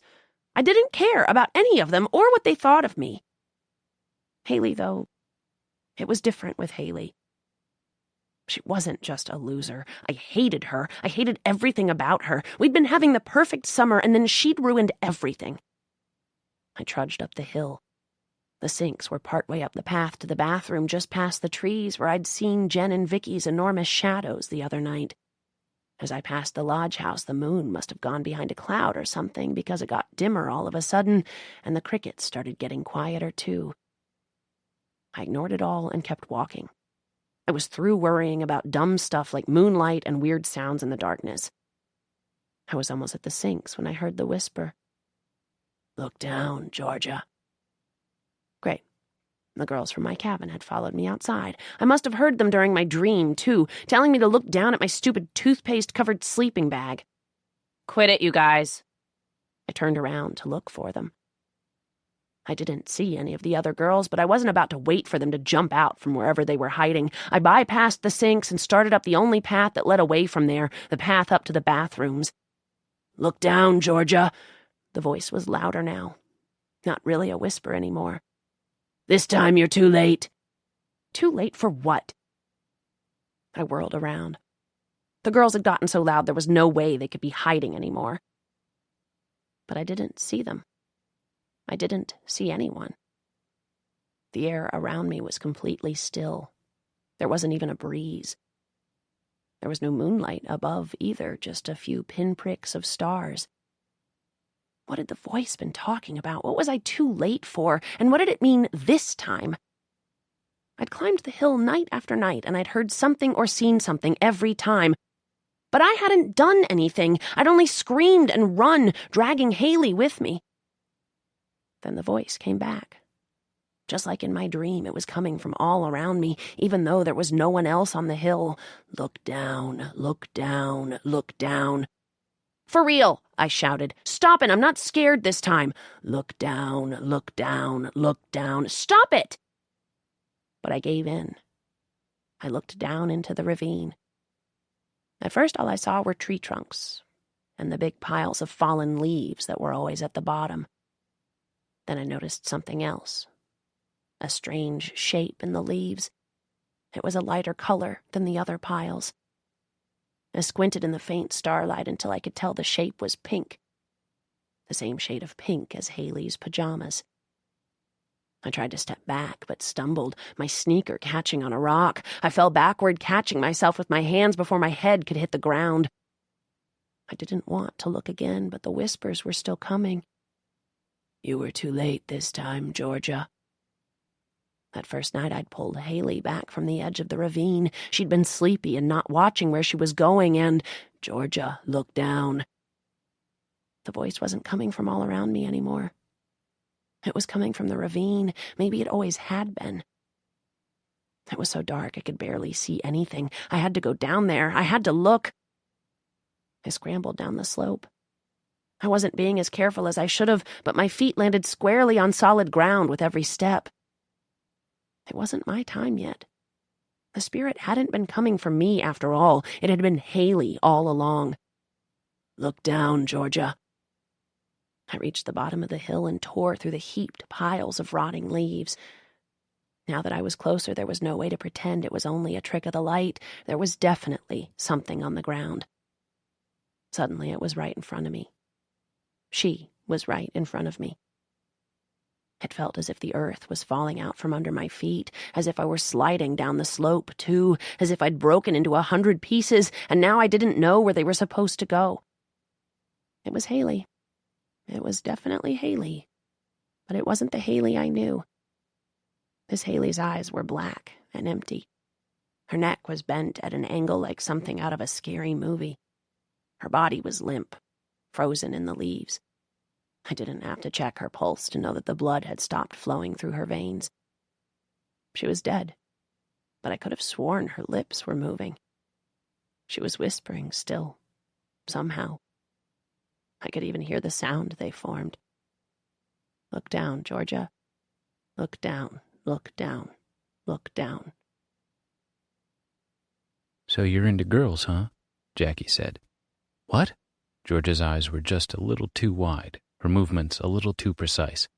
"When did I say that?" Jackie shrugged. No judgment here, just an observation. None of our bellies were full. We'd each gotten some fish, which hadn't even tasted particularly good, but barely enough to take the edge off the hunger earned from a day spent hiking. "Leave her alone," Jenna said. She was staring into the fire she'd built, though she didn't look proud of her creation the way any of the others might have.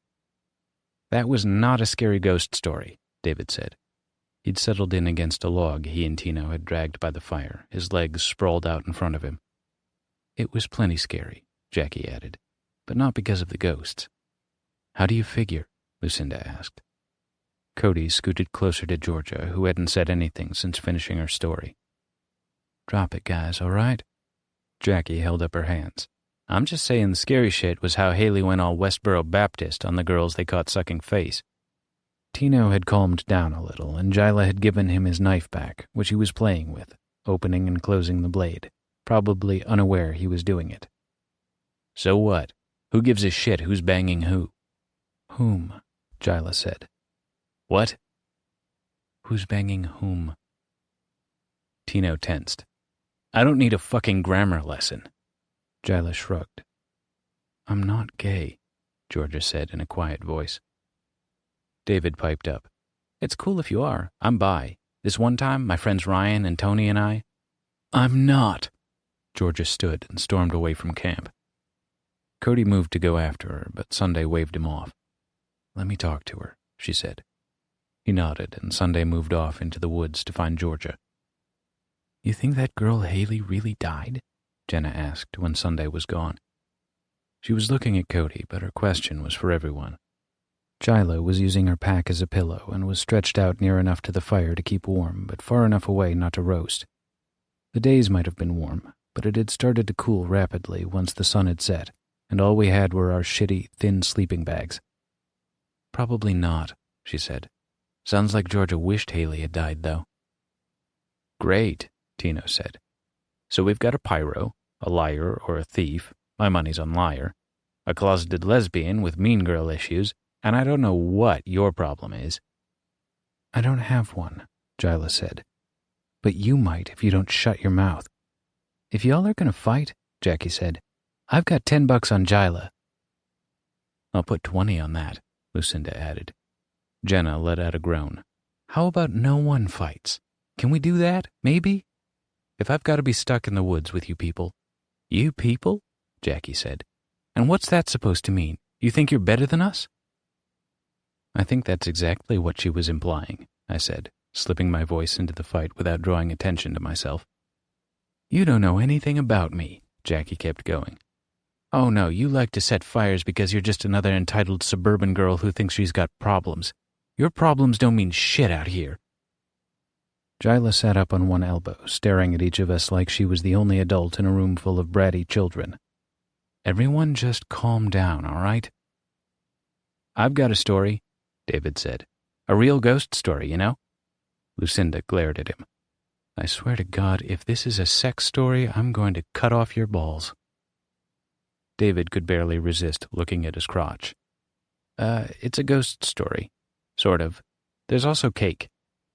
"Quit telling you're going to tell it," Jackie said, "and just fucking tell it already." You know, a recent study showed that 86% of people admitted that they masturbate regularly, and 14% of people lied about not masturbating. Everyone masturbates. I think the more interesting question is why. Let's see a show of hands, huh? How many of you masturbated this month? This week? Today? I'm the only one? Yeah, sure. Lucinda growled low. David cleared his throat and said, "It's relevant, I swear." "Get to the ghosts," Cody said. "Yeah, okay," David said. "But the story starts with a video." Big Brother, Part 1, by E.C. Myers. You know that invisible hand video that went viral a couple of years ago? Of course you do. Everyone's seen it. As of last month, the last time I had internet access, it had over 2.5 billion views, almost as much as Gangnam Style. I bet if it were shorter and had music, it would be number 1. Missed opportunities. On the other hand, people have cut it down and remixed it with everything from the Ghostbusters theme, too obvious, to Hamilton's Satisfied, strangely satisfying, and there's just no beating the original, pun intended. Okay, so if you haven't seen it, you've probably heard about it, unless you've been living under a rock or living without Wi-Fi, which is the same thing. The original video is really long, about 6 hours. 6 hours, 7 minutes, 42 seconds to be exact. Sure, most viewers only watch a certain 17 minutes near the beginning, but the length of the video helps make the case for its authenticity. You really haven't seen it? Okay. The video shows a pretty average teenage girl's bedroom and a pretty average teenage girl sleeping in bed. The light's on, which, yeah, maybe seems weird. A lot of people have pointed to that as evidence that it's a hoax, but there's a reason for it, trust me. And she's sleeping on top of the covers with gym shorts and a tank top. There's a book next to her, but you can't quite make out what it is. It's the Martian Chronicles. Yes, the book could explain why the light's on, if she fell asleep while reading it. But that's not knocking the book. I've read it. It's a good book. Sometimes even a good book will make you fall asleep if you're tired enough, if you've been staying up late, night after night, trying to stay awake, night after night. The picture quality's embarrassingly low, like it's been recorded through the webcam on a laptop. Exactly like that, because it was. You see her sleeping for a few minutes, and it's around then that people start fast-forwarding, or they check out and switch to the latest episode of The Psychic Twins. Watching a random girl sleeping either makes you feel like an Edward Cullen-level creep, or it turns you on. But if you wait for it, yeah, people have remixed it with that Hamilton song too, then you'll see something start to happen. She starts to move a little bit, kind of a shimmy, kind of a wiggle, and she smiles. Then she opens her mouth, and her breath hitches. She gasps and, "Do you want me to go on? Do you need a moment?" Okay, then she arches her back a little and she moans. Yeah, the way you think, all sexy-like she must be having the best dream ever. You wish you were having that dream. Maybe you wish she were dreaming about you. By the end of the video, she's doing full-on When Harry Met Sally, and please don't tell me you haven't seen that classic film either. I don't want to know. That's basically it. 17 minutes of a teenage girl having mind-blowing orgasms, or faking them, depending on how you want to look at it.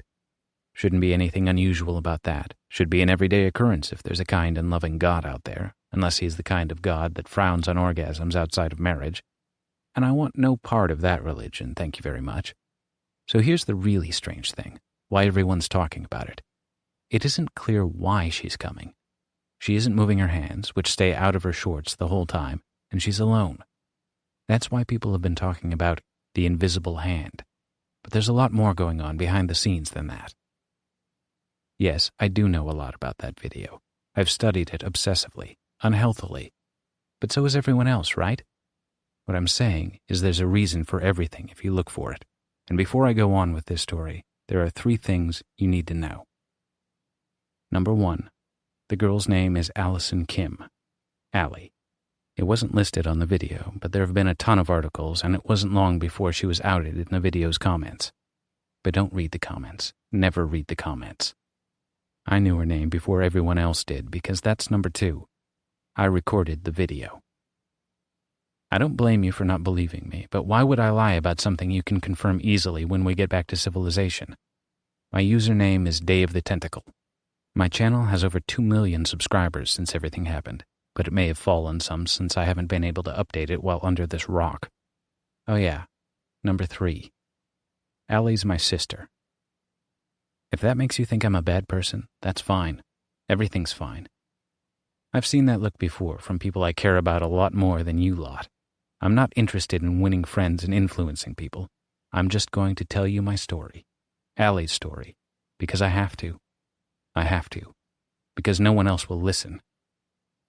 I promise you, everything I'm saying is the absolute truth, and it's not what you think. But hold on, there's one more thing. I wasn't completely honest before when I described Allie as a pretty average teenage girl. She was, astonishing.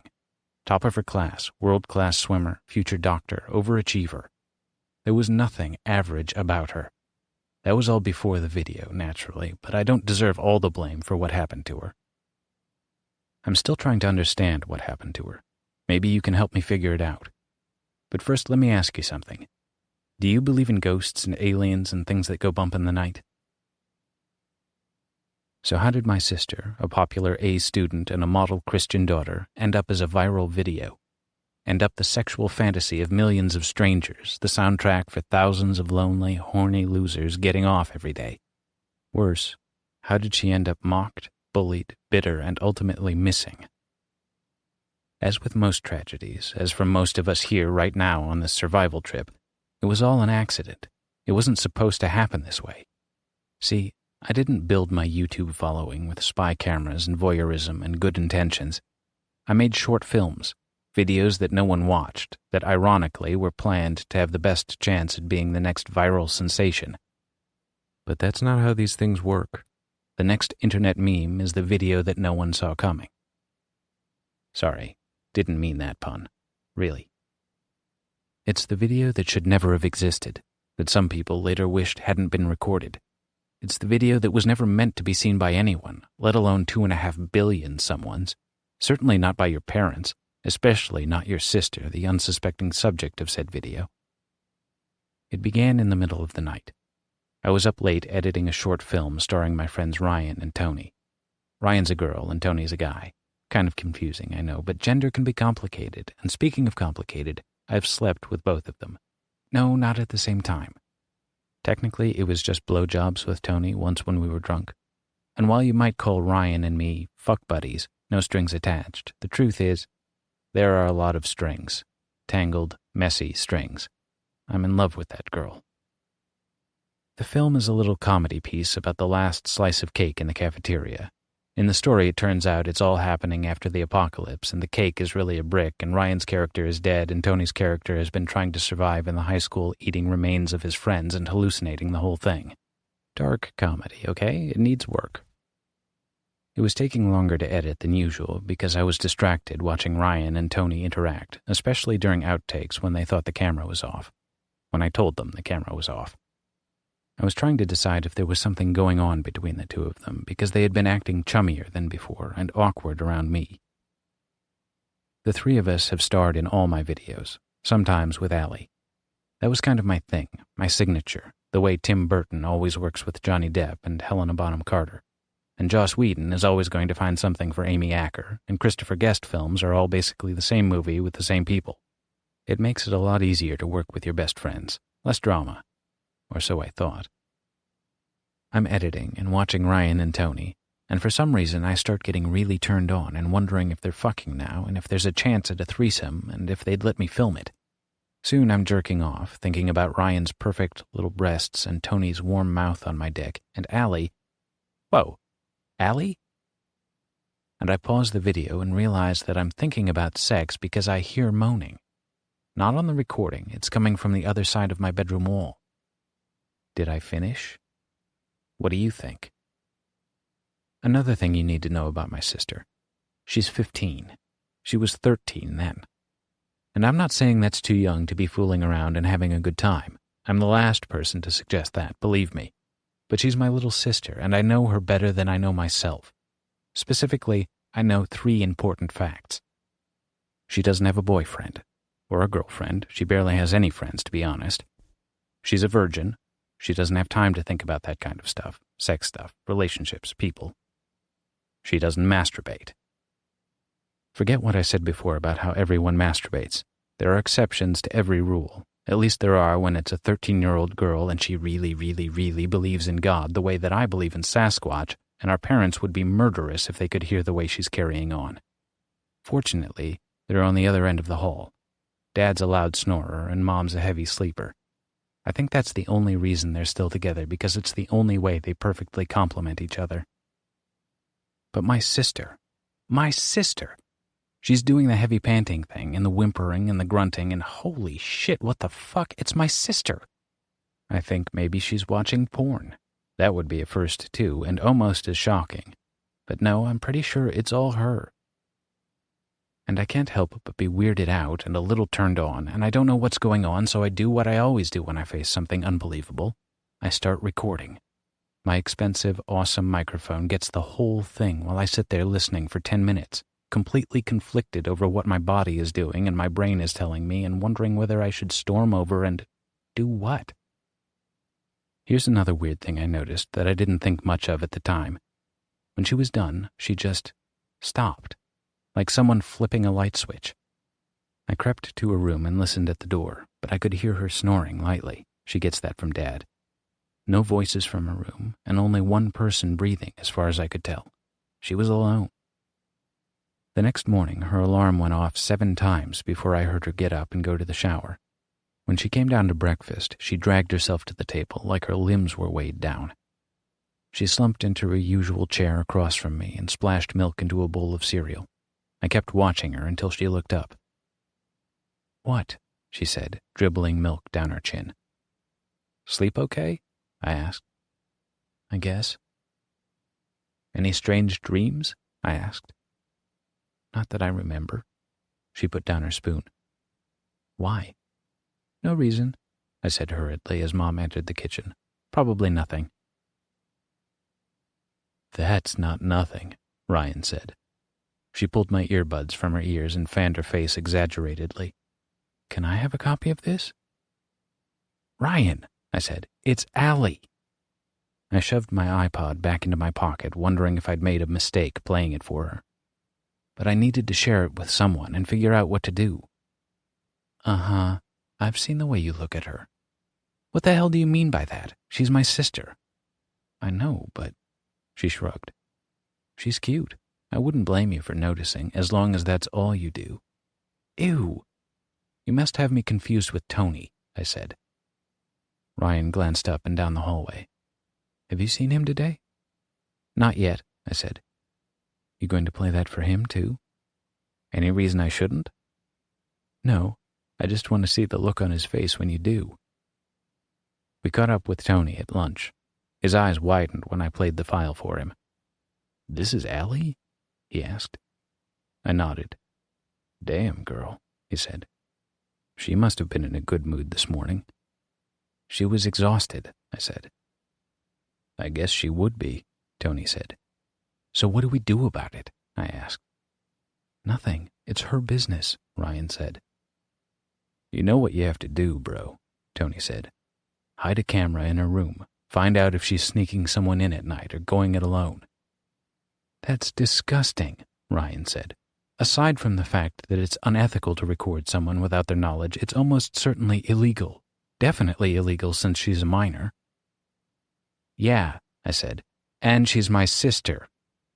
Tony snorted. "I've seen you check Allie out." "I have not." I glared at Ryan. "Did you get him to say that?" She held up her hands and shook her head. "Relax, Day. No judgment. She's hot," Tony said. "If she were my sister..." "She's 13, Ryan said. "Here's an idea. Before you lie and break the law, how about you try talking to her?" "That's going to be an awkward conversation," I said.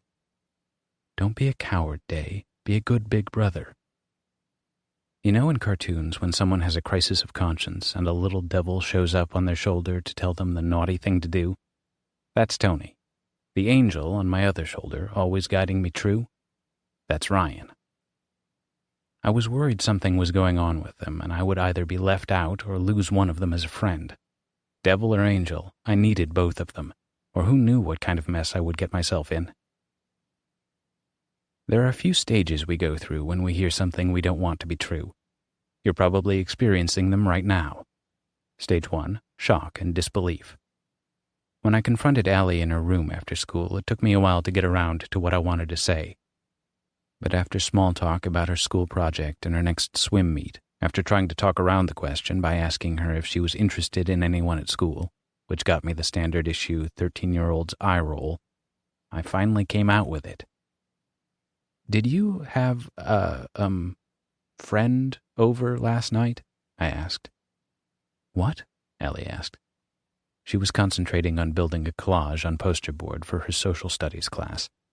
She had cut images out of magazines in the shapes of each of the 50 states and was building a map of celebrity faces and ads for expensive cars, gizmos, and gadgets. One of them caught my eye, a fancy, bullet-shaped vibrator. "Whoa, is that..." I pointed. "Oh!" It took Allie a moment to understand what she was looking at, bless her pure, innocent heart. Then she grabbed it, her face blushing. She turned it over to hide it, and Kim Kardashian stared up at us. I didn't notice that on the other side of the page, she said. I just took a bunch of old magazines and newspapers from the school's art supply room. It was probably just a mistake, I said, unsure whether I was referring to the magazine scrap or what I'd heard last night. That kind of thing could cause a scandal at St. Elijah's preparatory school, the kind of thing that could get someone expelled or fired. David, I have homework. Allie blew her bangs away from her eyes in frustration. So much homework. Her voice was high, the way it sounded when school was getting to be too much.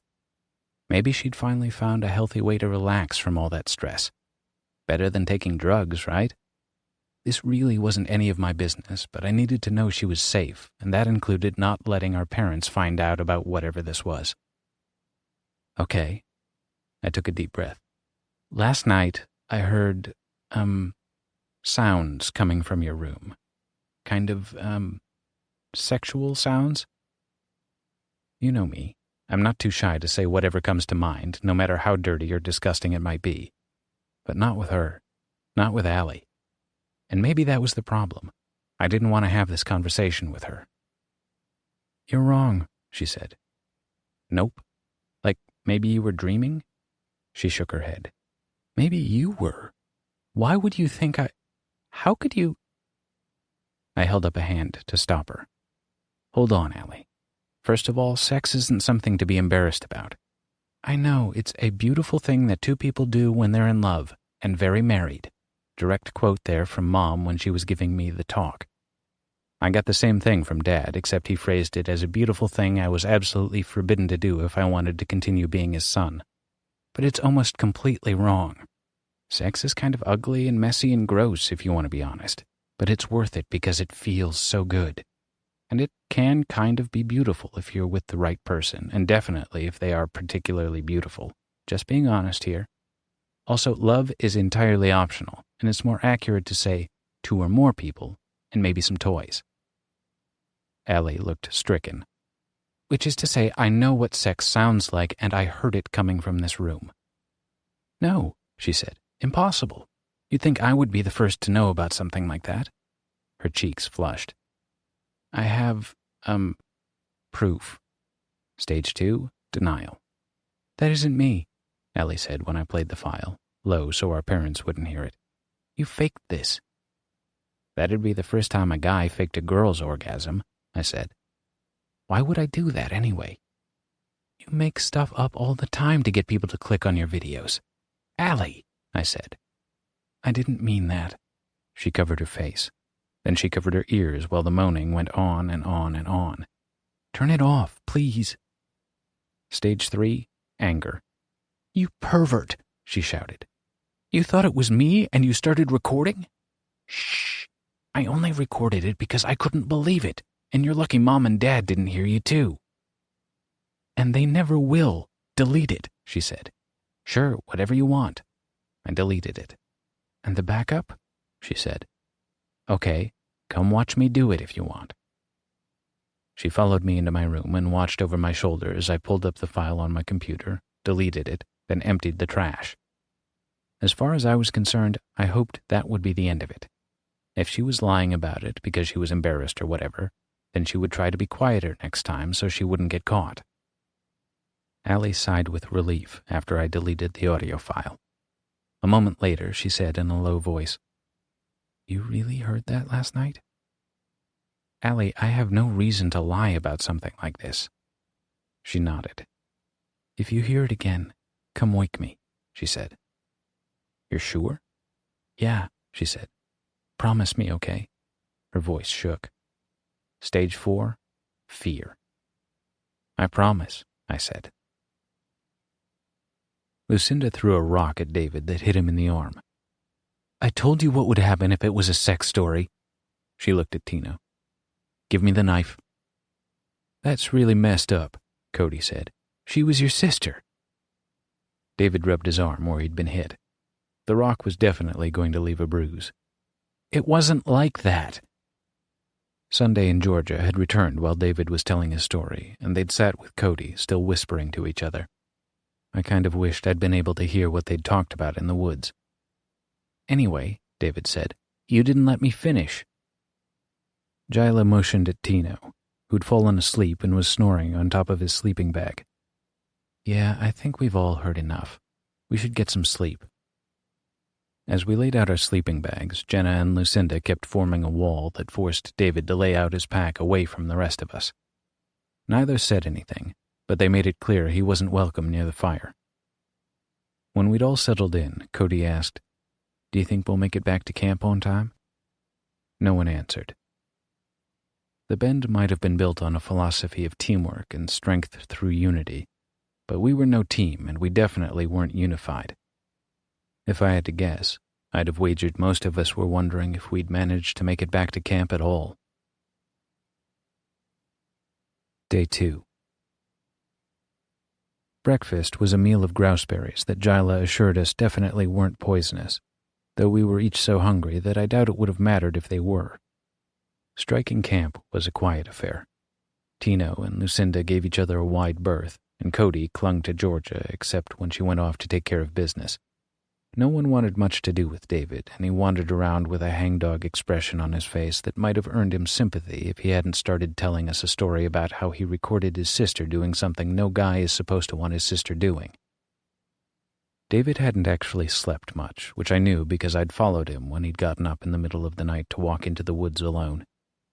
I thought at first that he was going to take a leak, but he wandered a good ways off and then stood by a tree talking to himself for a while. He kept saying how he knew they were there, and it was okay if they took him too. Then he cried for a while before finally returning to camp. I don't think he noticed me watching. "Are you sure we're going in the right direction?" I overheard Jackie asking Jyla when I came back from taking care of my own business. Jyla shrugged. "Think so, but it's hard to be sure. Doug got me all turned around driving out here. I'm pretty sure the Bend is northeast, but we could walk right past it and never know, so..." I wasn't the only one eavesdropping. "You don't know where we're going?" Lucinda came out from behind a tree, speaking loudly enough for the others to overhear. Tino, who was sitting with his back to a tree and had looked like he was trying to catch a few more minutes of sleep, opened his eyes. "That fucking figures! I knew we shouldn't have listened to you." Jackie frowned at Lucinda and clenched her fists. "Is that what she said? Maybe you need to clean your ears out and listen better." "Can we not do this so early?" Georgia asked. "No," Tino said, rising to his feet. "I want to know if we're lost or what." "We're not lost," Jenna said before Jyla could. Then Sunday went, "Says the pyro," and it was an all-out war of words that had everyone shouting at each other. Tino got in Jackie's face, and Jenna covered her ears with her hands, and Cody stood in front of Georgia like he was going to protect her, though I might have been mistaken in my first impression of her because I didn't think she needed any protecting. Finally, David shouted, "Can we please just start hiking? Anywhere, please." "Whatever," Tino said, "but I'm leading today." "No one's following you who doesn't want to get lost," Sunday said. "Jyla's the only one of you who actually knows what she's doing." "You think you're better than the rest of us, don't you?" Tino said. "We're nothing but a bunch of fuck-ups, every one. We got a girl lighting shit on fire, a guy who gets off watching his sister, a closet case who probably pushed her friend off the side of that mountain, and you probably tried to blow up your school or something." He shook his head. "I'm not a perv," David started to say. Jyla cut him off. "We're not lost," she said. "How do you know?" Cody asked. His voice wasn't accusing the way Tino's had been, but simply curious. "Because," Jyla said, hanging her head low, "I know something about being truly lost." The Subjunctive by Elia Dawn Johnson. It was dark when the girl arrived, at last. She had come from far away. Never mind how, and she had arrived too late. Never mind why. But she was here now, with dandelion seed hair, wild and dusty from days on the high and twisting roads that cut through the valleys and low hills, covered in cactus and mesquite, and the occasional flowering agave. She walked through the sleeping town, slowly, the soles of her shoes scraping the broken cobblestones of the main road. A passing dog barked a question at her, sniffed and cocked his head in recognition. Been a while, he seemed to say. The girl nodded and winced. Too long, she whispered, because of the night and the quiet, but also because the words had burned to embers in her mouth, and she was afraid that if she spoke too loudly, they might go out forever. She continued past the dog and the sleeping turkey hens and the low houses with their open porches and swinging hammocks, illuminated only by the silver light of a gibbous moon. It smelled still of wood smoke from the fires that had heated the evening meal. It smelled of dust and dry grass and the muddy creek that passed just in front of the church. Home, she mouthed silently, and tasted its tiny spark. She made her way to the church. The large wooden front doors were closed, but she knew the side entrance would be unlocked for the townspeople who sought religious solace after sundown. She walked around the old 18th-century building, familiar in its cared-for decay, and ducked under the low-hanging lintel of the doorway.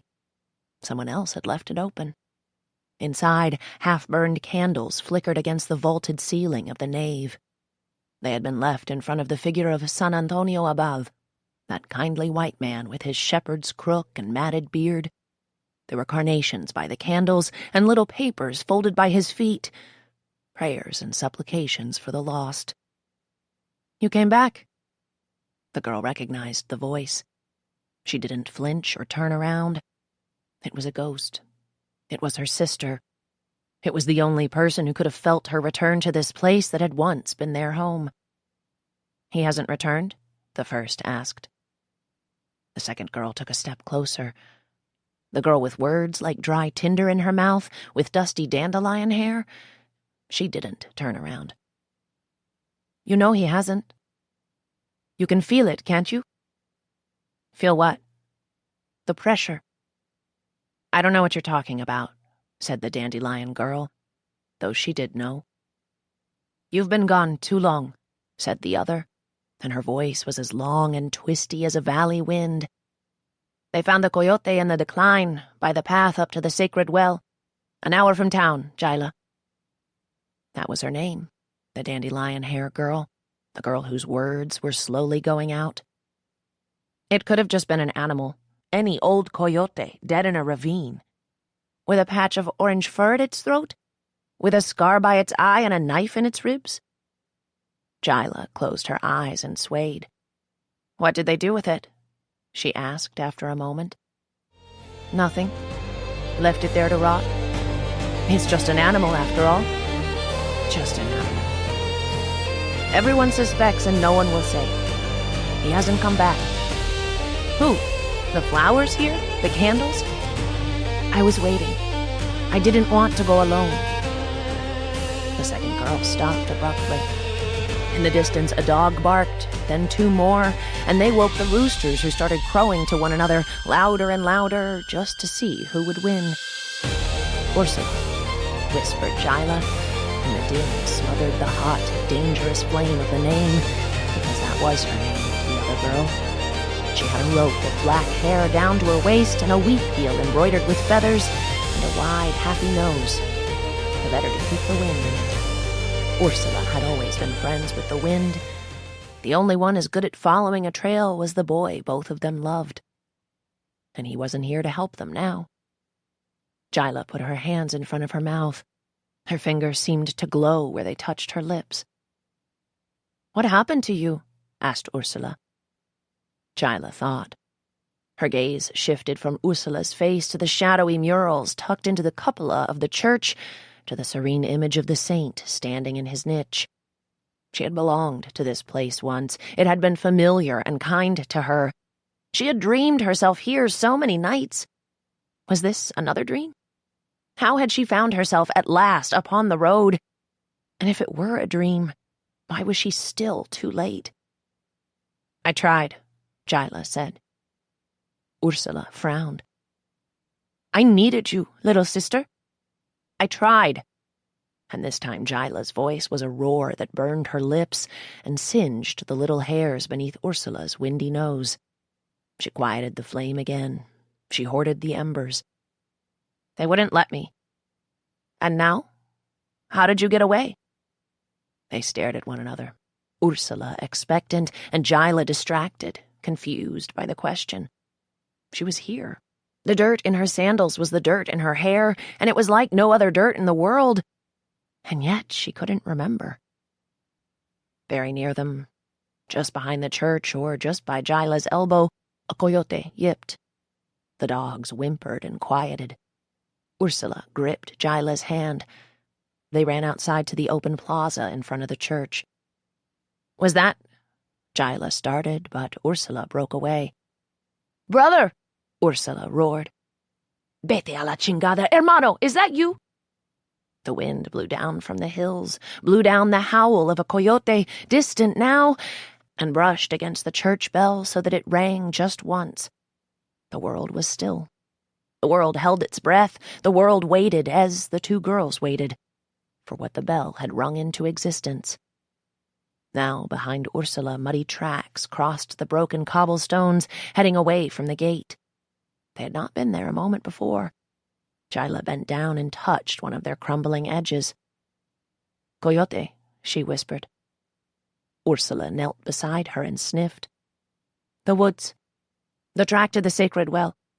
He's still out there. We have to find him." "I can't," Jyla said. "I've only been there once. They don't like it when I go." "We won't go to the well, just around it. But he's out there, Jyla. You won't abandon him again, will you?" And Jyla heard, unspoken, all the holes that they had ripped in each other's lives when she left. Jyla nodded. Her lips were burning. Her tongue was a twisted wick dipped in the oil of conflicting vocabularies and aspectual grammars. Maybe Ursula understood. She just took Jyla by the hand and led her away from the church toward the creek. They followed it silently until the town dropped away behind them. They climbed the hill and entered the path through the woods, dark and forbidding, darkened and forbidden. The path was a slim red dirt line, looping through patchy forest up here in the hills. In the dark, with the moon sinking rapidly in the west, it held different dangers than the winding desert roads below. Only the wind in Ursula's nose, chasing and testing her, told them where to go when the trees blocked even the stars overhead. An owl hooted. 3 low beats. They flinched. "We won't die tonight," Ursula said, because that's what the owl's call meant on a night like this. An omen of death. Maybe we won't, Jyla thought, and then froze. Though she hadn't opened her mouth, she had heard it, a voice not quite her own, murmuring with the leaves and the wind. "Did you say something?" Ursula asked. Jyla's mouth was burning again. She shook her head.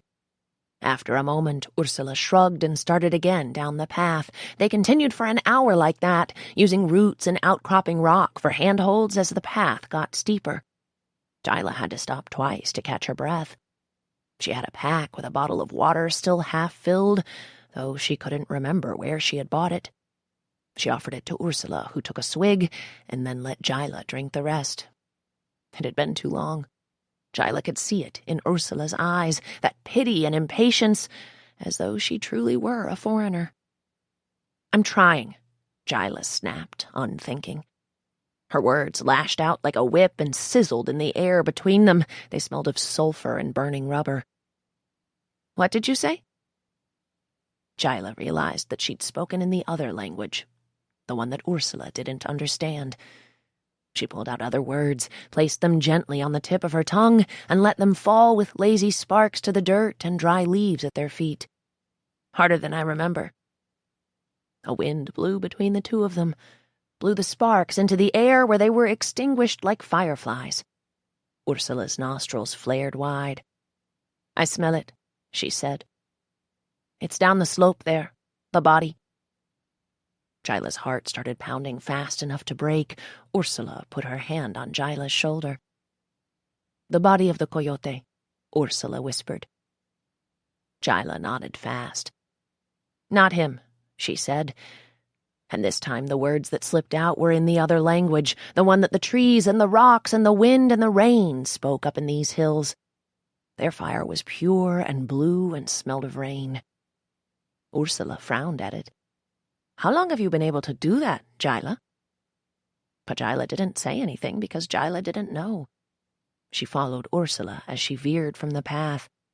In the dark, Jyla would have stumbled straight over the edge of the decline, but Ursula hauled her back by the collar. "Wait here," she said. "I'll go down." Ursula secured her machete in its scabbard on her belt and clambered over the edge. Her head quickly disappeared from view. Jyla waited. She wanted to join her friend and not let her face whatever was down there alone, but she knew that she'd never be able to scale the cliff safely in the dark. Ursula and the boy had always been better in the hills than Jyla. The wind rushed past her, spinning the leaves in circles. The owl hooted again, closer now. And then another animal, maybe a dog, growled softly just behind her. She spun around. The trees were quiet. Even the mosquitoes seemed to be sleeping. She was alone. The dog, or whatever it was, growled again. The sound came from deeper in the woods, farther from the path. She couldn't see it for the shadows. "Ursula?" She tried to call, but fear had banked the flame in her mouth. Her voice was the heavy smoke of wet kindling, and the wind blew it away before it could reach her friend. The animal shrieked, and now she recognized it for what she had feared. A coyote. And she was alone. Undefended in its territory, with her back to a ravine. She couldn't see well enough to run, so she unslung her pack from her shoulder and searched inside. She couldn't remember how she got it any more than she could remember how she found herself on the road back to her most beloved home. Maybe it had a light or a gun, or her hand wrapped around the hilt of a knife. She'd have been better off with a machete, but a knife was good. A knife she knew how to handle. The coyote howled. She wondered if it was alone. She wondered if it just meant to threaten her off or attack her. It howled again. From below them, as though from the middle of the rock itself, a howl answered. The two calls twined into a song, not as inhuman as it ought to be, like horns at a funeral playing in mournful, diminished fifths. And then, for a moment, like boys at 4 a.m, drinking Victorias and listening to sad ballads, a cry of pleasurable despair. His name slipped from between her lips. She didn't mean for it to, but she was staring into the dark of the woods, holding a knife, and she wanted so much for him to be there that she couldn't hold it back. She thought it was a bomb at first. It lit the trees, the hills, the cliff where Ursula had disappeared. Birds screeched and flew away. Squirrels and moles and snakes scrambled from the underbrush. The closest leaves caught fire, which spread down the branches. She froze, staring at the damage she'd unintentionally caused. Where was Ursula? She couldn't hear her friend anymore. She didn't dare call out. The fire was high now, burning the hairs on her arms with its heat. Her lips, though. Her lips felt as cool as the bottom of a well. A coyote walked from the fire. He was large, his head nearly to her hip, with a blonde triangle of fur by his neck and a drooping right eye cut by an old scar. He bared his teeth. The knife fell from her grip and speared the earth by her foot. Ashes were raining around them like fat snowflakes. She had dreamed of snow once, back in the days when they had all loved one another. The coyote nodded once and then turned around and left the circle of the burning trees. She chased after him. She wanted to call out, but she knew the woods might not survive it. She'd go back to the cliff. She'd find Ursula later. Ursula would agree. She couldn't let him go this time, not if it really was. She leaped over the thought just as she leaped over the roots and overturned trees in her path. The coyote kept just ahead, fast but not so fast that she couldn't follow. Periodically, he'd stop to look back at her and jerk his head as though to say, "Faster, String Bean. Did you forget how to run while you were away?" They were climbing the hill where the trees gave way to outcropping rocks and scraggly shrubs. She wasn't sure where because he had left the path, and all she saw were stars and sky and dark blobs of trees in the distance. They paused just at the edge of some kind of clearing. She stopped. Ursula was there, facing her across the darkness of the open space as though suspended above it. The wind ran its fingers through her hair, brought the smells of the burning forest and wild coyote fur, and the dried flowers crunching beneath her feet, right beside puddles of wax from long-expended candles. "It brought us here," Ursula called. "Why?" "Where is here?" Jyla whispered, so that her intention could be discerned more by the pattern of smoke leaving her lips than the thready sound of her words. Ursula laughed, and the wind kicked a spray of brown-orange petals into the void. "The well," she said, and the wind said, and the coyote said, just as Jyla felt sharp teeth, his teeth, bite hard into the back of her leg.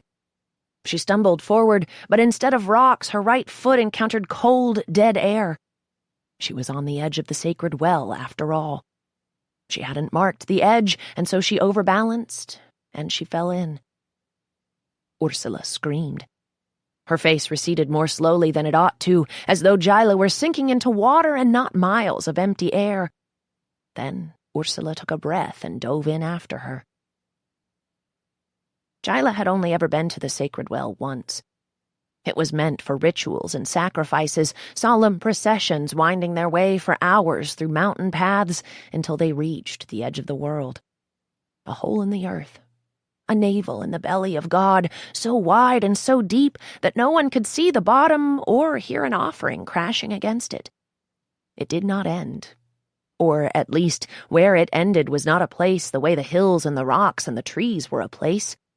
It was a conduit to the gods, a between space, where in the right time and after the right rituals, the mundane world could communicate with the divine. In the old days, they had sacrificed humans above the well and then thrown their bloody bodies inside. They did it at the start of the rainy season, to give the gods their due and rebalance the scales of the universe, so that the rain might fall and the harvest might be good, and fertility of the earth renewed again for another hard year. These days they sacrificed turkeys and chickens, but it meant the same thing.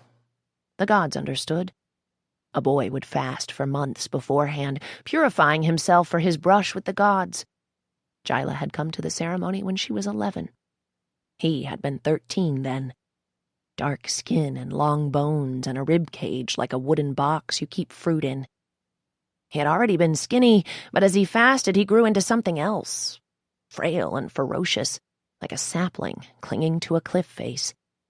She had loved him before, but in an ordinary sort of way. He showed her how to knock down paper wasps' nests and collect the honeyed combs. He brought her back the first young corn from the maize field. He called her string bean to her face, and stupid names to impress his friends, and then apologized after. But on the day of the ritual, she saw him transformed. He didn't look at her once, though he was nearly naked, and before it would have embarrassed him to be seen that way in front of the whole town. He stood calmly through the blessings, so still that she had nudged Ursula to ask if he was still breathing.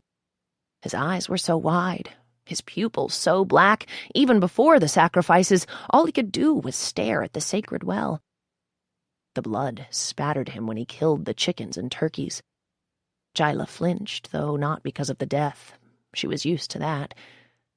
It was because at that first moment he had stared straight at the two of them, and something moved behind his eyes, something great and inscrutable and not him.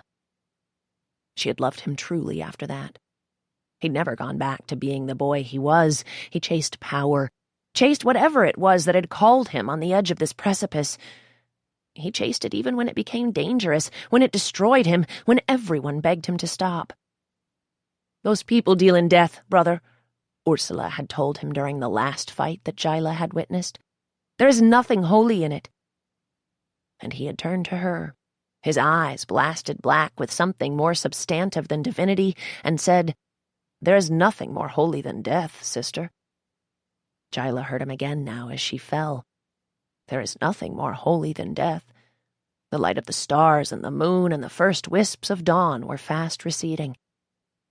Ursula reached her, crashed into her chest and held on, and then they spun together, down and down to their deaths, as the coyote had commanded. "I'm sorry," Jyla said in the language of the trees, and the flames singed her dandelion hair and illuminated the inky black perfection of the rock around them. Ursula hugged her. She didn't say anything. It was okay. The wind rushed around them now, and Jyla couldn't hear anything at all. She waited. But they didn't crash. They just kept falling. They were bunched up inside the wind as though it were a net. Jyla knew they ought to have died already, but without any light to see, it felt more like floating through a tunnel. Ursula lifted her head from Jyla's shoulder and then reached out her arm. "What's happening?" Jyla asked. She chose the weakest words, lobbed them past where she guessed Ursula's head would be, and the fire unfurled like two flowers spinning around their heads. They were a meter away from the black wall. Ursula's eyes were narrow with concentration and her nostrils flared. "I called the wind," Ursula said. "You can do that?" Jyla asked. "Your grammar can catch fire?" "I don't know how that happened. You two were the powerful ones. He always said that's how it would be with you, that you'd have to find your power to come back to us, that you would when you wanted it enough, but you came too late for him." "Don't say that. Didn't you see the coyote? He brought us here." Ursula snorted, and the air surrounding them bucked and twisted. Jyla flung herself forward to keep her balance, and her hand brushed the wall. She shrieked, anticipating pain, but it didn't hurt. Her fingertips had passed through, creating oily currents as she floated down. She snatched her hand back, but in the lingering light of her shriek, she saw weird figures in the slick. A procession. 100 people in brightly woven wheat heels and capes, walking behind men dressed in costumes of jaguars and eagles and fanged gods. Then a pyramid, an ancient temple with steps gleaming white, and a chapel at the top painted blue and red. Ursula. It had to be Ursula. She had her nose and her hair and her mocking, mischievous eyes, but she was wearing the same clothes as the women in the procession, with golden plugs in her ears and lower lip. She was painting a figure on an accordion scroll of cedar bark paper. "Ursula?"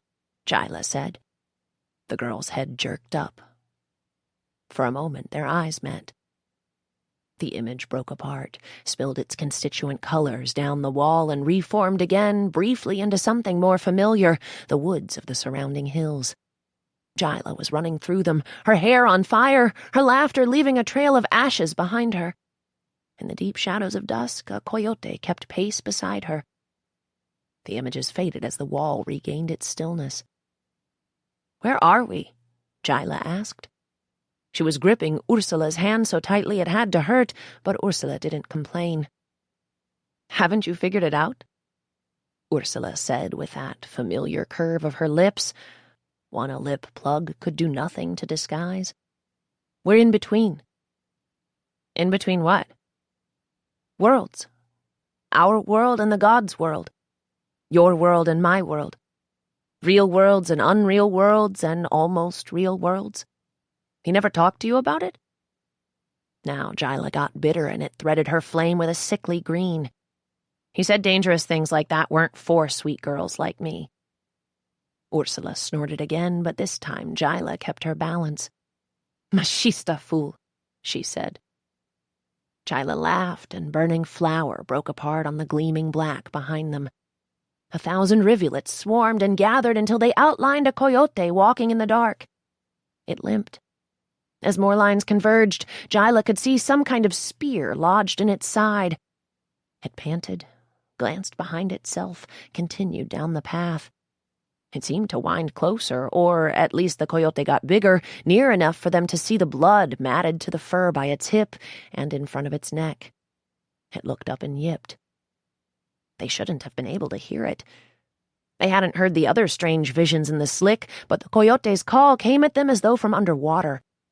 It approached them and howled. Jyla leaned forward. Its eyes were clouded with pain, but they had bored into hers, yellow and fierce with recognition. It wanted to tell her something. It had come to tell her something. "Tizok?" she said. It rushed from her lips with a roar that deafened her, with a shine that blinded her, with a heat that seared her skin. It poured onto the slick, poured until the fire burned a little bit of it away. The coyote stepped through.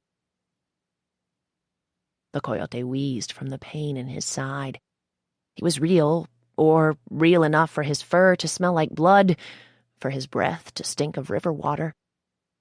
The fur by his right eye was cut by an old scar from when the three of them had gone to the river to fish, and he'd waded in too deep and been carried out by the strong current of the late rainy season. They'd waited in an overcrowded emergency room for hours while blood soaked the rag he held there, and Jyla had shivered with alternating waves of horror at the misery of the place and jolts of pleasure at being so near to him. It was around that time that he found a shaman with a bad reputation from a few towns over, not respected but feared, who taught him how to find his nawal, to become a coyote. He drifted away from them then, became less Tizoc, the older brother and truest unspoken love, and more Tizoc, the sicario who did unspeakable things in the desert, and came back with another tattoo and a habit for first harvest cane liquor. He spent some nights on his knees, clutching the icon of San Judas Tadeo to his chest, while he cried over a pain he swore was an enemy poisoning his soul. "You're poisoning your soul," Jyla had wanted to tell him, but she had never dared. All her words had burned out around him, had fallen out of her mouth as white as wood ash, and dusted his perfectly polished, hand-tooled leather boots. "Go back to bed, Jyla," he'd growl at her. "You don't belong here. You shouldn't be out at night." And he'd look at her and she would know he no longer trusted himself. He hadn't been dangerous before. He pretended it was his power, his nawal, his wild coyote that made him dangerous now. Even Ursula had tried to believe that for a while, before they found the photos on his phone. Dead men with their throats ripped out, faces slack, eyes wide with terror. One of the men clutched an icon of the Virgen de Guadalupe, now drenched and wrinkled with his blood. Oh, a coyote had done it, that much was true. But it was not the coyote that was dangerous.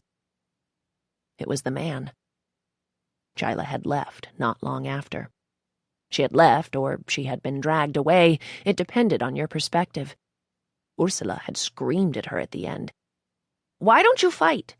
Why don't you tell them you don't want to go?" But Jyla was choking with ashes, with fear and regret, at what he had become, at what would happen to them all if they stayed there in the desert and the hills, invoking the bounty of Mother Earth with flowers and candles and the blood of dead turkeys.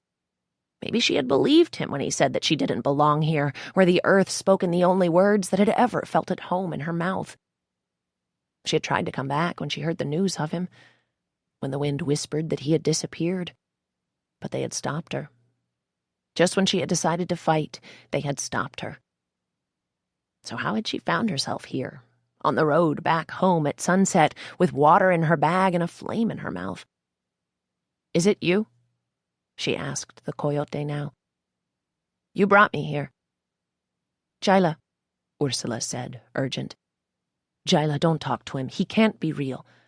Do you see that spearhead in his side? It's like something out of a museum."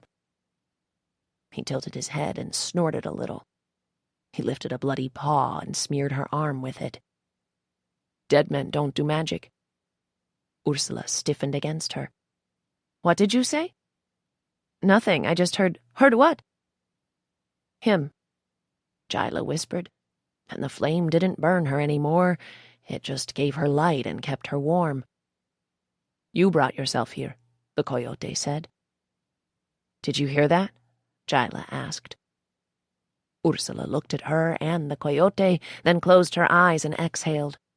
The wind bucked, tossed them high and dropped them low. In this in-between place, everything seemed to go in two directions at once, and Jyla grabbed the two of them, her two greatest loves, and held on. The wind steadied again. "Will you let go a little?" Ursula said, muffled against Jyla's shoulder, in the language of their sisterhood, their friendship, the language that had always connected one little outsider girl to these people in this land. They hadn't spoken it before now. Jyla released her. They were both covered in the coyote's blood. His eyelids were sinking and then opening, as though he were about to pass out. Ursula gazed down at him, her eyes fierce and almost as yellow as the coyote's in the lingering light of Jyla's words. "And tell him he was a fool and a murderer, and he broke his sister's heart, too. Not just yours, Jyla, he broke mine, too." "He can hear you," Jyla said quietly. "And he's not dead. Look." We have to get back to the woods, find where his human body is, and take him to the hospital. He'll survive if we hurry." They both turned to her. She fell back against the cushion of the wind, made dizzy by the familiarity of it, the brother and sister turning those uncannily similar gazes upon her in the moment they realized that they understood something that Jyla, the perennial outsider, didn't. "Jyla," Ursula said, "I found his body. His human body. In the ravine. Someone had stabbed him and then rolled him over the edge. They wrapped him in a goddamn blanket, Jyla, and I found him like that." It was Ursula's eyes that made Jyla believe her. They were so steady and so full of pain, so sorry for everything they had seen. "But didn't he lead you to the sacred well? Didn't you see him bite me to push me in?" "It wasn't him," she said. "His Nahual is dead too." The coyote looked as though he were dying on her lap now, panting and groaning in an effort to stay conscious that Jyla didn't understand. "Then who are you?" Jyla asked softly. "Tizok," he said. "Not the same one, but not a different one either." "And where are we?" she asked. She got a faint grimace, which she took for a smile. The subjunctive tense. "Shoulda, woulda, coulda," she said in her first language, the one that the two of them didn't understand, and she laughed so hard that she cried. "It is him," she told Ursula through her tears. They turned Jyla's flames beautiful shades of purple and blue, but the fire held. "He's dying again, but it is him." "We cross paths with our other lives, with our other selves when we pass through here. We are in between our own possibilities." Now Ursula gripped Jyla's hand hard enough to hurt. "Tell him he could have been brilliant. Tell him he could have been loved for his real self, not that power he chased until he died." The coyote gasped a laugh. "I didn't deserve it, but I was loved. You never told her." Jyla remembered that one night. The blanket in the desert, the stars like sand strewn across the sky, the promises he'd whispered, the money he was saving, the plans he had. But she hadn't seen the photos then. She hadn't known the money was rotten, like those bodies in a hidden grave that their families would never find. She shook her head, and the coyote sighed and was still. They floated for a while afterward, heavy and pendulous with the dead weight of the coyote. Ursula broke the silence. "We have to leave." Jyla nodded. "But we'll never get back to where we were before." "We can't stay here forever. We have to try." "We can't go back together?" Ursula hugged her. "No, little sister. You know we can't." "You'll find me?" "Will you find me?" Jyla gripped her shoulders. "Always," she said, and the flame leaped from her mouth, blue and gold. It burned through the slick with the ferocity of an oil fire and left a hole just large enough for her to jump through. "Go," Ursula shouted. "But what about you?" "Don't worry about me. The wind will find me a way through. I have a debt, anyway, to the coyote." They met each other's eyes one last time. Jyla caught herself smiling. Then Ursula pushed and Jyla tumbled, and she fell through the hole her heart had made. She landed in a gas station bathroom in Pearsall, Texas, on broken tiles that had once been white.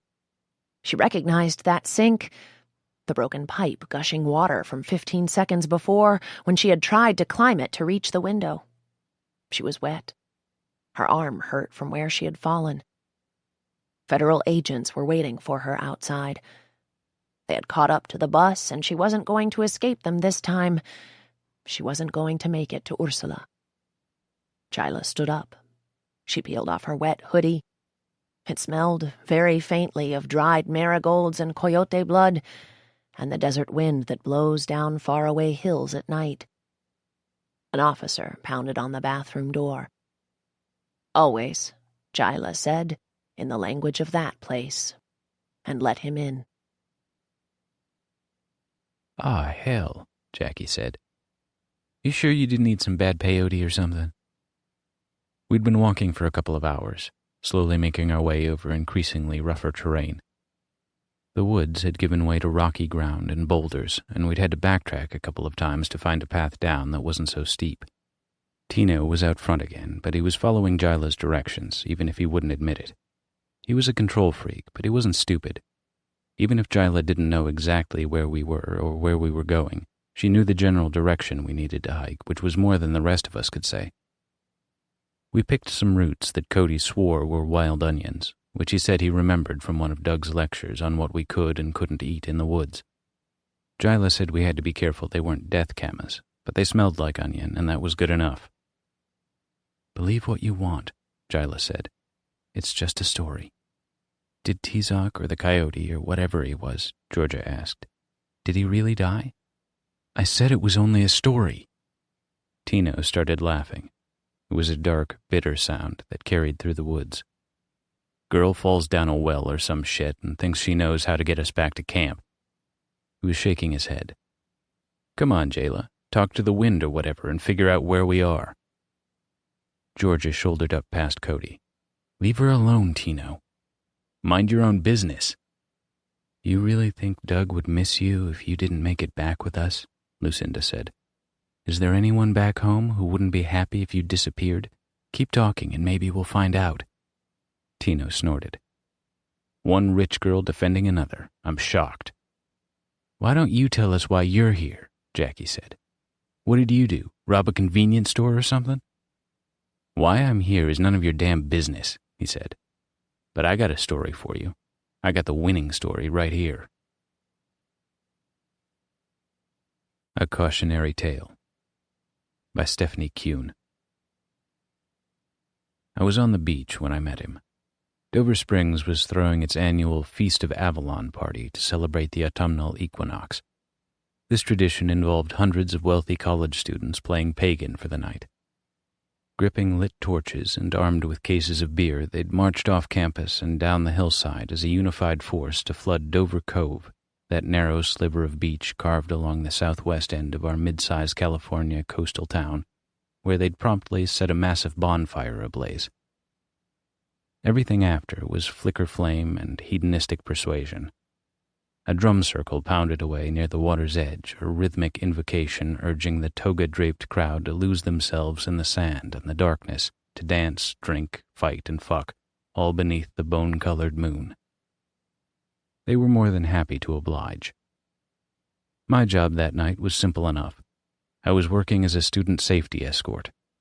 That sounds boring, I know, but someone had to do it. It was a 2-mile return hike back up to campus.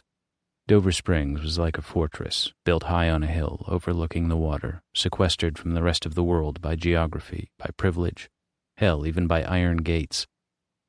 If someone felt unsafe walking alone in the darkness, I was meant to go with them and ensure they arrived back at school without getting mugged, abducted, or, the most likely scenario, passing out in their own puke before rolling into a drainage ditch to die.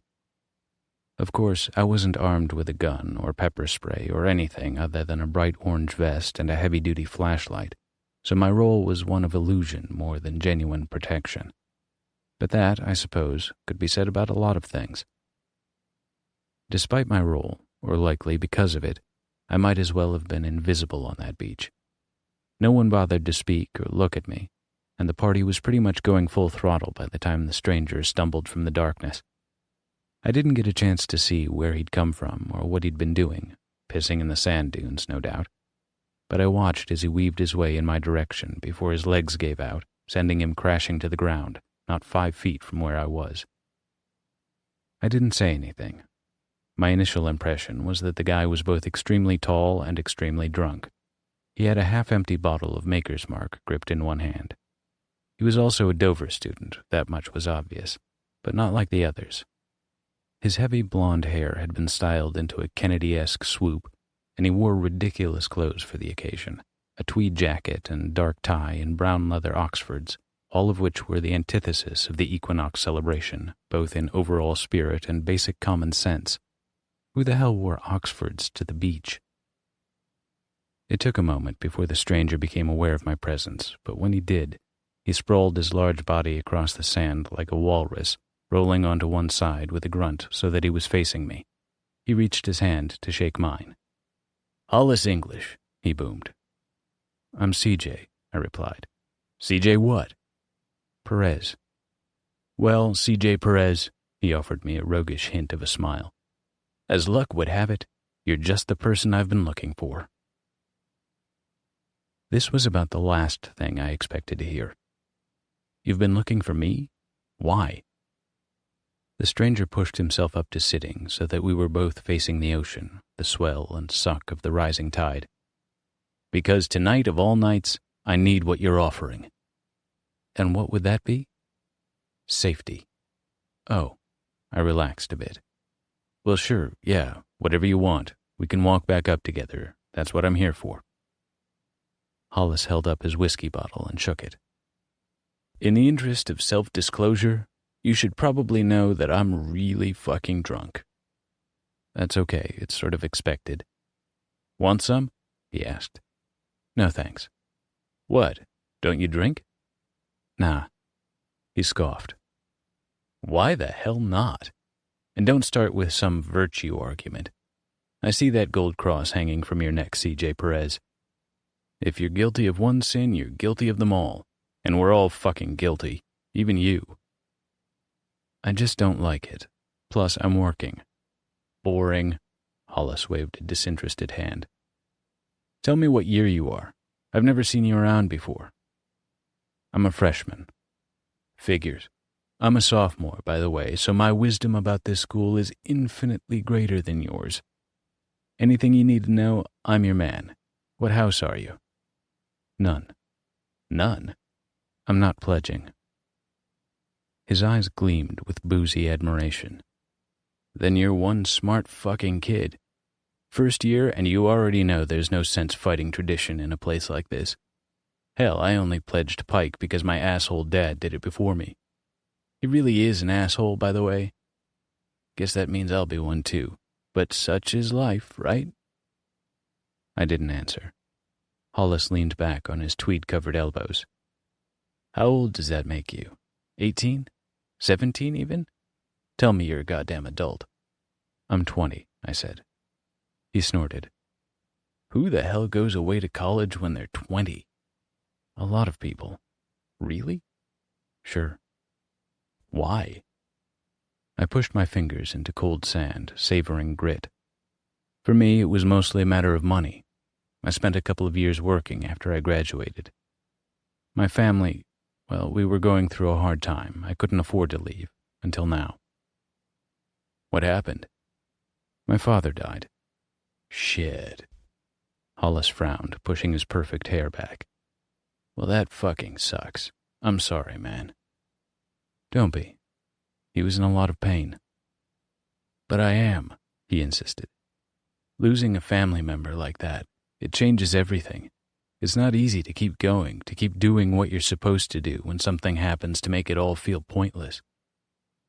"True, but you don't always know how tragedy will change things. Because in a way, my father dying was lucky." "Lucky?" "I don't mean it wasn't awful. I just mean, well, we had nothing, really, after what happened, so I ended up working down at the yacht harbor trying to save money. But it was my boss there who nominated me for this citizen scholarship program. That's why I was offered the spot here at Dover Springs. Full ride, room and board. It wouldn't have happened otherwise. So, fate, mysterious ways, and all that." "Still," Hollis breathed, "that's a steep price to pay for college." "Everything has a price." "I guess. What was he like, your dad? Were you close?" "He was brave," I said after a moment. Then, "Yeah, we were close." "Did you grow up around here, in Dover?" "Yep." "Me too." Of course he had. This fact didn't surprise me, even though our paths had never crossed. Hollis and I came from different worlds, after all. Like everyone I'd grown up with, I was the product of both public schools and public housing, whereas he'd clearly been raised on prep school and trust funds. Dover was funny that way. a dimorphic, sun-baked beach town populated mostly by working poor struggling to hold on to declining jobs in tourism, agriculture, and manufacturing. But there was also the other Dover, the part that sat separate from the rest of us, an oceanfront enclave of gated communities that housed the ultra-wealthy, the powerful, the influential. The people living in those communities rarely ventured to other parts of town. They never had to. And when it came time for their Ivy League rejected offspring to flee the nest, or more accurately, hop out of it, Dover Springs was the obvious choice. Never mind that the school's notorious exclusivity was based solely on tuition price, not reputation. The end result was the same. They could afford what others couldn't. "Hey, look at that," Hollis said. I turned to see him pointing at the hills above us, at the exact spot where the school sat, high on a distant bluff, hidden behind trees. "What am I looking at?" I asked. "The fog," he said, a little breathlessly. Hollis was right. Dover Cove faced south, which meant the wind rattled our backs, blowing down from the north. Heavy gusts pushed swirling sheets of fog straight off the ocean and into the hills, where it would gather in clumps and cling to the earth until sunrise. This soupy, claustrophobic gloom was a defining feature of our town. It seeped into your pores and through your mind, and even if you lived in a place with triple-pane windows and an air-purifying system to keep the fog from slinking inside and playing host to mold spores and chronic illness, there was no way to escape it completely. It was pretty much the one thing everyone in Dover had to reckon with on a fairly regular basis. "I like the fog," I said. "I know it's shitty to drive in, but it always feels so familiar, like it's meant to be here, like it has purpose. Yet at the same time, it reminds me of things I couldn't possibly know. A different time period, perhaps, or a different life." "You mean déjà vu?" Hollis asked. "I guess. It's weird, but it's something I feel a lot. This sense that I've been here before, on this beach, watching this fog." "Maybe you have," he said softly. I turned to look at him. "What's that supposed to mean?" "Maybe there's more to the fog than people realize. You've heard of the Dover Phantom, haven't you?" I laughed. "Of course. Everyone's heard of the Phantom. He's our local legend, our town monster, our cautionary tale." "But a tale against what?" "You tell me." Hollis's eyes glittered in the moonshine. "You don't believe he's real, do you?" "The Phantom?" I asked. "Yeah, sorry for the shocker, but I have a hard time believing there's a serial killer who can materialize from the fog, stalking the town of Dover." "Well, you should believe it, because I can assure you he's absolutely 100% real. And by the way, it's not Dover he's stalking." "It's not?" "Oh no," Hollis English told me. "It's us." I watched as he downed more whiskey. "Us?" He gestured at the party, at the staggering hordes of college students. "You mean everyone on the beach?" "I mean our peers, our fellow students, you and me, all of us. You think 'cause you're at some fancy private school now you don't have to worry about watching your back?" "I didn't say that." "Yeah, well, our precious school's not as safe as it's made out to be. Doesn't matter how much our daddies pay to send us here. There's some dark shit going on. Did you know someone broke into the admin building last night and stole some stuff?" "What did they take?" "Don't know. But the point is, even with people like you around..." My spine stiffened. "What do you mean, people like me?" Hollis gestured at my vest. This whole useless thing you're doing. You're a goddamn safety escort. You're supposed to make me feel good about being drunk and stupid and letting my guard down, but let's be real. The world's not any less dangerous just because you're in it." "Then stop drinking," I snapped. "And while you're at it, find your own way back to campus." "Fuck you." Whatever. I turned my back on him and the fog and the murky hills and instead set my gaze once again on the ocean, that rippling vastness stretching toward the horizon. The drum circle, now accompanied by wasted students howling at the moon, pounded on, and while the water was somewhat calm, everything on the beach was pure chaos. The Feast of Avalon was intended to honor the balance of light and darkness, that fleeting moment of harmony on Earth's wild tilt around the sun. But for Dover students, most of whom had never known true darkness, it was their chance to throw harmony to the wind, to raise as much hell as they dared, so long as they woke up the next morning with their gilded futures still intact. I'd had enough. I jumped to my feet, brushed sand from my knees, began to walk away. "Wait," Hollis called after me. "Where are you going?" I paused, long enough to stare down at him, at his perfect hair and stupid Oxfords, which were soaked and ruined and cost more than anything I'd ever owned. "I'm getting out of here. I'm sick of this shitty party. I'm sick of everything." "But you can't leave me." "Sure I can. Your job is literally to help me." "Oh, so now you care about my useless job?" "Yes." "Why?" "Please, CJ." The haughty expression on Hollis's face had shifted into one of sheer panic. "I'm sorry I said that, all right? I told you, I'm an asshole, but I need you. I do. Or I need someone, anyone, who's willing to keep me safe tonight." It's fair to say I can be swayed by emotion. I guess that goes a long way in explaining how I was able to shove aside my resentment toward Hollis and the fact that he genuinely believed his safety was worth more than my own, that he genuinely believed I might agree with him. But it was the Dover way, after all, to assume that things like financial aid and scholarships would generate gratitude, not enlightenment, on the part of the recipient. So Hollis English and I ended up walking back to campus together, although he refused to tell me what it was he was afraid of and why he didn't want to be alone. "You have to tell me something," I said as we left Dover Cove, walking up the rickety beach steps and past the boardwalk and the tributary that was lined with pussy willows and croaked with peeper frogs.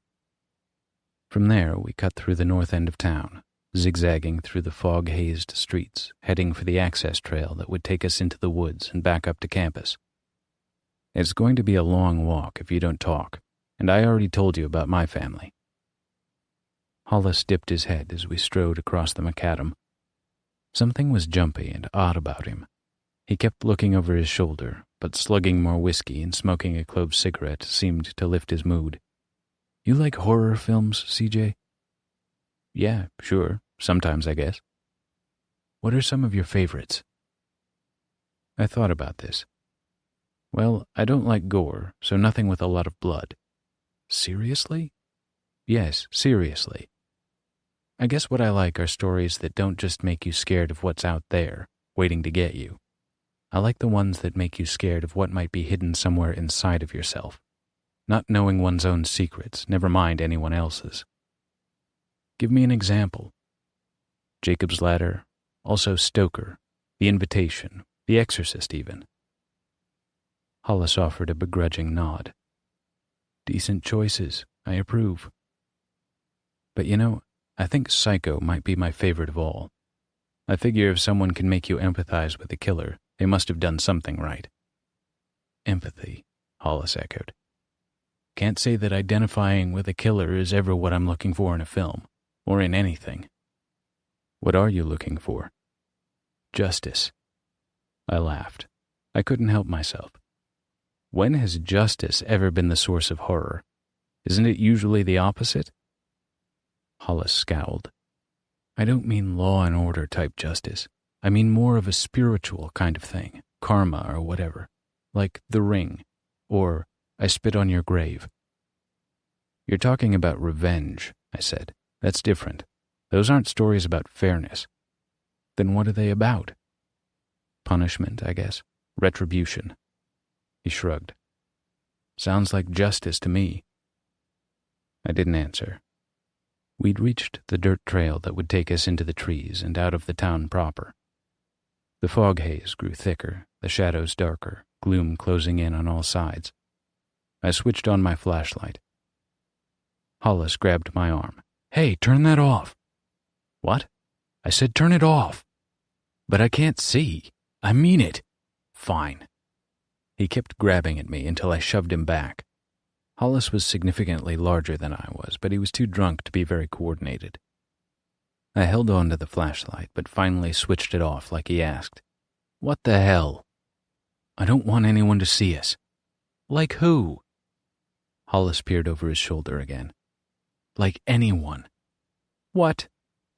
He walked faster, leaving me to catch up with him. Soon I was sweating from the effort, the trail growing steeper as we trudged upward through the night. "You ever hear about Danielle Bradford?" Hollis asked after a moment. I glanced at him. "She's someone you know?" "Not exactly. She was a student here back in 1915. That was the 4th year Dover Springs was in operation." "What about her?" "Well, Danielle was a local, like us. She came to study music, played flute and cello, although from what I've learned, she wasn't particularly talented at either. Anyway, when she was in her sophomore year, on a foggy September night just like this one, Danielle finished practicing and left the conservatory. She was trying to make it back to her dorm before the 10 o'clock curfew, according to witness reports, Only what? Only she never got there. They found her body the next morning in the bushes right outside her own room. Her throat had been slashed with a razor. Jesus, who did it? They never found out. 2 years later, it happened again. Only this time the victim was a guy, Samuel Forsythe, also a sophomore. He didn't show up to class after visiting with his family for a weekend in March. I guess his friends assumed he hadn't returned to campus. Well, 2 days later, he was found hanging from a tree in the woods behind the chapel, which used to be on the north side of campus, by the way, down by the stream. They moved it in 1956 due to flooding. So he'd been murdered too? That one was harder to tell, but a third student, Graham Keller, was killed the year after that, also on a night with particularly dense fog, this time in September again. He'd gotten separated from his girlfriend while hiking and was found in a clearing the next morning. He'd been stabbed in the neck repeatedly with an ice pick, so clearly murder. This sparked rumors of a serial killer in Dover. Our very own Jack the Ripper, but someone with a taste for college students, not prostitutes. And because of the fog and the mysterious nature of the deaths, it wasn't long before the killer was given a name. "The Dover Phantom," I said. "Exactly. But you want to know what happened next?" "What's that?" "The murders stopped." "Stopped?" He nodded. "For over 20 years. The next killing wasn't until March 20, 1939, Mary Downing. She was found strangled near the tennis courts, and there were 2 more murders in 1941 and 42. They stopped again until 65, and it's been like that ever since. 3 murders approximately every quarter century. We're up to 13 dead students now, including one a few years back, which means we're due for 2 more this cycle. And sure, people know about some of these deaths, obviously. Maybe they've even heard of the Dover Phantom. But no one's put all the pieces together the way that I have. No one sees it for what it really is, a pattern." "A pattern?" "Yes, it means something. This is all happening for a reason. And not only do we get 3 killings every generation, but they all take place in late March or late September. Do you know why that is?" "There's a lot of fog," I ventured. "It's the equinox." "What?" "I'm serious. The vernal equinox is March 20, and the autumnal is tonight, September 22. Those are the 2 times of the year when day and night are equal, and all the killings have taken place on or within a day or 2 of these dates. That can't be a coincidence." I was beyond baffled. "So you think these deaths are connected, both to each other and to a specific celestial event? But why?" "That's what I'm trying to figure out. I mean, it's a whole century of murder, but because it's been happening over such a long period of time, no one cares, except me." "So why do you care?" His voice hardened. "Are you saying you don't?" "No, but you want me to believe in a killer who strikes every 25 years or so, exactly 3 times, only on these dates, and that he's been around for over 100 years?" "That's right." "How could that be?" "I've thought about that." Hollis licked his lips. "A lot, because the killings being random would be the most obvious explanation. Dover has crime. Hell, we've had our fair share of murders around here. It's no wonder not everything is front-page news. Did you know that during the 70s there were at least 3 active serial killers in this general part of California? I nodded because I did know. Dover, for all its gated excess and idyllic seaside beauty, was known for its drifting population and increasing drug trade. loose morals, and New Age fetishism. Beneath our summer tans and salt spray ease, darker urges lingered. Violence, racism, cultish ideologies, utter greed, and dirt-cheap pleasures. But that doesn't answer the question about how he could be around for such a long period of time. Well, what if the killer's not a he? I cocked my head. You mean, what if the killer's a woman? No, I mean, what if the reason the killings have been happening for so long is because the killer's not a who, but a what? I gaped at Hollis, but before I could respond, the roar of an approaching car engine made me jump. We'd reached the junction where the wooded trail joined with the main drive leading up to the school, and I whipped around in time to see a pair of headlights careening out of a hairpin turn and rocketing up the hillside. I stumbled back at the sight, reaching to pull Hollis with me, only to find him not reacting to the vehicle at all. He just stood there, staring at me in that strange way of his. It was creepy, really, so I hissed, "What do you mean the killer's a what? Like a tree?"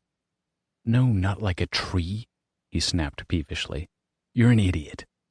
"Then what are you talking about?" But Hollis refused to answer. Instead, he folded his arms and set his jaw like I'd offended him in some way.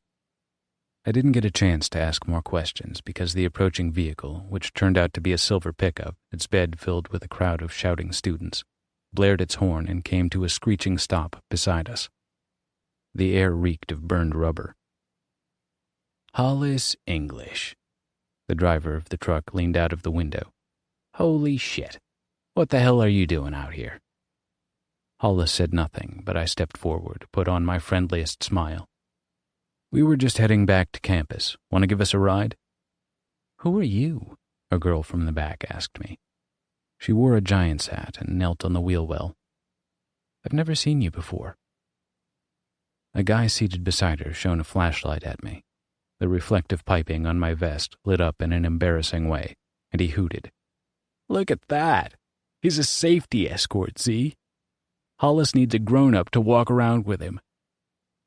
The girl clapped her hands. "That makes total sense." "Doesn't it?" She looked at me again. "So how long have you been working here?" "Huh?" "You're one of the new hires for the ground staff, right? That's why you got stuck doing this?" Her friend rolled his eyes. "Jesus, Z. He's a student, probably doing work study or something." I nodded. "Come on," the driver said impatiently. "I don't give a fuck who the kid is so long as he doesn't jack us. Get in the back already, let's go." We scrambled into the truck bed where I promptly thanked everyone and introduced myself. Hollis, on the other hand, remained a sullen heap, pulling his knees to his chest and refusing to say anything despite the fact everyone appeared to know who he was. "You coming to the after-party?" The girl with the giant's hat squeezed between us. She seemed to want to make things up with me. "Or are safety escorts not allowed to have any fun?" "What after-party?" I asked. "At Pike House. Hollis knows about it. He's supposed to be helping host the damn thing, but you know how he is." "Not really. We just met tonight." The girl grinned. "He hasn't tried to convince you to go ghost hunting with him, has he?" That hasn't come up." Her eyes sparkled. "But he told you about the ghosts, didn't he?" I glanced at Hollis, who looked more miserable than ever. "I don't know what you're talking about." "Oh, he told you," the girl said brightly. "I can tell. And look, we all think he's nuts, but who knows? Maybe he's right. Maybe we're all being haunted." "Haunted?" I echoed. She pinched my arm. "He's not going to puke, is he? He looks like he's going to puke." "He might. He's had a lot to drink. More than he should have, that's for sure."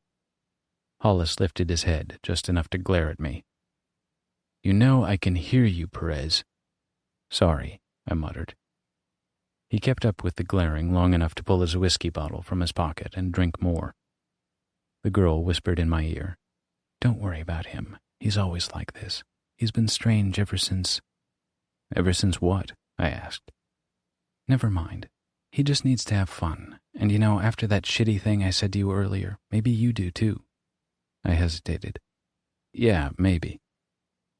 The truck rocked through a pothole, sending the girl bouncing against me. She laughed at my startled expression. "Well, in that case," she said, "there's no excuse. You have to come to our party." The truck paused briefly at the security gate before finally rolling onto campus. The ground fog beneath us had grown so dense the road had all but vanished. Everything else still twinkled with beauty, with seclusion. The Dover Springs property was a lush woodland oasis consisting of almost 200 acres of tree-lined trails, quaint classrooms speckled among the redwoods, and swinging footbridges that stretched across burbling creeks. Clustered on the east side of campus, a row of stately frat houses sat far from the freshman dorms, close to the trees, and after we'd parked in the nearby student lot and were walking up toward Pike House, the girl with the giant's hat pulled a pair of devil horns from her purse. I watched as she slipped them over her baseball hat before digging around for a glittery silver halo that she gently placed on top of my head. "What's this for?" I asked. "You're going to need it where we're going." "I am? What kind of party is this?" "You still don't know?" "No." The girl grinned as she trotted up the front porch steps ahead of me. "Heaven and hell." Most of me longed to follow her. But when I turned to look at Hollis, I felt a twinge of guilt, or shame, really, for having abandoned him. While everyone else from the truck was flooding into the frat house, he remained standing off to the side, in the shadows, with his broad shoulders slumped and his hands in his pockets. "Nice halo," he muttered as I walked over to him. "I bet I can find you one." He shook his head. "Go get laid if you want. You don't need to take care of me." "I don't want to get laid." "Everyone wants to get laid." "Well, I don't," I insisted. He pouted. "I'm not hunting ghosts, by the way. Zoe hears what she wants." "Yeah, well, you were the one who said we were all in danger from a killer who wasn't a person. What are people supposed to think?" "We are in danger," he cried. "All of us, right now." "Well, technically you aren't, but the rest of us are." "Why not me?" His eyes flashed. "You really want to know?" "Yes." "Then I'll show you. Come on." Hollis turned and beckoned for me to follow, leading me up onto the porch, through the frat house front door, and straight into hell. Once inside, I stopped and stared. Then I couldn't stop staring. It was impressive, really, to see how quickly the party had moved from beach to home. Unlike Hollis and me, everyone else apparently must have driven back to campus after the 11 p.m. bonfire cut off. The entire downstairs of Pike House was currently decorated in flames and pitchforks, while a black light lit the living room with swirls of neon and the crush of painted bodies. Iron Butterfly's Inagata Devita thundered over the speakers, set on hellish repeat, and the line for the keg stretched from the kitchen, winding down a long hallway. I probably would have kept standing there for all eternity, except Hollis tapped my shoulder and pointed to a staircase. Spell broken, I nodded and trailed after him, departing hell and ascending into a world bright and glittering. The second floor of the frat house had been transformed into a cloudy fog machine-generated sort of paradise. Every surface was covered in aluminum foil and flickered with candlelight. Glitter and angel wings fluttered from the ceiling while Sia sang passionately. The party's theme, it dawned on me, was a direct nod to the Feast of Avalon, that other celebration of light and dark, good and evil, those warring forces of our world. But there was no time for any deeper theological musing. Dragging me down a confusing twist of corridors, Hollis quickly pulled me into a filthy bedroom and shut the door behind us, then locked it. I looked around. The place was disgusting. It resembled a rat's nest more than anything else. Papers were tacked to the wall, clothes strewn everywhere, dishes piled in a corner, including dirty ones crusted with bits of food. "Nasty." I pointed at a small cloud of fruit flies. "Don't you eat in the dining hall ever?" "Not anymore," he said. "Now look at this." "At what?" "Right here." Shoving a bunch of crap onto the floor, he switched on a desk lamp and flipped open his laptop. Huddled beside him, I watched as he got online and pulled up the Dover Springs website, navigating to the page titled Our History. "Tell me what you see." I squinted at the screen. The page described information I already knew, how the site of Dover Springs had originally housed a private mental asylum that had been in operation from 1886 to 1907, at which point the hospital had tragically burned down. Rather than rebuild, The doctors who had operated the asylum decided it would be better and more charitable for the Dover community to start a private university instead. Okay, I said when I was done reading. So what? Did you look at the picture? I hadn't, but on the page was an old black and white photograph of a group of stuffy-looking old white guys, the school's founders. They were standing on the main campus's lawn, flanking a large sign with the Dover Springs crest carved into it. How many people are in that photo? Hollis asked. I quickly counted. 13. Do you consider that a good number or a bad one? I paused. An unlucky one. Fair enough, Hollis said. Well, I've been curious about the real history behind this place, so I did some digging into who these guys were, and especially the asylum that was here before, the one that burned. And despite all that charitable talk, it was a pretty fucking awful place. There were reports of abuse, neglect. People claimed they were wrongfully held for years on end. Families were broken up. Spouses couldn't get their loved ones out, even when they wanted to leave. I frowned. But that's just how it was back then, right? People with mental illnesses weren't treated fairly or humanely. I mean, it's shitty, but I don't know that it means the Dover Springs Asylum was any more cruel than any other place. Maybe not, but they were definitely more corrupt. Did you know that the town of Dover used to have a special committee that had the power to determine if someone needed to be institutionalized? And their decisions were legally binding. There were no hearings or means of recourse. They had complete discretion. This committee called themselves the Commission of Lunacy. No way, I said. That can't be a real thing. It was. And from the records I found, those same 13 doctors who ran that hellhole, who got subsidies from the state for every patient they housed, were the exact same doctors who made up the commission. I pointed to the photo. These guys? He nodded. It's all on record, if you know where to look. With the commission's power, they were able to have Dover citizens committed for the most ridiculous reasons, being distraught over a breakup, losing faith in their religion, even for getting fired from a job or protesting unfair work practices. Usually it was poor people or women. Jesus. The worst is, when the hospital caught fire, all the staff and doctors got out safely, but they didn't go back for a lot of the patients.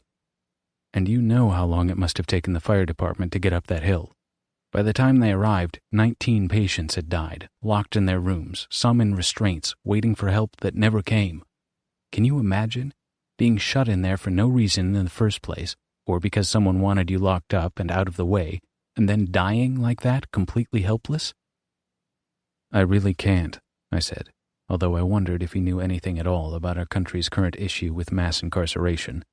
It's disgusting. But Hollis, these doctors, the school founders, when you said the killer wasn't a who, but a what did you mean? I meant, what if the killer's not a person at all, but a whole group of people? My mind spun. 13. He'd said there'd been 13 doctors. What kind of group? I asked cautiously. What else? Hollis said. A coven. A coven. I stepped back from his desk. You can't actually believe that. His face colored. Sure I can. It makes sense, doesn't it? They were the Commission of Lunacy, for God's sake. They essentially murdered 19 innocent people who they wrongly locked up, and as a result, they were rewarded with this school where they profited even more. If that's not evil, I don't know what is. And so, maybe that coven is still around. Maybe those same 13 men weren't men at all, and they have to keep killing every so often in order to... I stared at him. In order to what? Stay alive, he whispered. I blew air through my cheeks. That still doesn't explain the time period. I haven't seen any 150-year-old men wandering around Dover recently. But what if they don't look old? What if that's the point? Think about it. If you needed a constant stream of young people to sacrifice for your own eternal youth, and you couldn't run your asylum scam anymore, what better plan could you have than building your own elite university and inviting those young people to pay you for the privilege of coming here? I was speechless. This wasn't just drunken rambling. This poor guy really believed what he was saying. that those same 13 men still lived up here, still walked among the students in some youthful form or another. He kept going. It's the equinox. That's the key. I thought it was ghosts at first, some sort of specter, but that was wrong. The celestial event is definitely part of the ritual, which means there's a good chance someone here on campus is going to die tonight, before sunrise, although you don't have to worry about being targeted. Why's that? I asked. You're too old. Everyone who's been killed so far has been 19. 19? The same number as those who died in the fire. Ah. Then it hit me. Wait, how old are you, Hollis? The smile gave way to a grim one. I'll be 20 next week. There was no talking sense to him after that. Hollis really and truly believed what he was saying, and nothing I said changed his mind. Apparently, a coven of witches was running the school and sacrificing its own students on the nights of the equinox in some black magic blood rite so that they could live forever. It was a terrifying thought, sure, but not one I could bring myself to believe. At all. So what are you going to do? I asked after we'd gone back and forth a bit. It was clear our opinions on the matter were deadlocked. It was also clear he resented my skepticism. Hollis paced the room. I told you, tonight's the best shot I'll ever have, so I'm going to find the Phantom and I'm going to stop him. Him? Them. How? I don't know. I went for the opening. See, that's just it. You don't even know what you're looking for, which means you won't find it and you won't disprove it, and that means you'll just keep... Shut up. Hollis stopped to seethe in my direction. I already know you don't fucking believe me. You've made that pretty goddamn clear. It's not that. He walked toward me then. His hands were curled into fists. You don't get it, do you? I don't want your opinion. I never wanted it, CJ. It's worthless to me because you don't know shit about anything, so just shut your mouth, okay? Okay, I said. Hollis sneered. You're pathetic. I didn't argue with him on that point. Instead, I shut my mouth and stood there staring at the floor, waiting until Hollis had grabbed his coat and his whiskey bottle and stormed from the room, slammed the door behind him.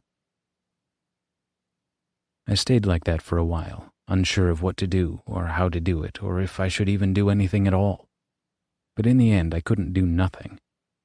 So after a few minutes, I left Hollis's room, winding my way back through heaven and down the staircase into hell, where I found the party had grown more crowded, more out of control. Iron Butterfly's 17-minute psychedelic dirge droned on while someone lined up shots of Fireball on the dining room table. I couldn't see Hollis anywhere, but I did spot Zoe, the girl from the truck who'd given me my halo. She was leaning against the wall, still in her giant's cap and devil horns, and I couldn't help myself. I went to her. Hey, I said. She smiled. It's the safety escort. My name's CJ. How about a drink, CJ? No, thanks. I still think it's weird, she said. What's weird? That I've never seen you before. You don't look familiar at all. It's a big campus, I said. It's really not. My cheeks warmed. Yeah, well, it's pretty easy to be invisible when everyone wants to pretend you don't exist. Her brow furrowed. Why would anyone want to pretend that? I opened my mouth, but before I could say anything else, the music cut off. The overhead lights came on, too. Oh, shit, Zoe whispered and pointed behind me. I turned and groaned. Hollis English was standing on a coffee table in the middle of the living room. He looked more disheveled than ever, his hair a greasy mess, his eyes wild and bloodshot, his Oxfords somehow missing. In one hand he still held on to that damn whiskey bottle, but in the other he gripped what appeared to be a large hunting knife, the kind with a long, jagged-edge blade. He definitely hadn't had that before. I held my breath, watching in horror as Hollis staggered, almost fell, then raised the knife high above his head with a roar of fury. "One of you here," he screeched, "is a killer. You're worse than that, even. You're a monster. I know what you're planning, so you can quit hiding behind whatever mask you're wearing. Show yourself. Come after me this time and stop being such a goddamn coward." In response, the crowd around him began hooting and laughing as if this were a performance they'd seen before. "Maybe it's me tonight," someone called out. "Or me," yelled another. "Maybe we all want you dead." "Or undead." "No, definitely dead." "Should I do something?" I whispered to Zoe. "This is bad." She shook her head. "The best thing to do is ignore him. He won't remember any of this tomorrow." That seemed a reasonable tactic, except a guy who I recognized from earlier as the driver of the silver pickup elbowed his way through the crowd right then and swaggered up to Hollis. The expression on his face was one of pure disgust. "Let's do this, English," he said. "I'm sick of your paranoid shit. If it weren't for your dad, I would have kicked your ass out of this house by now. So yeah, tonight, I'm all for doing whatever the hell it is you want. If one of us is looking to kill you, let's just be done with it, okay?" Hollis shrugged. "Okay." The guy snapped his fingers, and the lights went out. For the first 10 seconds, there was silence. Zoe reached for my hand, and I held hers. Then I heard a thud, like bodies colliding, followed by what sounded like a piece of furniture tipping over. Someone screamed and glass shattered, and that was when panic set in because everyone was shouting and moving, and someone shoved me from behind. I wrapped my arms around Zoe to keep her from being run into, and more screaming started, and the lights came back on. Hollis was nowhere to be found. "Hey, where is he?" a voice shouted. "What the hell?" The truck driver guy lay on the floor, rubbing his cheek. "That asshole sucker punched me." "Look." A girl with feathery angel wings pointed at the carpet next to the now tipped-over coffee table. A dark stain covered the gray shag. It hadn't been there before. "Oh, shit." Everyone closed in. "Is it blood?" someone whispered. The first girl crept closer, her face ghost white. She put her fingers in the stain and sniffed them. "It's just wine," she announced loudly. "Red wine." "Fucking Hollis." The crowd stepped back, turned away. The party quickly picked up where it had left off.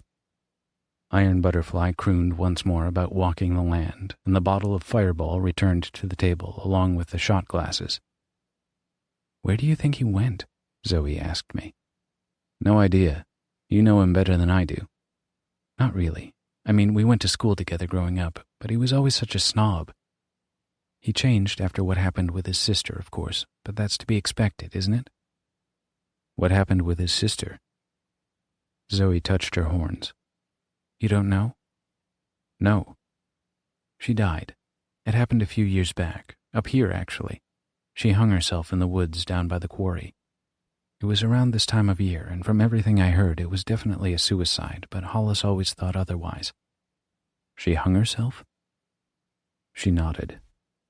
"He had a knife, Zoe." "I know." "Have you seen him with it before?" "No." I fretted. This isn't good. His sister dying like she did, It's what? She pressed. "Well, one of the risk factors for suicide is a family history of it." "How do you know that?" "I just do." "So you think he might hurt himself?" "I don't know, but I'm worried. I should go find him." Zoe bit her lip. "You want me to come with you?" I did want that, of course, but knew better than to say so. "I'll be fine. I can take care of it on my own." A hint of relief sparked in her eyes. "Good luck." "Thanks," I told her. "I'll need it."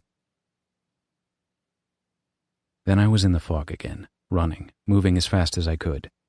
I fled the frat house, tearing down the porch steps and sprinting for the trees, away from the noise and the party. Once on the main footpath, my shoes pounded the earth as fast as I dared to go. My flashlight was useless in the soup, and it was only my studied knowledge of the winding circuit of trails that carried me across the far edges of campus, toward my destination. I kept going, navigating on pure faith and desperation, crossing over no less than 2 clattering bridges in the process. The Dover River churned beneath me, and the deeper I ran into the creeping tendrils of fog and clinging haze, the greater my sense of déjà vu grew.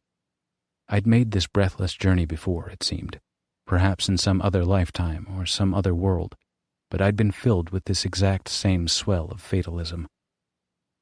I knew how this story ended. Didn't I? Reaching the quarry at last, the spot where Hollis's sister had lost her life, I stumbled my way around the perimeter. The air reeked of moss and stone, and with the way the mist had gathered on the water's surface, the entire area resembled a frothing cauldron. I cupped my hands together, called out, "Hollis! Hollis, where are you?" No answer. I kept stumbling, kept calling his name, until there, finally, on the far edge of the water, perched high on a boulder and hidden beneath the swaying branches of a large willow tree, I found him. Air slipped from my lungs, and I hurried forward on grateful legs, only to have my gratitude veer toward panic as I realized just how close he was to tumbling into the frigid water. "Hey, CJ," Hollis said as I approached, although he didn't bother lifting his head. His words were slurring worse than ever. "You look like a goddamn angel." The halo. He meant my halo. "Why do you run away like that?" "I had to, man. I had no fucking choice." "You do have a choice, Hollis, I promise you." "I really don't." His voice cracked, taking on a plaintive tone. Hey, why don't you give me those?" Climbing up, reaching him at last, I gently plucked both the hunting knife and the whiskey bottle from his hands. Hollis absolutely did not need either. "I puked," he told me, gesturing at the ground. "A lot." My nose wrinkled. "That's okay, but maybe you should come in a little closer from the edge. You don't want to fall in, you'll drown." "I know you don't believe me," he said sullenly. "No one does. Everyone thinks I'm crazy." I sighed. "I don't think you're crazy, Hollis. Just sad. Zoe told me about your sister." His eyes brimmed with sorrow. "They killed her. I know they did. She didn't fucking kill herself." Maybe someone did kill her. I don't know. I really don't. But I do know it wasn't a coven that did it, or a witch, or anything at all like that. How can you be sure? Because evil is a man-made commodity. 100%. Do you remember what I said earlier? The most frightening thing is the knowledge that true evil lays within, not in magic or the supernatural, but in ourselves. Hollis waved at the cross I wore around my neck, the one that had been my father's. "You really believe that?" "I'm not saying there aren't things in this world we don't understand, but those doctors you were talking about, the Lunacy Commission, they were just men. Bad men who died many, many years ago the way that all men do. Yes, they used their wealth and status to profit off the suffering of others, and yes, when that hospital burned down and killed those 19 patients, it was a tragedy. But a human tragedy, of the most unjust and unfair sort. But you want to know what else I believe?" "What's that?" he asked. "That while man doesn't endure, the evil he creates does. There are men alive today with different faces who wield different power, but that old Lunacy Commission still exists. It never went anywhere. It may take on different forms, but its function is always the same. So the pattern you should be looking for is one of exploitation, not magic, because those deaths you're so interested in aren't the reason. They're the reaction." "But a reaction to what? Why would any of this happen?" I crawled closer to sit beside him on the rock. "Maybe I can explain it this way. You and I, we both grew up here in Dover, but our lives, the way we see the world, couldn't be more different." Hollis let his head loll in my direction. "You think?" "I know. And see, first off, the Dover Phantom, this killer you're so obsessed with, well, when I was a kid, I wasn't taught that he was a monster or anything to fear. In part, of course, because people like me didn't come to places like this. We were never the ones in harm's way. Well, you're here now." I smiled. "But I'm really not. Just because I was offered a scholarship doesn't mean I took it.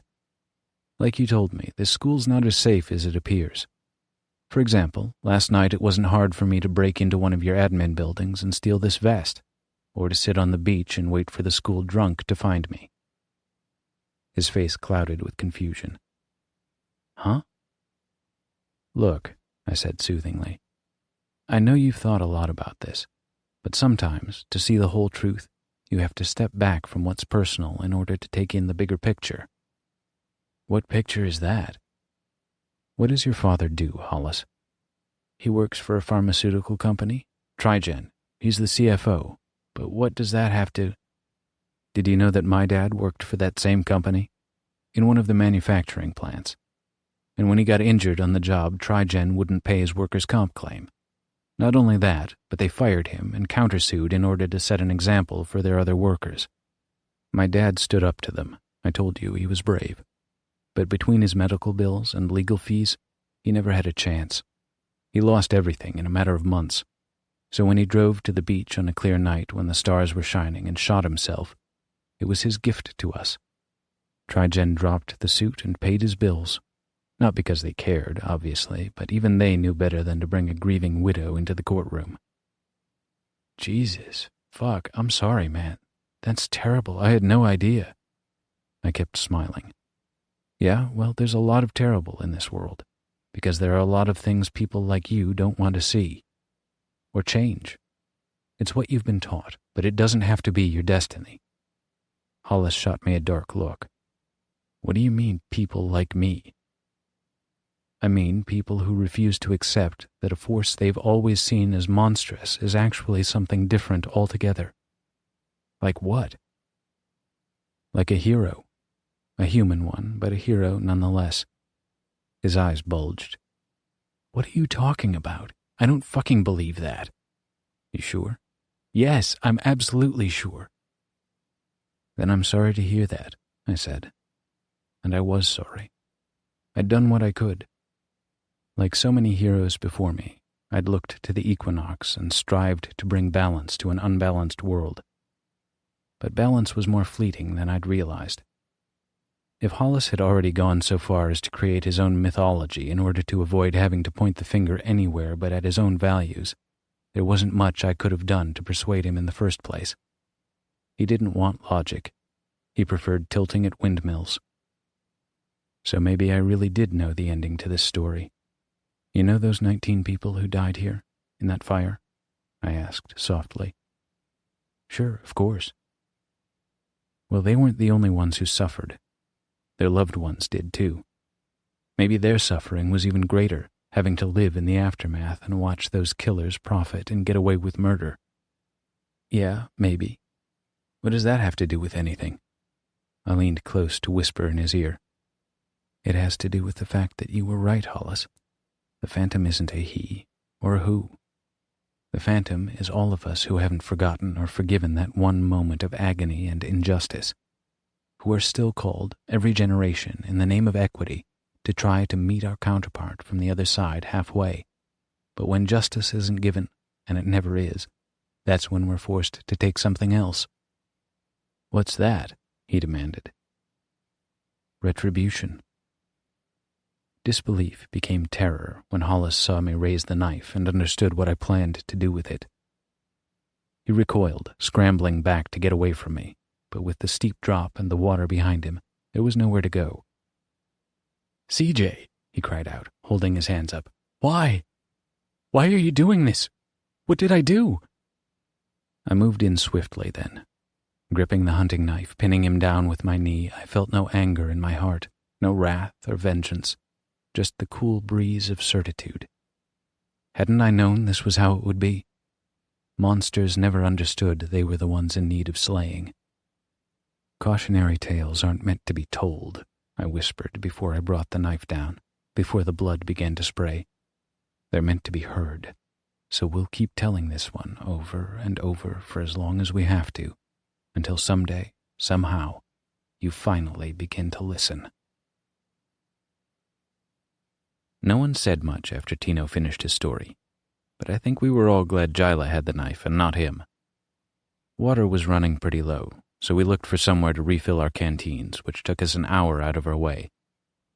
The stream we found was barely a gurgle of a thing, but it was enough. Everyone had broken down into their little cliques again, except Tino. He was by himself, leaning against a tree, when I noticed Jenna approach him. Sorry, she said. Yeah, you are. We've all been through stuff. Jenna's shoulders were rolled forward, and she wasn't looking Tino in the eyes. Just, if you want to talk, I'll listen. Tino laughed. You think I'd want to talk to you? I'm pretty sure if he'd spoken like that to Lucinda, she would have cut off his balls, but Jenna just offered him a shrug. Maybe. And if you don't, that's fine too. Then she walked off again. I was expecting him to keep laughing, but the moment Jenna was out of sight, Tino's bravado fled. It was like the iron in his spine melted, and the tree was the only thing holding him up anymore. You think he killed someone? Cody was asking Sunday and Georgia when I wandered back to where they were sitting on the ground. Sunday shook her head. No way. He's full of it. But all that stuff he was saying about Lucinda and me being rich, Georgia said. I mean, my parents have money, but we're not like that. We give to our church, and I volunteer, and... Don't take it personally. Sunday laid her hand on Georgia's, but Georgia pulled it away immediately. I'm not... She's just being nice, Georgia, Cody said. Georgia scrambled to her feet. We should get going. Let's go. And then she stormed off the way we'd been walking earlier, leaving Cody and Sunday to gather their things and follow. I should have gone after them too, but I couldn't help wondering what else I could learn listening in on conversations when no one was looking for me. Jackie and David were discussing their favorite TV shows. Jackie's, of course, was that werewolves in space show that was full of good-looking 20-somethings who were supposed to be teenagers, and David's was some online show I'd never heard of. I was thinking Jackie was going to give David a black eye for suggesting her favorite was garbage, but she kept her fists holstered. Jyla and Jenna were discussing how much farther we could walk before nightfall and whether we'd actually make it to camp by the end of the third day. Jenna could do all the calculations in her head like she was some kind of human calculator. It was amazing. And despite what Tino thought, I had faith that Jyla could get us back to camp on time, even if she was faking the faith she had in herself. Truthfully, I didn't give a shit when we returned to camp. I didn't have anything there worth going back to, and nothing waiting for me at home when we finally left the Bend. I might have been hungry and filthy and exhausted, but this was the most fun I'd had since my uncle had dropped me off, and I wasn't ready for it to be over. I didn't hear the yelling at first, but I saw Jyla's head jerk up, and then I heard what sounded like Cody screaming in a panic. I followed Jenna and Jyla to where the others had all gathered around Georgia. She was bleeding from her head, and her right ankle was bent in a way ankles weren't meant to bend. She was trying to climb down those rocks, and she slipped, and I think her foot's broken, and... Georgia was awake and crying about how she couldn't play soccer with a broken ankle, and what was she going to do now, and I couldn't figure out how she was worried about soccer when she was hurt and we were in the middle of nowhere. David knelt beside her, stripped off his shirt, and pressed it to the cut on her head. He pulled the makeshift bandage back and poured a little water on it. It's not deep, he said. Just bleeding a lot. Everyone looked to Jyla for what to do, but she'd gone pale and backed away. Tino growled at how useless we all were and got down on his knees to examine Georgia's ankle. He untied her boot and peeled off her sock. Her foot was already turning purple and swelling up. Shouldn't we leave the boot on? Jackie asked. So it acts like a splint or something? Won't do any good if her foot swells up inside and cuts off circulation, Tino said. Here, Jenna handed Tino a first aid kit that I hadn't known she had. Is it broken? Cody's face had gone paler than Georgia's. How the hell should I know? Tino said. I'm a delinquent, not a doctor. But he wrapped her ankle with a roll of gauze to immobilize it the best he could. She's not walking anywhere. I could use the flare, Jyla said. We all turned to look at her. What flare? David asked. You have a flare? Jyla nodded. Doug gave it to me for emergencies. Told me to use it if anyone got hurt and they'd come get us. This is a big fucking emergency, Cody said. Even with all of us crowding around Georgia, he'd stayed by her side, holding her hand. Shit, David said. I would have broken my leg yesterday if I knew we had a way out of this. Everyone was talking over each other, most telling Jyla to use the flare, and I doubted it was because they cared about Georgia. I don't want to quit, Georgia said. Lucinda, who hadn't given her opinion yet, said, I don't think we have a choice. If you can't walk, we'll have to carry you, and I don't think we'd make it back on time if that were the case." Jyla was already digging around in her backpack. "That settles it, then." She pulled out the clunky flare gun. "Sorry, Georgia." I knew why I liked being out in the woods, but I didn't understand why Georgia was crying about going back to the Bend early. Hell, being hurt likely meant Doug would call her parents to come get her. We were all supposed to leave 2 days after we returned from our survival trip, but she'd get to leave even earlier.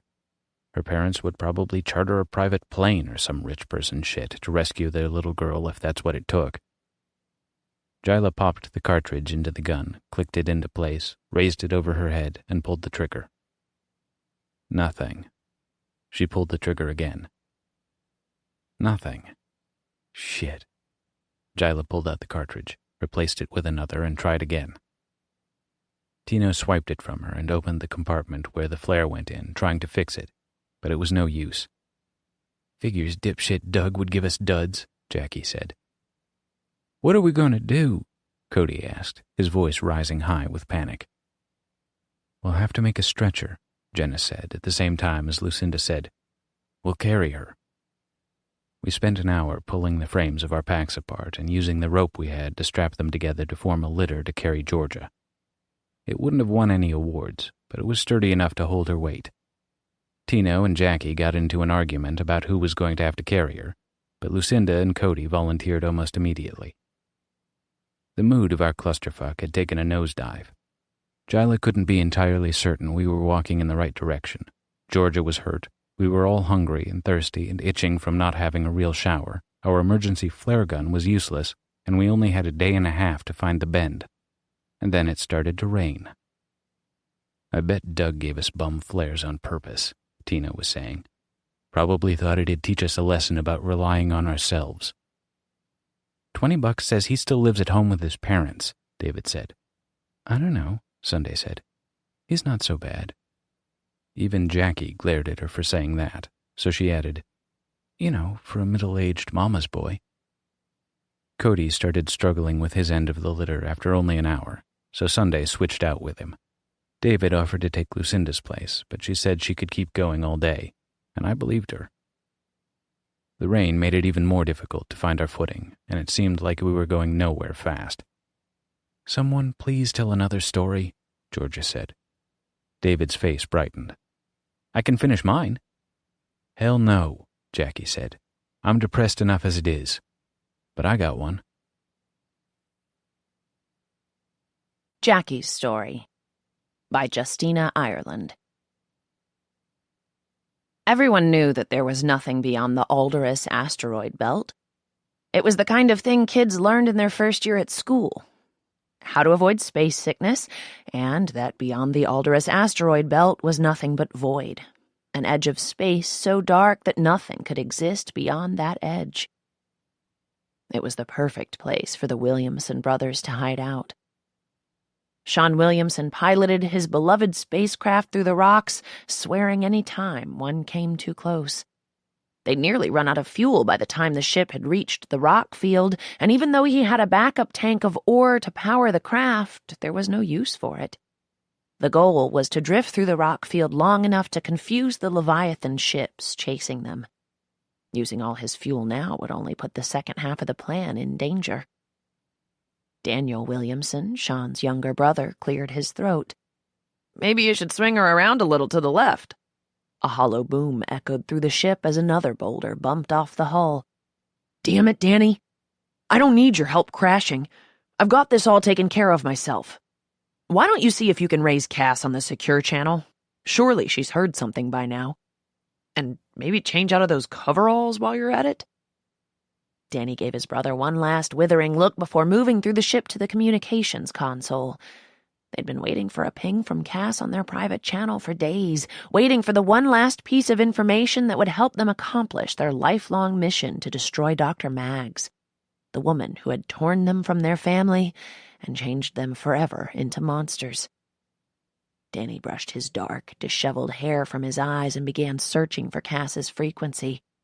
Both of the Williamson brothers were incredibly good-looking, but while Danny was tall and rugged, Shaun was shorter with spiky blonde hair. They didn't share much beyond their chiseled jaws, steely gazes, and the occasional willing partner. Their temperaments as different as night and day. "Hey, is this fan fiction? Fan fiction doesn't count as a real story," said David. Jackie rolled her eyes. "Yes, it does. This is a totally original story that I wrote." She continued. Danny found Cass after a couple of tries, connecting to her frequency with little trouble. He was the brother that could fix any technical issue. It was Shaun who could fly them out of a tight situation, though. However, the asteroid belt was giving even him trouble. "Danny, where are you guys?" "Aldous asteroid belt. Outrunning a pack of the corporation's Leviathan cruisers. You got any news for us?" "I do. Big news. There's something going down with the corporation. Can you and Shaun meet me on Finicus Prime in 2 days?" Another asteroid scraped across the hull, causing the ship to lurch and Shaun to curse loudly. Danny cleared his throat. "That might be difficult, but we'll do our best." "Great. See you then. Oh, and Danny." "Yeah, Cass?" "Tell Shaun that we have unfinished business," Cass said, her voice getting husky. "Of course you're welcome to join us as well. I know you're a fan of teamwork," she said before signing off. Danny signed off as well before yelling to Shaun in the front of the ship. "Cass has something. You think you can get us to Finicus Prime in 2 days?" He didn't mention Cass's very welcome invitation. No need to distract Shaun any further. "Oh, sure, because it's not like I don't already have enough miracles to work," Shaun said. Danny took that as a yes and headed to the engine room to make sure that the ship would actually get them there. Finicus Prime wasn't the kind of station anyone ended up on by choice. A backwater satellite light years away from shipping lanes and proper technology, it was the kind of place smugglers and freaks landed to grab supplies or sell hot merchandise or find a quick hookup. It was the kind of place the Williamson brothers loved. "I'll have the bacon cheeseburger and a berry pie," Shaun said, leaning back in his chair. Tossed salad and vegetable protein loaf? Thanks," Danny told the order droid. The bot trundled off, and Shaun snickered. "What?" Danny asked. "It isn't alive. You don't have to be polite." "No one knows exactly how much they know. There's no reason to be rude," Danny said. Cass slid into an empty chair without a word, laying a clear diskette on the table. "Danny is right. Studies have shown that bots are 23% more accurate when they're treated like a person." Shaun sighed heavily. "Cass." "Shaun, Danny, story is that the corporation is up to something new, something bad. This disc outlines everything I know." Cass flipped her dark hair over her shoulder and looked around the food counter. "It isn't looking good, though. There's something afoot, something bad." "We got it, Cass. We'll take care of it," Shaun said just as his food arrived. Danny nodded. "It's what we do."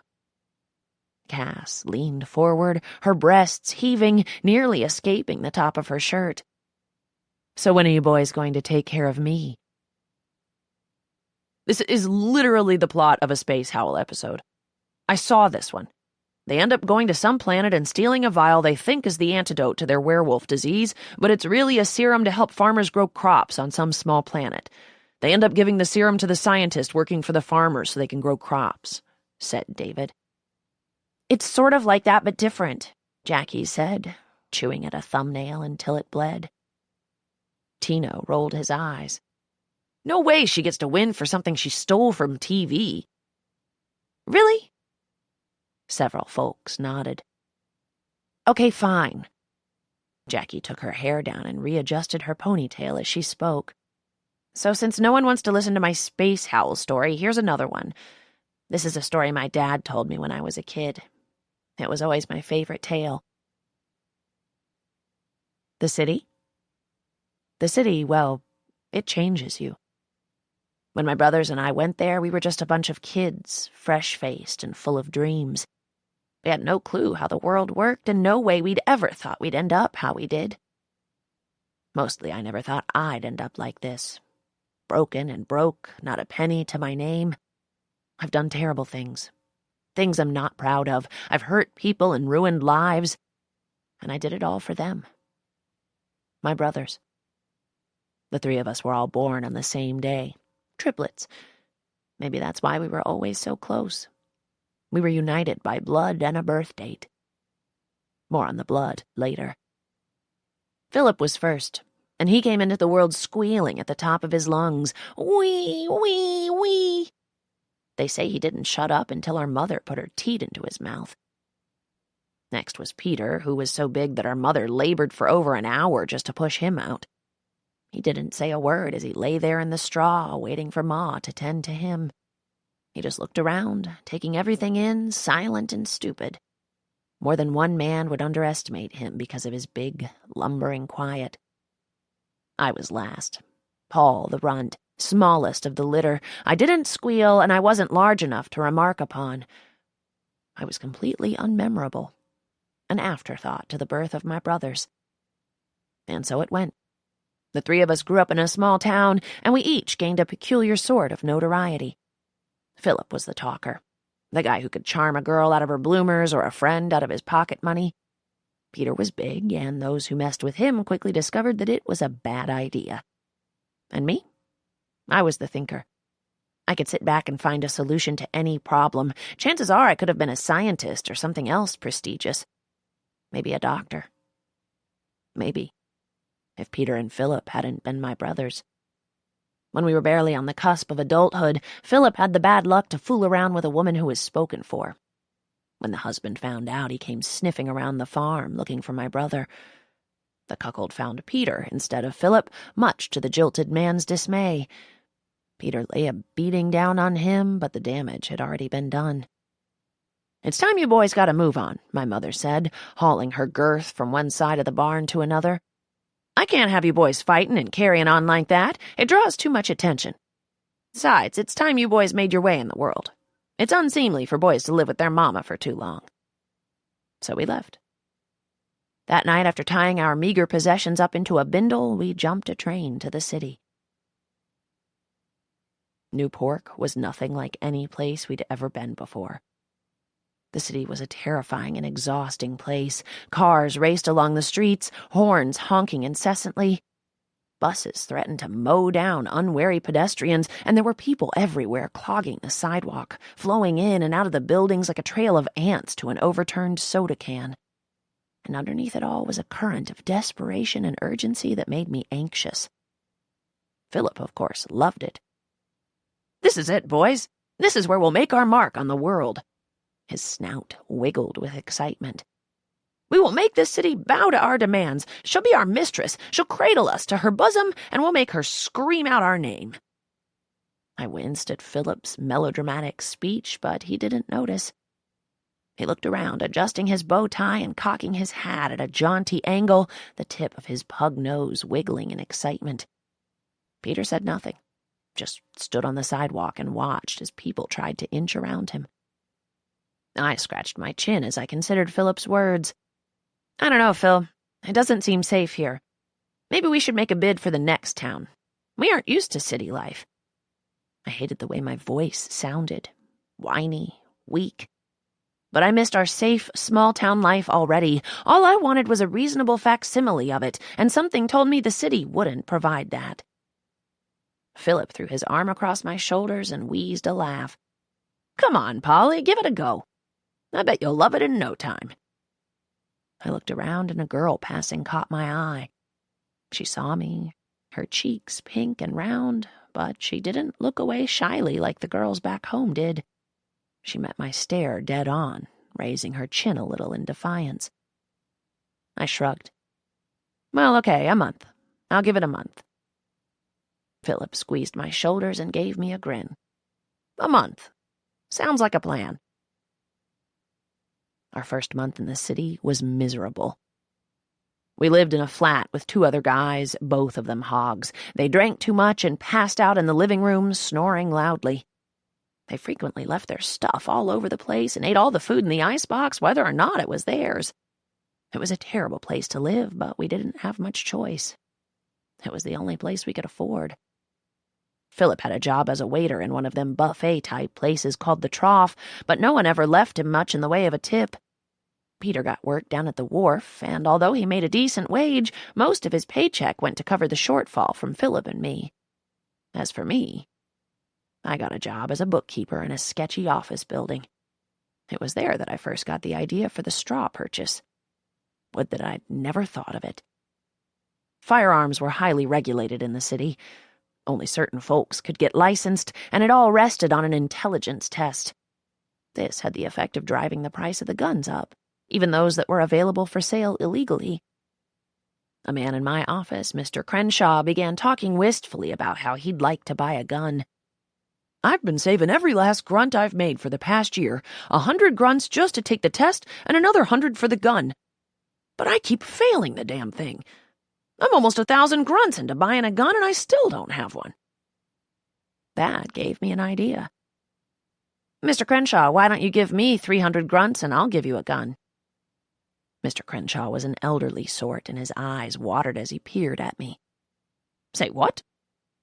"Well, if I take the test and pass, I can buy a gun. I can buy as many as I'd like, right?" He considered me. "Well, I suppose. No one knows who the gun belongs to once it's bought. No one cares. So if I buy the gun and give it to you, you get a gun and I get enough money to take my girl out somewhere nice." There was no girl, and the money would go to the rent, but the old man was so happy that he forked over the dough lickety-split. When I got back to the flat, I told my brothers my scheme in a low voice so our roommates wouldn't hear us. Peter gave me a slow nod, his way of agreeing it was a good idea. But Philip had bigger ideas. "Polly, why stop at one old man? Why not buy 100 guns?" I blinked at him. "What?" Philip began to pace. "There have to be dozens of suckers like him in the city just aching for a chance to get their grubby mitts on a gun. A gun means protection. It means power. Every girl wants to be with a fella who can keep her safe, and every man wants a gun. Nothing makes a man more foolish than a loaded gun." Here Philip paused and elbowed me to make sure I caught his double meaning. "And a fool and his money are soon parted.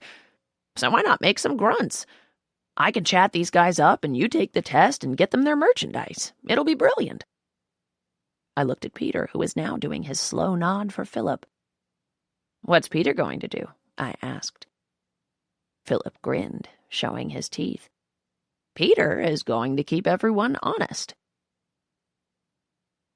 For the next year, we lived a life of leisure. The straw purchase racket was pure genius, and all three of us quit our jobs and moved out on our own. Philip moved to the north end of town, near the poker clubs and bars he loved. Peter met a nice girl and moved with her into a small house on the outskirts of the city. I moved into a nice high-rise building with a security guard. Although I'd been in the city for a while, it still made me nervous, especially with our less-than-legal enterprises. Philip had big plans for us, and the straw purchase soon grew into a full-fledged criminal empire. I came up with the ideas, and Philip and Peter implemented them. Prostitution, racketeering, illegal gambling, money lending. If it paid well and it was illegal, we dealt in it. And we were good at it. Philip was the mouth of the operation, using his gift of gab to cement alliances with other rackets and to smooth the way with the local cops. Peter was the muscle, and whenever a payee was late or someone didn't want to play nice, he broke into their house and hurt their feelings. And I was the background guy, the idea man. Philip looked like he was in charge of things, but I was the one running the show from the shadows. I kept my ear to the ground and applied the rumors and gossip I heard to our business, moving poker parlors before they were raided, paying off minor nuisances, and ending those who were thinking about talking to the feds. We cut a bloody swath through the city, taking what we wanted, killing anyone who got in our way. The three of us were unstoppable. That's when I started to hear the whispers about the wolf. In the old days, the wolf had owned this city. He was big and he was bad, but no one had seen or heard from him in years. There were rumors that he took a chunk of the pie from every operation, and those that weren't willing to play nice risked having their houses blown in, so to speak. Philip tisk-tisked away my worry when I mentioned the rumors I'd been hearing. Stories of a bushy-haired fella kicking in the doors of some of our smaller operations. We were in the back room of the bar my brother owned, the liquor sales and good time girls up front, a cover for the games in the back. Those days, Philip spent more of his time playing cards than running things, so more and more of the day-to-day operations fell to me. "There's no such thing as the wolf, Polly," Philip said, throwing a card down on the table. "We would have met him long before now if he was a real thing. Quit worrying," he said. "You're going to give yourself wrinkles." Then he did that thing where he grabbed the back of my neck and shook me a bit. I pulled free and gave him a nod as he went back to his card game, his hat cocked at a jaunty angle and a girl on his knee, that fearless grin I'd come to hate plastered across his face. The next morning, Peter found Philip dead, his eyes staring wide and surprised. He'd been closing up, restocking when someone had come in and iced him. No one knows what was said, and the drink straws scattered across the bar floor weren't talking. Peter and I gave Philip the best funeral money could buy, and at the wake afterward I pulled my brother aside. "We need to look into this wolf thing, Pete. You and I both know he offed Phil, and the last thing I want is this guy huffing and puffing all over us." My brother shook his big, dumb head and drained the beer from the bottle in his giant mitt. "Never you mind, Polly," he said, his voice deep and rusty from disuse. "I'll get him. The boys and I are going to go out and rattle a few cages, see what shakes loose. You just keep everything running smooth-like. Philip would have wanted it that way." Then Peter went off to comfort his girl, who was standing in a corner, crying pretty tears for a man she didn't know. I shook my head, feeling a dark sense of déjà vu. Philip hadn't listened to me either, and look where it had gotten him. But I knew better than to argue with big dumb Peter, and I let him do what he wanted. Peter took out his grief on the city. Shopkeepers trembled in fear at the sound of his heavy bootsteps, and the women in the markets whispered about whose husband had taken a beating recently. Peter worked his knuckles bloody, trying to get answers, but he came up with nothing. "Maybe it was an inside job," he said one night as he sat on the couch in Philip's old office. It had been 2 months since Philip's murder, and I sat behind his big fancy desk, going through the day's take. With my brother gone, I had started meeting with the cops on our payroll and the bosses who ran some of our smaller operations. Although I wasn't as good at it as Philip had been, I was holding my own. "It wasn't an inside job, it was the wolf," I told Peter. "We need to find this guy and offer him a deal, otherwise we're going to be next." My brother just shook his big dumb head and sighed. "I told you there ain't no such thing as the wolf. It's just an old rumor. Philip was axed by someone in the organization. We just need to find out who." My brother stood and put on his flat cap. "I'm going home. I'll see you tomorrow." But I never saw my brother again. They said it was a bomb, and that someone had snuck into Peter's house during the day while his girl was out and planted it in the kitchen. When the thing went off, it completely devastated his house and part of the neighbors. The cops never really found all of Peter's body, just bits and pieces of it mixed in with the sticks of his destroyed house. Peter's girl wasn't home at the time, and for a little while the cops tried to pin it on her, but she wasn't a killer. When she came home from her bridge game and saw the condition of the house, she broke down. The only damning bit of information the cops got out of her was that she'd been seeing Philip on the side before he bit it. The poor girl was destroyed. Here she'd lost the 2 greatest loves of her life within a span of a couple months. I paid for her to go upstate for some relaxation in a facility and thanked my lucky stars I was smart enough to leave the skirts alone. But now I was all by myself, and I knew that the wolf was real. Any day now he'd be coming for me, and I'd be ready. I bought the building I lived in and evicted all the other residents. I fired the guard downstairs, giving him a nice bonus so he wouldn't be too out of sorts, and I put my own boys in the front. I installed bars on all the windows and bricked up all the entrances except for the main lobby. Now there was only one way in and one way out, and you had to get past my boys to see me. I was ready. The bosses and dirty cops who reported to me thought I was losing it, that it had been an inside job, both Peter's and Philip's murders. I took out hits on all of them. Then I found new guys, ones I could trust. I let them move up through the organization. I rebuilt my enterprise from the ground up. And I waited. 6, 7, 8 months passed and no sign of the wolf. I relaxed my guard a little, started going out more. Dinner once a week, a show every once in a while. My enterprise flourished and I was rich. I deserved to enjoy a little bit of that. The wolf found me one night while I was out at dinner. I sat in the center of the restaurant, the only patron. I had taken to buying out the entire establishment when I dined so that I could eat alone, since people made me jumpy. I was less paranoid, but the wolf could still be out there waiting for his chance. I was enjoying a bowl of slop, the specialty of the house, when a bushy-haired man walked in. Both of my boys stood up, ready to escort him out, but he mowed them down without a word. I jumped up from the table and ran through the kitchen and out the back alley. I could hear the wolf's shoes pounding as he chased me down, and I gasped for breath, squealing as I ran. I was soft and large from too much food and too little movement, and there was no way I could outrun the monster I'd glimpsed back in the restaurant. I skidded down an alley, coming up on a dead end. I searched around for an exit, but the only thing there was a pile of bricks and a few overflowing trash bins. I grabbed a brick and ducked down behind the garbage can, trying to quiet my breathing and hoping the wolf hadn't seen me. Footsteps paused at the end of the alley and then began to approach.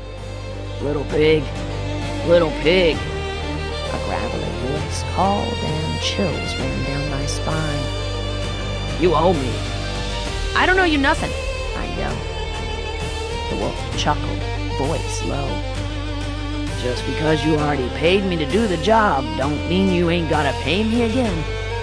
What would your associates say if they knew you were the one who had your brothers snuffed out, your own flesh and blood? That you killed all of your old boys just to cover your tracks, nothing but a parade of death and sorrow all the way home." I squeezed my eyes shut and thought about my brothers. I thought about the way we'd played together in the mud when we were small, and how hard our first month here in the city had been. Mostly I thought about how they were always there for me, fighting my battles, talking on my behalf, and how later they'd always taken the bigger cut. How I'd done all the hard work, but they'd kept most of the gains. And now here was the wolf trying to do the same thing. It wasn't about the money anymore, it was about the principle. I opened my eyes just as the wolf walked by. I gripped the brick with my mitts and brought it down on the back of his head. He fell to the ground, but I didn't stop. I brought the brick down again and again until the wolf stopped moving, his bushy tail limp. I'd killed the wolf, me and my brick, and I felt no better for it. I stumbled home and washed the blood off me. I felt so odd and so drained. I was sick of the city and tired of my life. I'd had my brothers killed and killed the wolf, but there would always be more of his kind, scavengers looking for a taste of blood. The city had broken me. It had turned me into a murderer, a criminal, a parasite on society. I couldn't even stand to look at myself in the mirror. So I fled. I took all the blood money I'd accumulated and left the city. I bought a small brick house out in the country and found a girl who didn't mind when I got quiet and stared off into space, thinking about the old times. It was a good life. But every once in a while, in the dark of night, when the wind would blow through the rafters of the attic, I'd think I heard footsteps and a voice crying, little pig, you owe me." And now, as an old boar with nothing to occupy his days, I think I hear that voice calling to me more and more. I know it's all in my head. The wolf is dead and I killed him. It still scares the bejesus out of me. So if you've got your heart set on going to the city, kid, go. You can find success there, even though hopefully you travel a more honorable path than I did. Just remember this one thing. Beware the wolf inside your heart. Cody giggled at first, and then he started laughing so hard he had to stop because he almost dropped his end of the litter and Georgia along with it. "Did you really just give us the 3 little pigs?" Jackie shrugged, smiled. "Maybe. Genius," Sunday said. "But I kind of want to know what happened to the brothers in space." "Maybe some other time," Jackie said. The rain had slackened off and finally quit altogether as the sun was starting to set. We hadn't figured out what we were going to do for food, and if the others were as hungry as I was, people were going to start getting cranky before too long. "How much farther do you think we have to go?" Georgia asked. "What do you care?" Tino said. "Not like you have to do any of the walking." "That's not her fault," Cody said. "Like hell it isn't." Tino leaned against a tree. He was trying not to show how exhausted he was, but the strain of hiking on empty stomachs was wearing on us all, and Tino didn't hide it well.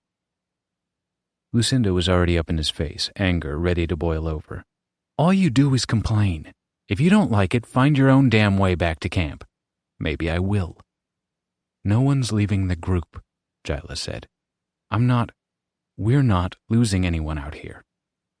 "They thought this would bring us together," Jenna said quietly. "Being alone out here, forced to rely on one another. This was supposed to teach us the value of teamwork or whatever, but we're all too fucked up to work together, aren't we?" "Speak for yourself," Lucinda said. "I'm just fine working with you." She motioned at Tino. "It's him I can do without." "Why?" Jenna asked. "What's he done that's so bad except say what he was thinking? What gives you or anyone the right to keep him from speaking his mind?" Lucinda opened her mouth to say something, but closed it wordlessly. We were never going to sit around a campfire singing songs and roasting marshmallows together. When we left the bend, we would each scatter back to wherever we'd come from and never speak to one another again. We'd slip into our old lives and forget the others existed. The courts and our parents or guardians had sent us to the bend hoping it would change us, but I didn't think that was possible. The things that made us strong individually were also the qualities that kept us from functioning as a unified whole. Dipshit Doug had told us on our first day how Zeppelin Bend had been named after a knot used to tie two pieces of rope together. It was considered by some to be the ideal bend knot because it was secure and easy to tie. He'd said we were each a piece of rope, and his goal was to tie us to one another, teach us how to form a knot with the people in our lives and become stronger as a result. But I knew a thing or two about knots, and the Zeppelin Bend was also known for the ease with which it could be untied.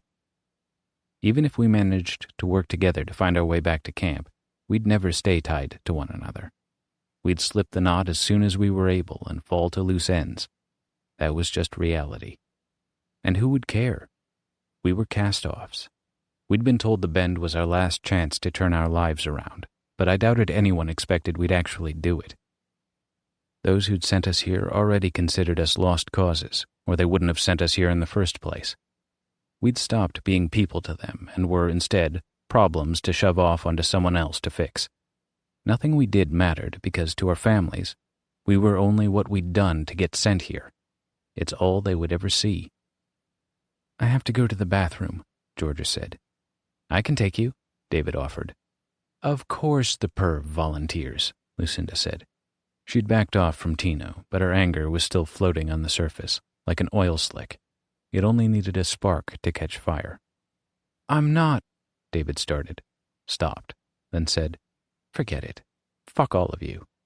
"I'll take her," Jackie said. "Maybe we'll find a McDonald's while we're out there." Jyla looked around where we'd stopped. "This is as good a place as any to make camp. I don't think we're going any farther tonight anyway." Cody found Georgia a stick she could use as a makeshift crutch before Jackie led her off a distance to take care of her business, and the rest of us worked on making camp. Jenna collected kindling for a fire. Tino found rocks to circle it with, and Cody went searching for logs he could drag over so we'd have something to sit on. Everyone seemed to know what they were supposed to do, and did it without needing to be told. I went off on my own because I also needed to relieve myself, and I was hoping to find something to eat. But I returned empty-handed. Sunday was sitting on a log talking to David, who was crying and shaking his head. "That's not how it was," David was saying. "I know, but you have to admit it sounds really messed up." Sunday was sitting close to David, but not touching him. "That's because none of you let me finish." "She was your sister, David," Sunday said. "Can you blame us?" David shook his head. "But if you just hear the rest of the story, I swear you'll understand." "Tell me then," she said. I'll listen if you want to finish. Big Brother, Part 2 by E.C. Myers.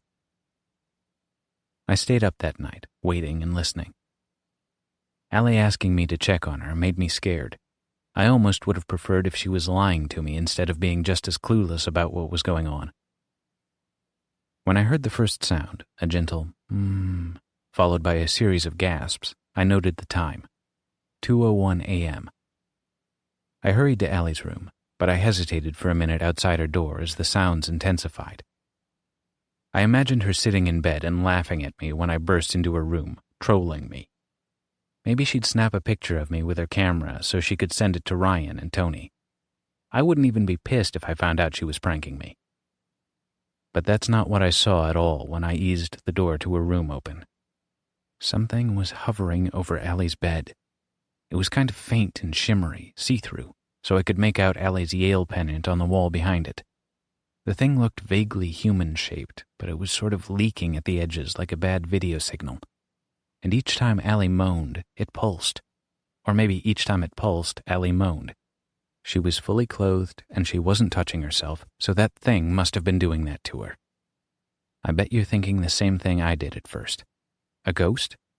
I know what you're really thinking. He's full of shit. I was frozen, peering through the door. Finally, when my brain rebooted, I did the only rational thing, exactly what you would do in the same situation. "What the fuck?" I said. The thing quickly expanded and faded into nothing. Poof. I rushed to my sister's bed. Her room was noticeably cooler than the hallway, but she was sweating. Her eyes moved rapidly under her closed eyelids, and her lip quivered like she was freezing, but she had gone quiet again, and I couldn't wake her. "Allie, wake up. Wake up!" I gently nudged her over and over again. Then I started shaking her. I was finally ready to go get my parents, call 911, when her eyes opened wide and she took a great, gasping breath, like coming up for air after diving underwater. "David? What are you—" She bolted up. "It happened again?" I nodded. Do you remember anything? Do you feel anything?" She shook her head. "Nothing." I cleared my throat. "Like your, breasts don't feel sensitive, or your, I glanced down at her. She was wearing a ratty old Gryffindor t-shirt and track shorts.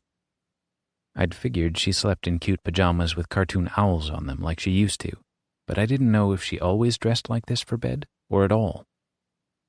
"David," she covered herself with a sheet decorated with cartoon dinosaurs. "Sorry, but seriously, how do you feel?" She shrugged. "I feel normal."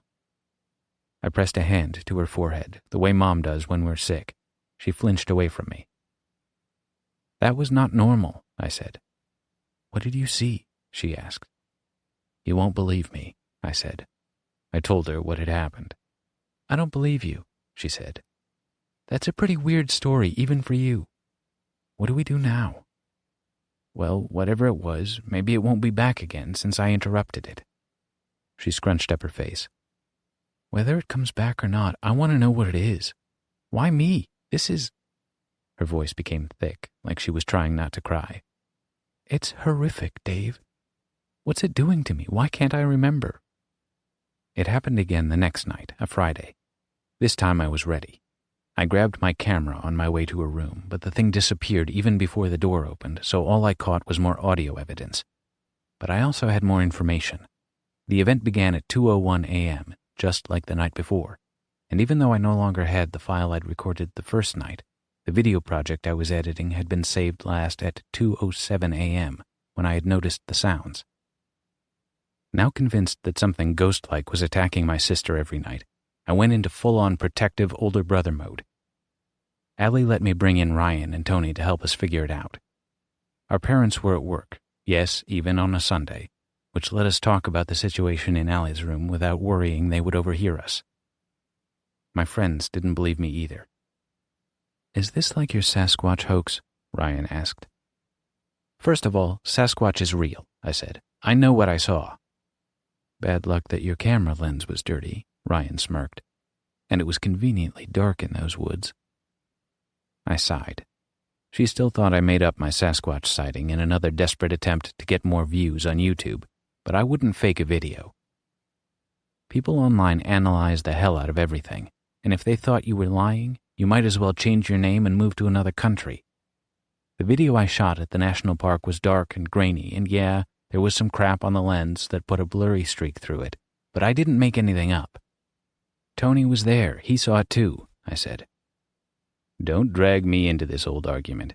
We were drunk. I was seeing all sorts of things that night, but that doesn't make any of it real, Tony said. It looked like a bear, maybe, Allie said generously. Sorry, there's no way that thing in your video is a Sasquatch day.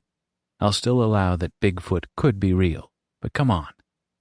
Now you claim you saw a ghost? Ryan gave a short, derisive laugh and threw up her hands. Why not aliens? Aside from the fact that there's no other rational explanation for what's been happening to Allie, I said. Persistent genital arousal disorder. Ryan snapped her fingers. That took me 2 minutes to find on Google. Is that the technical term for puberty? Tony chuckled. It's a serious condition, Tony, Ryan said. An invisible, debilitating disability that either gets no medical attention or the wrong kind of attention from childish idiots like you. Tony looked chagrined. Uh-oh, I thought. What's going on there? What's persistent genital, I asked. Arousal disorder, PGAD. It causes unexplained, spontaneous orgasms that last for hours, days, or even weeks, Ryan said. Sounds awesome, Tony said. Ryan gave him a scathing look. This is a little different. Allie's orgasms happen once a day, starting at 2:01 a.m. and running for about 20 minutes, I said. Allie groaned and covered her face. If you want to be scientific about it, those are the facts, I said. Hypnotism, Tony said. Not that again, I said. Tony had been excited a few months back about web videos showing a guy hypnotizing women to have an orgasm when he gave them a keyword. Ryan eventually let Tony try it on her, but it hadn't worked, of course.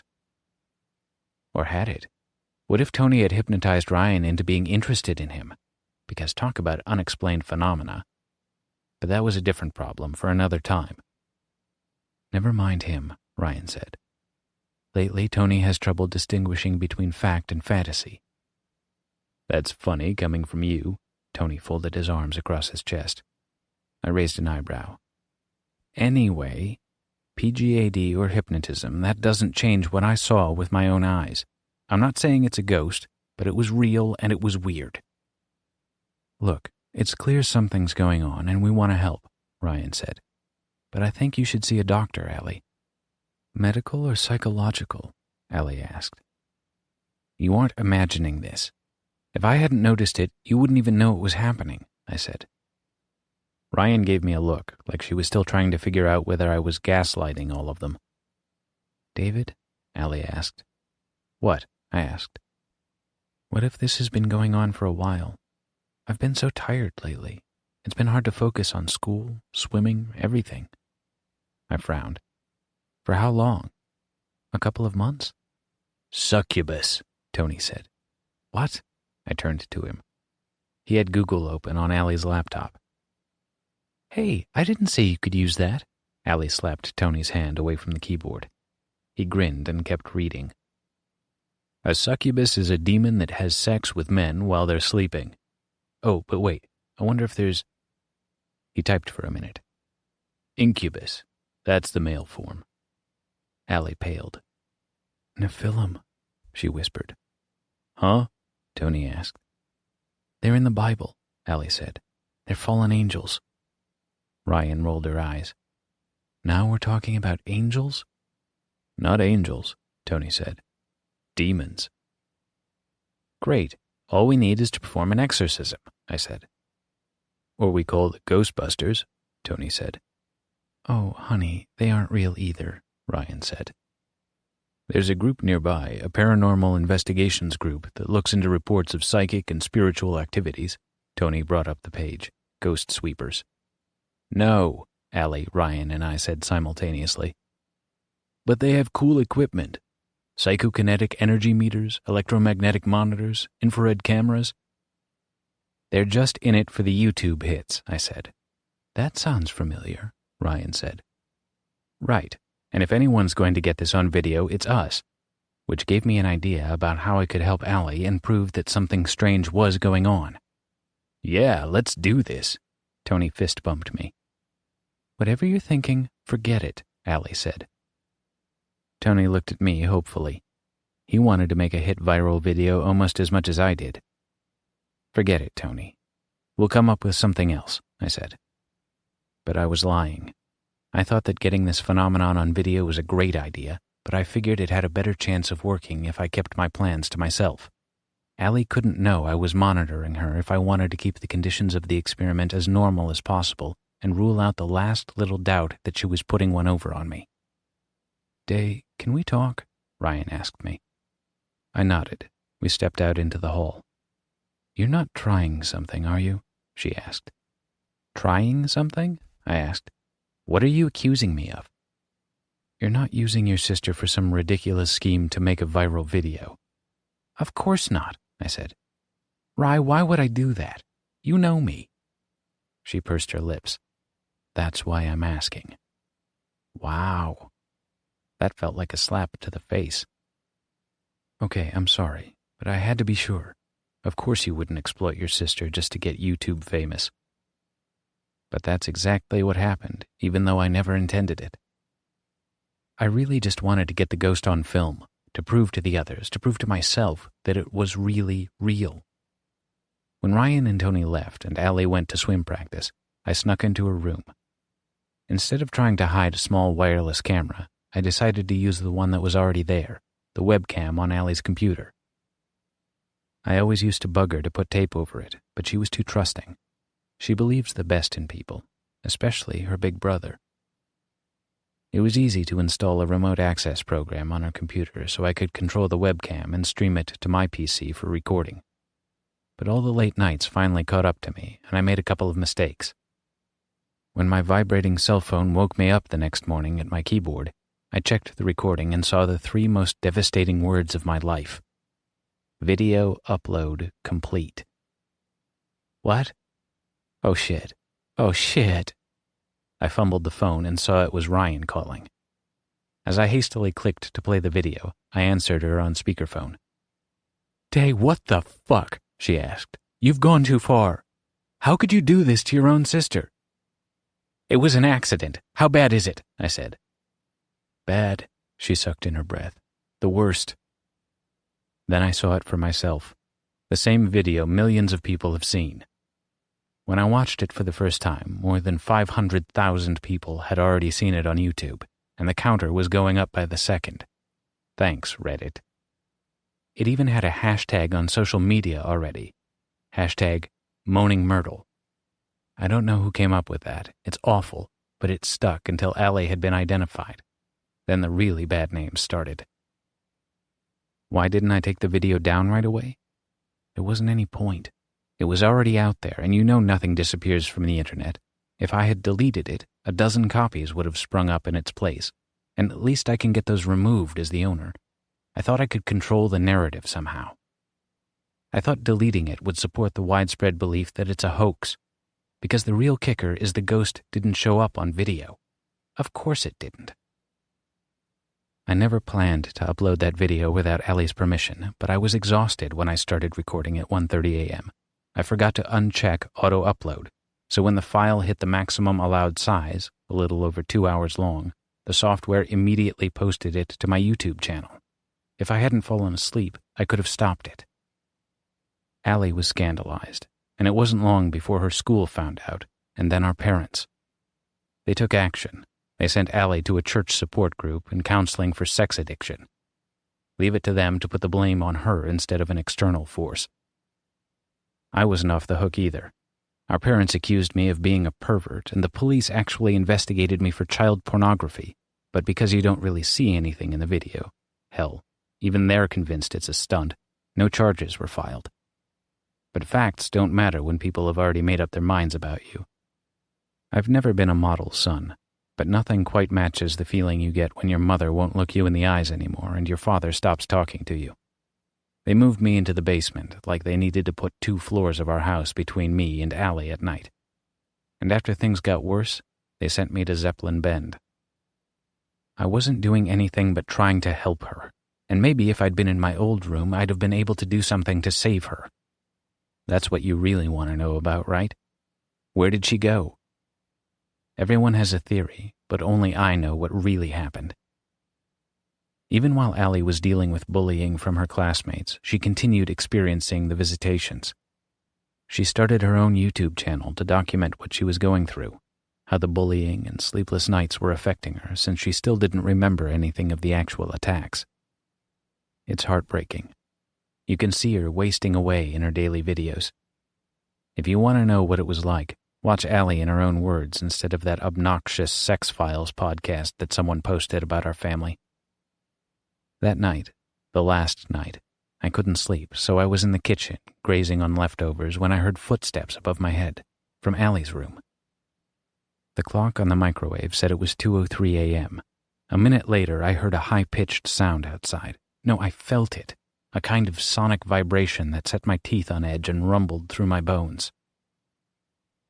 I rushed to the window and looked outside just in time to see a flash of light bathe the back of the house like a giant camera flash. I blinked. When my vision adjusted, I saw something zoom off overhead into the night sky. It was quiet upstairs. I bolted up to Allie's room. Her door was locked. My parents had the key. It's a lot harder to kick doors open than it looks on TV. When I entered her room, it was too late. Her window was wide open and the room was empty. There's nothing she could have climbed down on. No trees, storm drains, or ropes made of knotted sheets. I looked out her window, and the backyard below was empty and undisturbed. "Allie!" I called. "Allie!" My parents ran in. Dad pulled me away from the window, and Mom screamed at me. "What are you doing? Where's your sister?" At first, they thought I'd pushed her out the window, but there was no body. There was no sign of her. The police came, took me back to the station, questioned me, all but arrested me. I was in even more trouble than I was for secretly recording Allie. But I didn't care because she was gone, and it was my fault. Most people think she ran away or that this is some elaborate hoax the two of us concocted together. Even my best friends finally abandoned me over it. Ryan thinks I'm lying and that I did something unimaginable to my sister.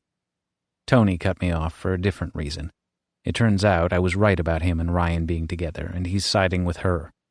So there go my friends, along with my YouTube content and my dreams of making it big as a video producer. If it weren't for the video of Allie's attack, my channel would be dead. Instead, I have more subscribers than ever, though they're probably following me because they think I had something to do with her disappearance. But I know what really happened and who was responsible. I've been calling the thing that was visiting her a ghost, but that isn't quite right. I did end up calling the ghost sweepers.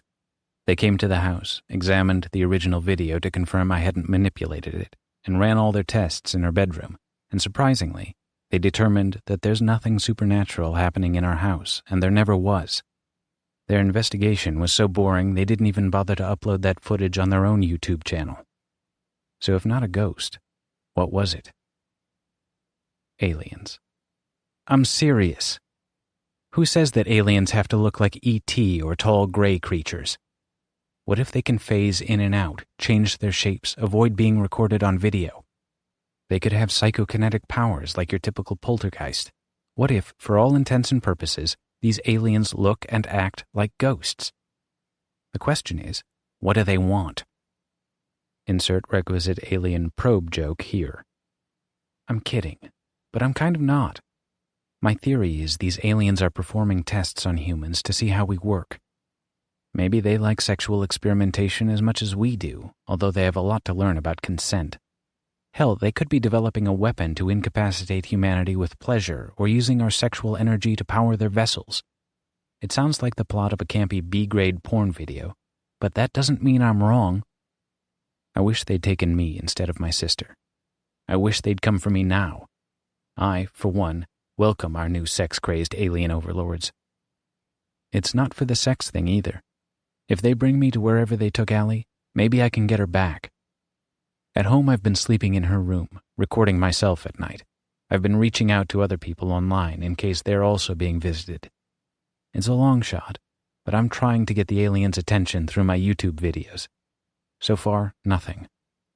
But if I mysteriously disappear one night, you'll know what happened to me and you can tell my story, even if no one believes you. In the meantime, ask yourselves, do you feel refreshed when you wake each morning? Or does it seem like you just aren't getting enough rest no matter how much sleep you get? Was that a fucking joke? Lucinda asked. Aliens? You think it was aliens who molested your sister and then kidnapped her? And you want them to do it to you? You made that up, Cody said. Right? David shook his head. He'd started out just telling the rest of his story to Sunday, but the others had fallen around the fire to listen as well, unable to resist despite their obvious disgust at the idea of David filming his little sister getting off and posting it for everyone on YouTube to see. That was your sister? Tino said. I've seen that video. There was no way that was your sister. It's real? Georgia asked. Jackie chuckled. I'm sure you can Google it when you get home. I'm not. Cody put his hand on Georgia's back. That's not what Jackie meant. Yeah, it was. Jenna sat closest to the fire as usual, holding a stick in the center of the flames, watching the end blacken and char and the tip burn until it was a bright orange ember. If that story was fake, you've got a sick sense of humor. If it was true, you're just sick. My vote's a little from column A, a little from column B, Jackie said. At least I didn't try to pass off an episode of Space Howl as my own, David said defensively. Jyla cleared her throat, pulling the attention off David. So we've got a problem we need to discuss. How none of the girls should be left alone with David? Lucinda said. Tino laughed. You're not related, so you're probably safe. I think we're lost, Jyla said, raising her voice to cut through the noise. No one spoke for a full minute. Like Jyla had stolen our voices and thrown them into the fire, and all we could do was watch them burn. Tino found his first. And who knew this was going to happen? He looked at each of us in turn. Oh yeah, that's right, I did. Why don't you shut the fuck up, Constantino? Georgia said, which caused Cody and Sunday to both stare at her. I couldn't remember ever hearing her cuss before, and it sounded harsher coming from her. We got turned the wrong way trying to get down the rocks earlier, Jyla went on, and I think we've hiked too far north. Thanks, Georgia, Jackie said. Cody bunched up, his expression tight and defensive. It wasn't her fault. Yes, it was, Georgia said. If I hadn't run off and gotten hurt, we wouldn't have had to go around the stupid boulders. Tino pointed at Georgia. At least someone's taking responsibility for screwing up. I swear to God I'm going to knock your teeth down your throat, Lucinda said. David said, Why don't you two go screw and get it out of your systems already? Jenna rolled her eyes at him. Because they can keep it in their pants. Tension simmered around the campfire, and it was beautiful. All they needed was a little nudge to explode. But Jyla shushed them and said, Look, we're hungry and tired, and we're not going to figure this out tonight. So why don't we just get some sleep, and we'll talk about it in the morning. No one argued, not even Tino, and we each eventually retreated to our sleeping bags. But I don't think anyone slept that night. Day 3. Our third morning in the wilderness was damp and quiet. Everyone was hungry and everyone was angry. We were frayed and wondering if we were going to make it back to camp. Without the flare, dipshit Doug would never know where to find us, and it began to occur to each member of our clusterfuck at different times that we could actually die out here. I thrived on the chaos. I lived for tossing bombs and watching them explode. But even I didn't want to die of starvation or thirst or by being mauled by wild animals. Jenna had woken up screaming in the middle of the night, and I'd seen her and Georgia wander off to talk. While they were gone, I'd sworn I'd heard wolves or a bear or whatever animals prowled these mountains, so I'd pulled my sleeping bag over my head, hoping if some hungry beast wandered into our camp, it would eat one of the others and then leave. Jyla, Jenna, and Sunday had woken up early and huddled near the fire, talking quietly and trying to figure out where we were. Tino and Lucinda joined them eventually, and it was a wonder that the meeting didn't end with anyone shouting or castrated or dead. They decided as a group that we needed to head east because even if we didn't hit camp, we'd eventually run into the main road that ran up the mountain. It seemed as good a plan as any, and there were no arguments. Georgia's ankle was still swollen and bruised, and she couldn't put any weight on it, but she was able to hop a little using the crutches Cody had made her. She was determined not to spend the whole day being carried around in the litter, and even though carrying her would have been faster, no one was brave enough to tell her that. "Maybe you got lucky and it's not broken at all," I overheard Cody say to Georgia after we'd started walking. "I don't know," she said. "Maybe, but if I broke it, that wouldn't be the worst thing." "Are you kidding?" "Well, at least then I'd have an excuse to quit the soccer team." "What?" Cody stared at her. "Why would you want to quit?" Georgia stopped. "Look, I was sent here because a girl on the team accused me of sexually assaulting her." Cody's mouth fell open. "Did you?" "No." "But we kissed, that's all. And she kissed me first." Georgia kept her voice low. "But her parents found texts we'd sent each other and they freaked out, and she made up this whole story." "So does that mean you are gay?" Cody asked. Georgia didn't answer for a while. Then she said, "I don't know. Maybe? You know, it's okay if you are." "Yeah," Georgia said. Maybe I like both. It's confusing, you know?" Cody nodded. "I get it. Everything just got all messed up with that girl. She lied, she flat out lied, and now my parents think—" She stopped, shook her head. "I don't know." Sunday must have been eavesdropping because she fell in beside them and said, "My dad sent me here because of something somebody else did, too." "What was it?" Cody asked. "No one wants to hear it," she said. "She's right about that," Tino shouted from the front. "I do," Georgia said. Sunday's chin dipped to her chest. "Sure," she said. "Okay." Self-Portrait by Brandy Colbert. Sunday Taylor sat next to Micah Richmond her first day at the Brinkley School, and he was the first person who was nice to her, so she trusted him right away. She also knew right away that he was different from her friends in Chicago. At her old school, she'd hung out with the church kids because they always seemed to want her around. They invited her to birthday parties and weekend barbecues and youth group meetings teeming with sexual tension. None of it was particularly fun. She'd always felt a bit like they were all in some unspoken competition for who could be the best Christian, but they were always kind. She'd moved to L.A. a couple of weeks ago when her father got a new job. Both he and his husband seemed to be fitting in just fine, but Sunday was terrified of Los Angeles. It was just so different from what she was used to. The city was slower, more relaxed than Chicago. Here, people who were 40 looked 20, and it wasn't all cosmetic surgery. 6 months of winter ages you, her dad had said as they dodged moms in yoga pants and college students buying kale in the natural foods market. Life's a lot easier when you don't have to spend half of it shoveling snow and avoiding frostbite. They lived in the San Fernando Valley, what everyone called the Valley, and what she soon realized was considered very uncool by half of Los Angeles. Sunday didn't mind it. Her school was over the hill in West Hollywood, so she got to see plenty of the city during the week. It seemed busier there, more traffic and people. Their street in Sherman Oaks was peaceful, so quiet and manicured it felt like a storybook neighborhood. "Sherman Oaks is cool," Micah said after asking where she lived that first day. They had second period together, too, so they ended up walking next to each other across campus. Sunday was grateful for it. The campus wasn't particularly big, but it was clear that everyone knew everyone else. They kept looking at her, and she wondered if it was because she was new or because she was with Micah. Maybe both. "Where do you live?" she asked, taking in his profile. He was cute enough to warrant the stares of the other students. Micah was one of the few other black kids she'd seen since she got there.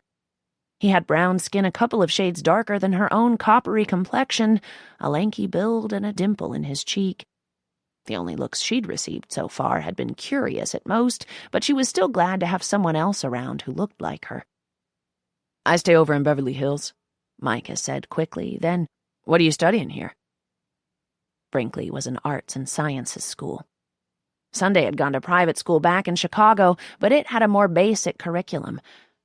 Looking at the roster of classes on the website when they were filling out her application, she'd been almost intimidated by the selection here. "Visual arts. You live in Beverly Hills? Is it as fancy as it is on TV?" He shrugged. "Parts of it, yeah. What type of art?"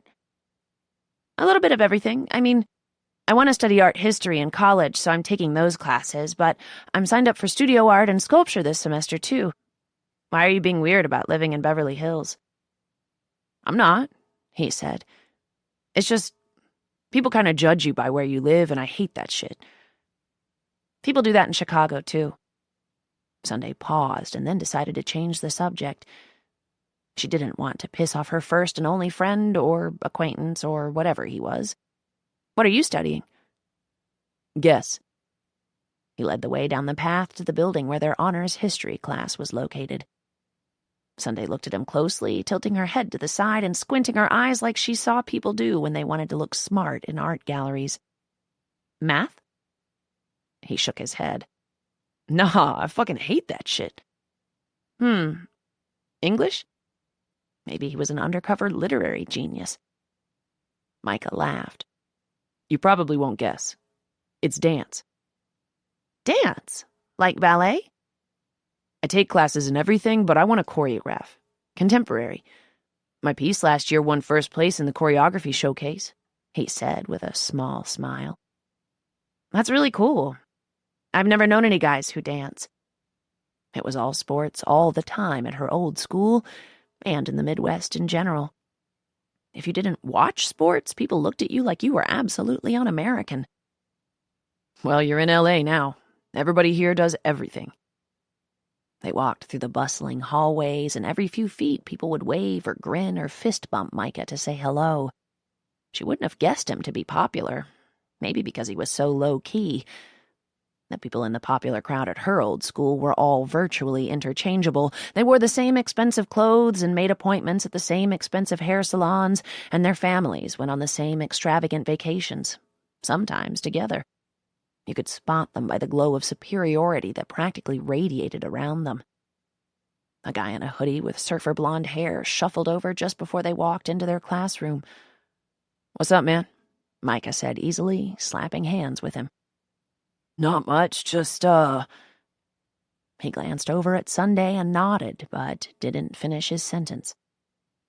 Ah, the universal signal that her presence wasn't wanted. "I'm gonna go in," she said to Micah, feeling the self-consciousness that had engulfed her when she walked up the front steps that morning, flooding back in full force. It had started to dissipate once Micah introduced himself in first period. "Save me a seat." And just like that, the warmth in his voice convinced her that she was going to be okay. Sunday settled easily into their new friendship.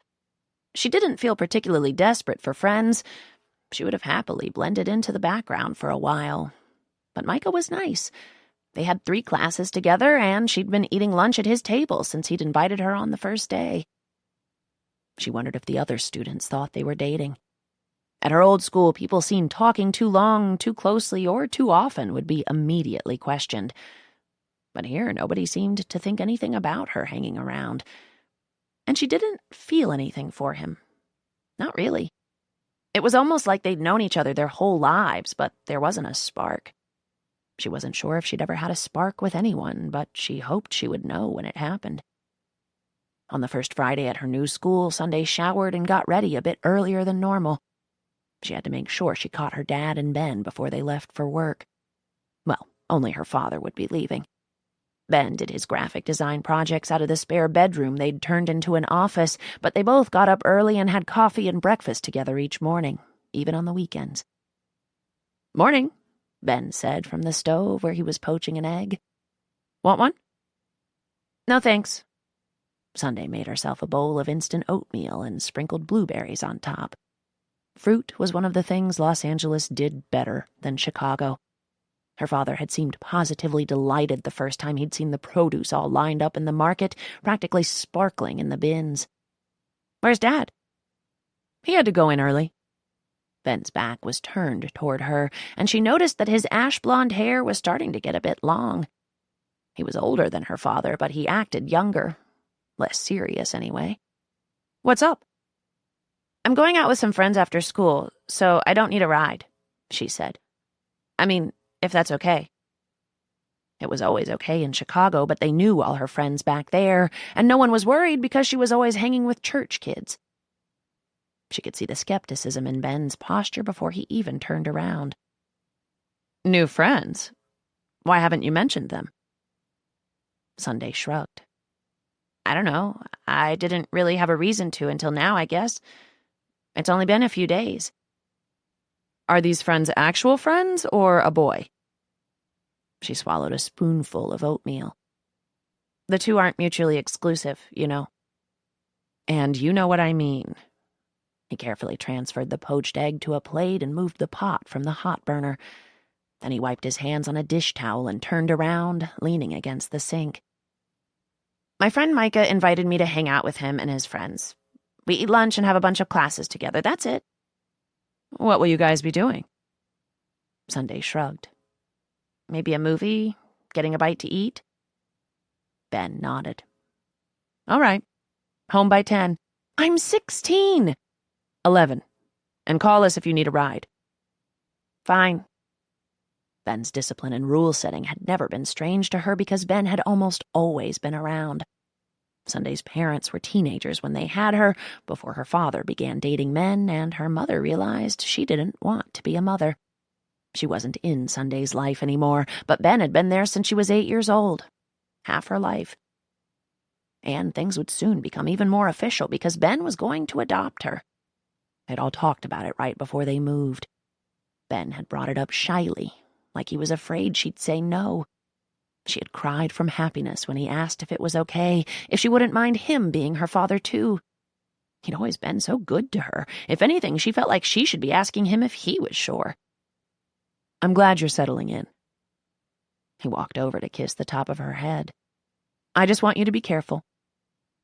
She spooned up another bite of oats. "You don't have to worry about me." "Let's make that a promise, son," Ben said, stealing a blueberry from her bowl. Micah met her at her locker after the last bell. "Ready?" Sunday put away the books she wouldn't need over the weekend and slammed the door shut. "Yeah, where are we going?" "My house," he said, leading the way to the parking lot. "I told everyone to come over in like an hour." "Are your parents out of town?" "No, they're just never home and don't give a shit what I do." He shrugged. "They don't really give a shit when they're home, either." Sunday couldn't imagine a life like that. Her dad and Ben seemed to be aware of everything she was doing at all times, even though she was never really doing anything they'd object to. Micah slowed in front of a silver Mercedes. A black guy Sunday had never seen was leaning against the hood, arms crossed and brows furrowed. He turned his glare on Micah as they approached. "Is this your car?" She didn't mean to sound so incredulous. After all, this was Los Angeles, and the rest of the cars in the parking lot certainly weren't shabby by comparison. But Micah had been so strange about admitting he lived in Beverly Hills. She was surprised to see he drove such an obviously luxurious car. "About time you showed up," the guy grumbled. Micah ignored her question and the guy's comment and sighed. "Meet my brother Eli. E, this is Sunday." The frown on Eli's face relaxed into an almost smile as he looked at her. "Hey." He paused. "Your name is Sunday?" It wasn't the first time she'd gotten that question this week, and it wouldn't be the last. Sunday shrugged. "I sit next to a girl named Whisper in studio art." He gave her a full smile this time and an almost laugh. "Touché. You rolling with us?" Eli didn't look so much like Micah. He was bulkier and missing a dimple, and he seemed cranky for no reason. But she instantly liked him, just as she'd instantly liked Micah. As it turned out, Micah's definition of fancy varied vastly from hers because their house was exactly the type of home she'd pictured when she thought of Beverly Hills. They had to pass through a set of security gates where the guard at the booth greeted Micah like they were best friends. Their house wasn't the biggest on the street, but it was objectively impressive. There was a sprawling emerald green lawn and a long circular drive and elaborate detailing on the outside that made her think the inside was probably even more gorgeous. "This is totally Beverly Hills fancy," Sunday said accusingly as she got out of the passenger seat. Eli climbed out behind her. "Micah likes to pretend we're poor. It's better for his image." "Shut the fuck up, E," Micah said, slamming his door. Sometimes Sunday wondered what it would be like to have a sibling. Her father and Ben had considered adopting a child from the foster care system years ago, and even went so far as to discuss it with her, but they ultimately decided they were happy with one child. They always said she was such a good kid, they didn't want to jinx it. Most of the time Sunday felt glad, but sometimes even sibling rivalry made her a little envious. Having a brother or sister was a connection she'd never know. Micah left her alone with Eli while he went upstairs to drop off his backpack and the bag with all his dance gear that he lugged back and forth each day. "Your house is great," Sunday said, gazing around the foyer. Her voice echoed back to her. "Yeah, it's one thing our parents didn't fuck up," Eli said. She followed him to the kitchen, which was 3 times the size of the one at her new house. Eli opened the door on the giant refrigerator and waved her over. "Want something to drink?" The fridge was fully stocked. Sunday felt almost dizzy as she stared at all her options. It looked like they were throwing a full-on party later. She finally chose a can of ginger ale and stepped aside as Eli slipped a bottle of Bud Light off the shelf. He twisted off the cap and took a long swallow. He noticed her staring and raised an eyebrow. "You want one?" Sunday shook her head. "You don't drink?" "Not as, like, a statement. I just never have." "That's cool." He took another sip, then said, "I only drink." "What?" Eli hopped up on the counter next to the sink, swinging his legs back and forth so the heels of his sneakers bumped against the cabinets. "I mean, I don't do anything else, like smoke weed or take Molly or whatever." Sunday sipped her ginger ale and nodded. Eli was still watching her, and she got the feeling he wanted to say more, but then Micah walked in. "I'm fucking starving," he said, scratching the back of his head. "You guys want to order a pizza or something?" Eli looked away. People started trickling in about an hour later. Most of them Sunday knew from her lunch table, and she felt a little more at ease when she realized she wouldn't have to sit in a room full of complete strangers. Eli was friendly enough with everyone, but he didn't seem to have any friends in the crowd, and she suddenly wondered how old he was.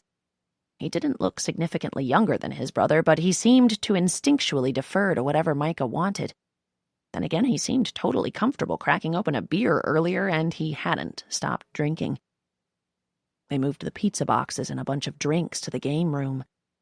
Sunday's eyes widened as she took in the enormous screen where they projected TV shows and movies onto the wall like a small cinema, the various game consoles in the cabinet beneath it, and the pinball machines and shuffleboard and poker tables scattered throughout. She wondered what her dad and Ben would think about this room. Her house had plenty of space for the 3 of them, with big open rooms and a huge backyard, but the lack of a 4th bedroom meant they had to combine the guest room with Ben's home office. "Having fun?" Eli strolled up behind her just as she'd lost another game on the Twilight Zone pinball machine. Sunday startled. No one had come up to her all afternoon. They waved from across the room or smiled when she squeezed past them, but that was it. Nobody besides Micah and his brother seemed remotely interested in getting to know her. And Micah had been hard to keep up with all afternoon. He kept disappearing, sometimes alone, but often with 1 or 2 people. She shrugged, unsure of how to respond. Eli seemed like the type of person who would call bullshit when someone lied to his face. And besides, Sunday wasn't exactly the best liar around. She was pretty terrible, actually. Eli was holding 2 beers. He tipped the unopened one toward her. Want one? I still don't drink, she said, frowning. Cool. Thought you might have changed your mind. It sure makes things more tolerable.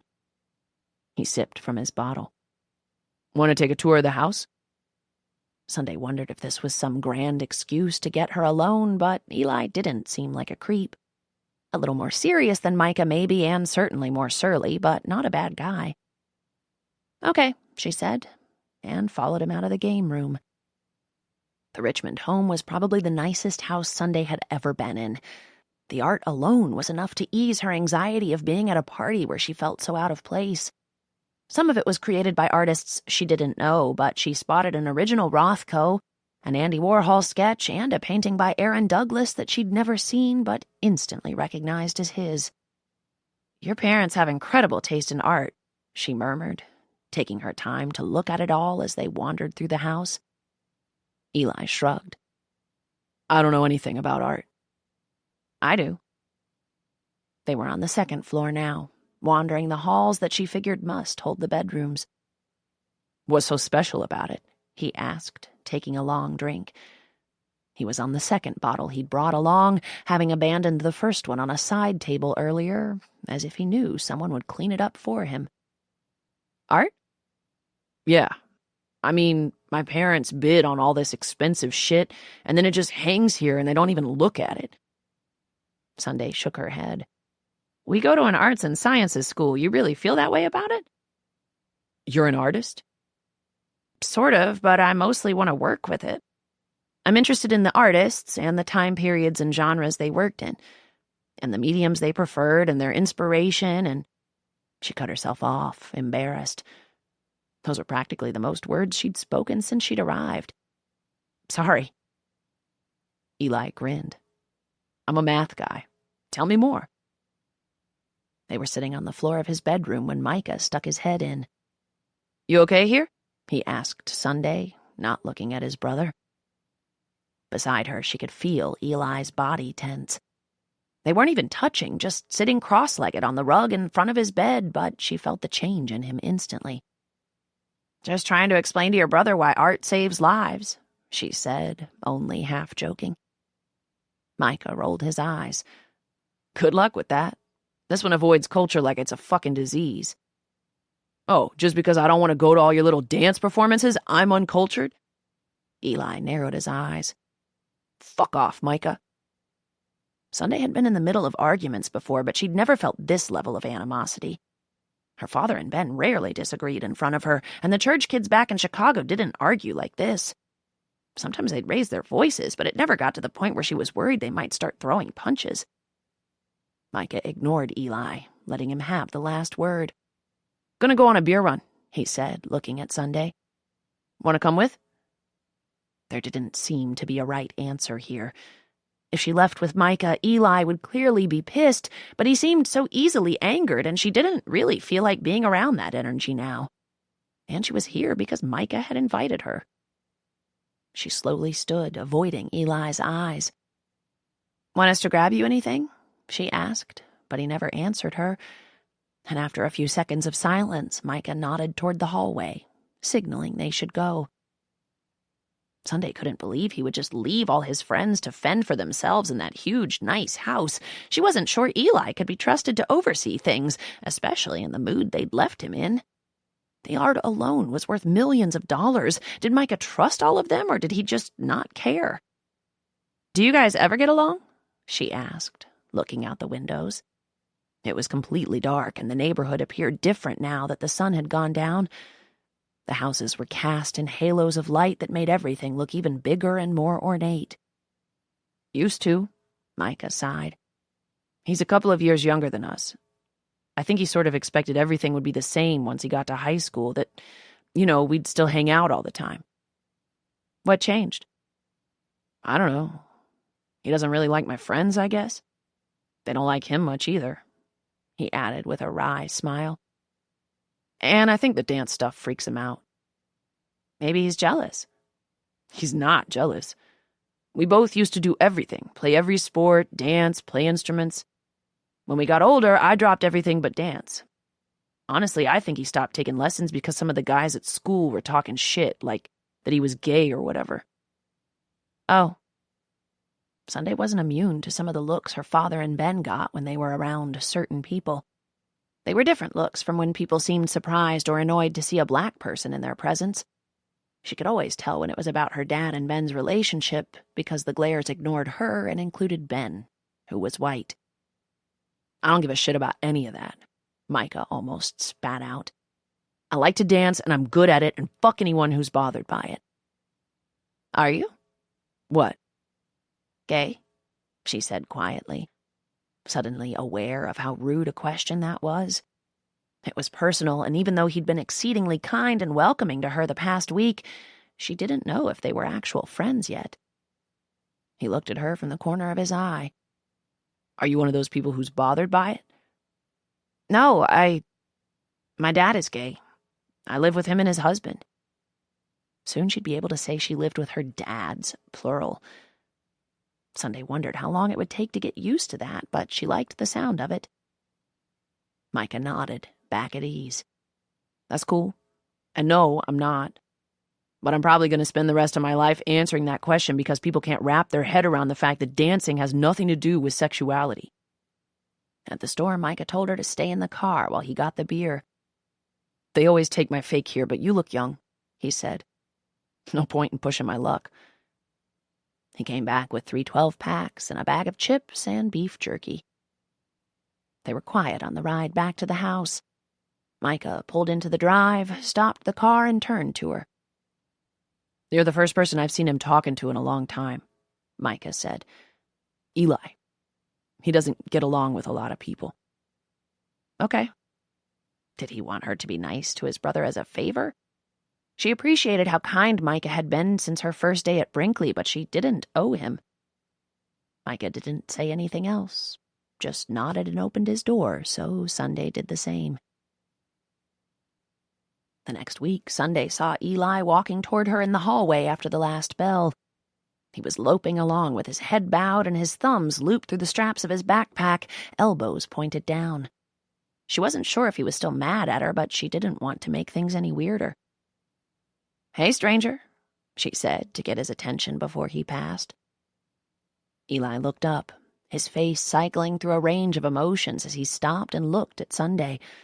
Surprise, scorn, and then a resigned sort of happiness that she knew meant he was pleased to see her, even if he was doing his best not to show it.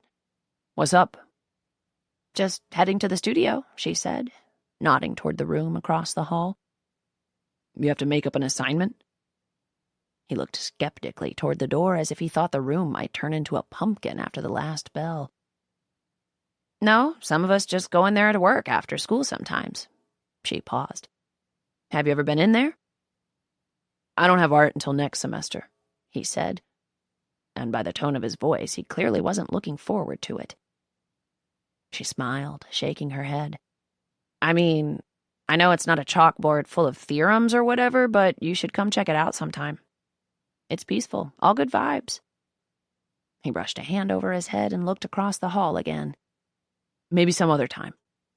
Some other time turned out to be the next day, and then the day after that.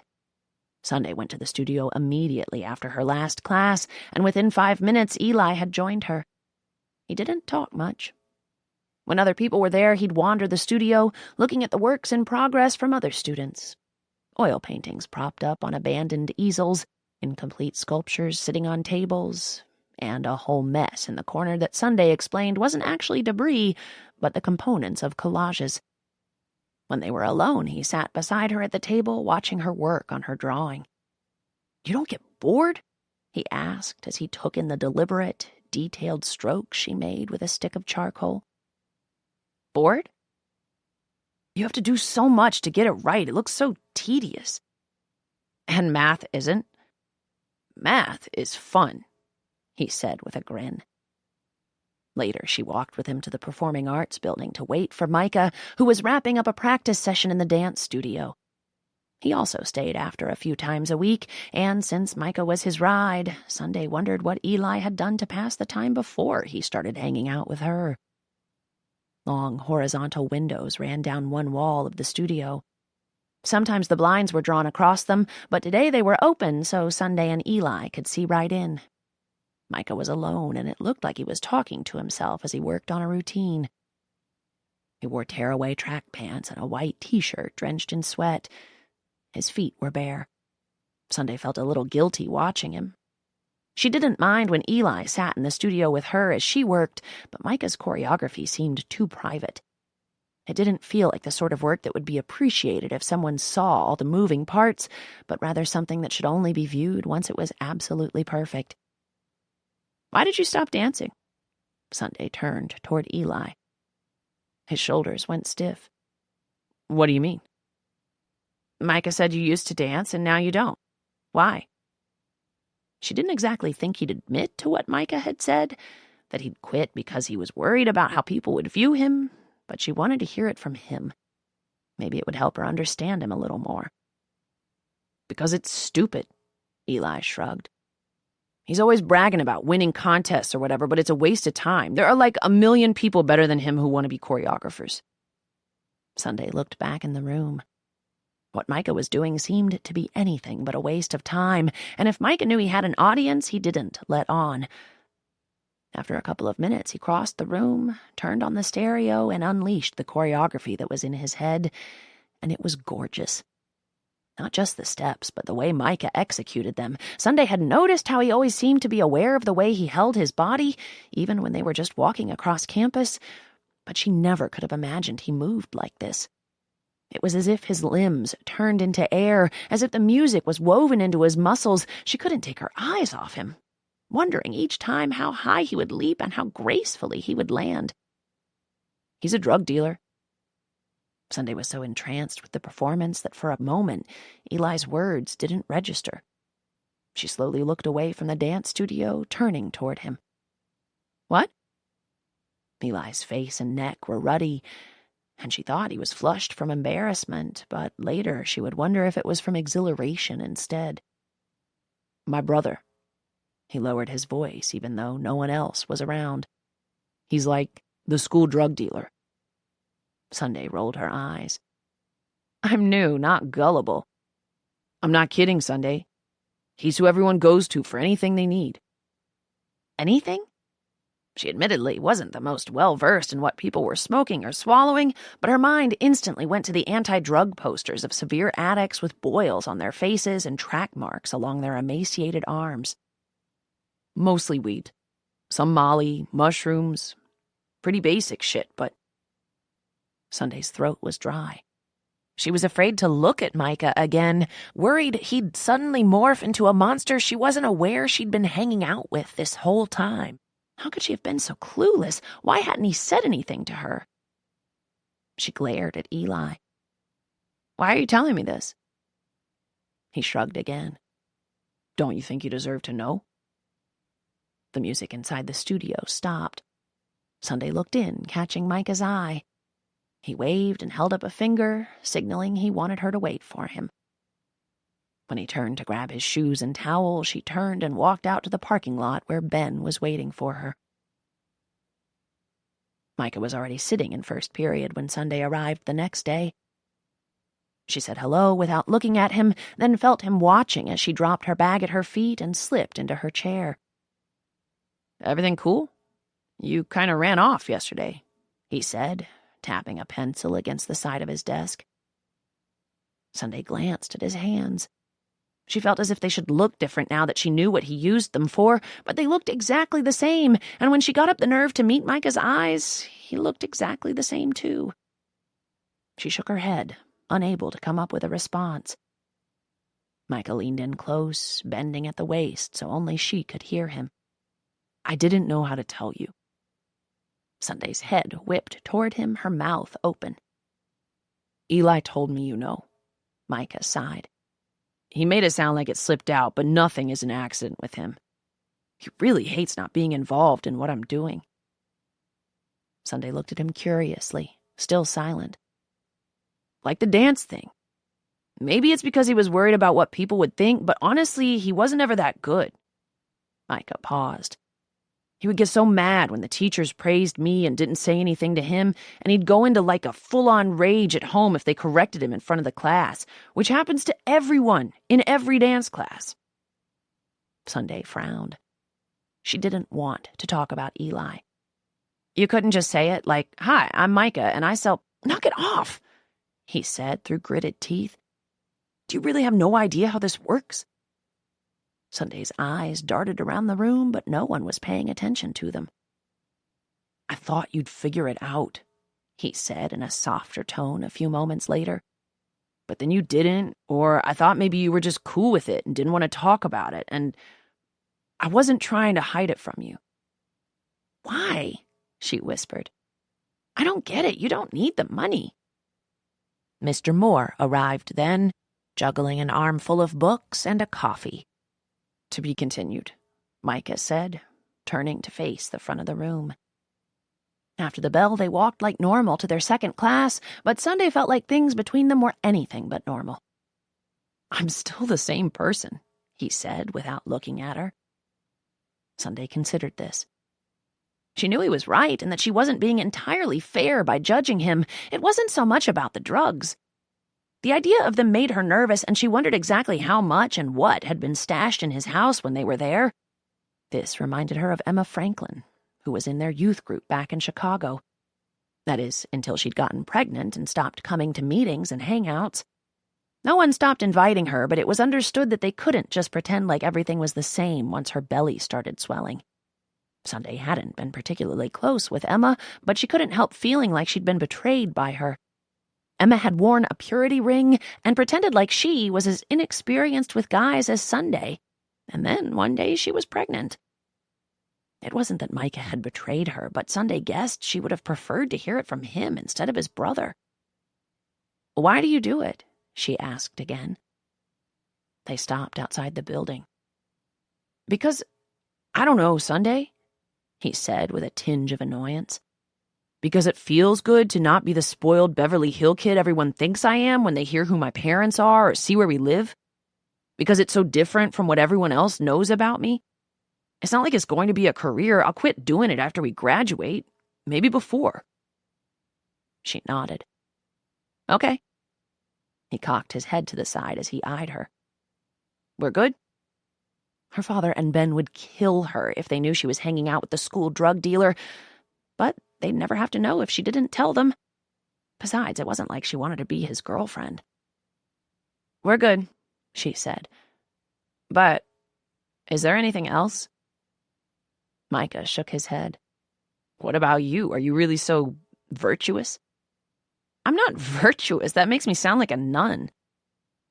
But she knew it appeared that way, and not for the first time, Sunday wondered if that meant she was simply boring.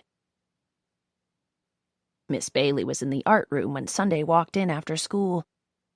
She waved from her desk in the corner, then pushed her glasses up on her nose and went back to whatever she was scribbling in a notebook.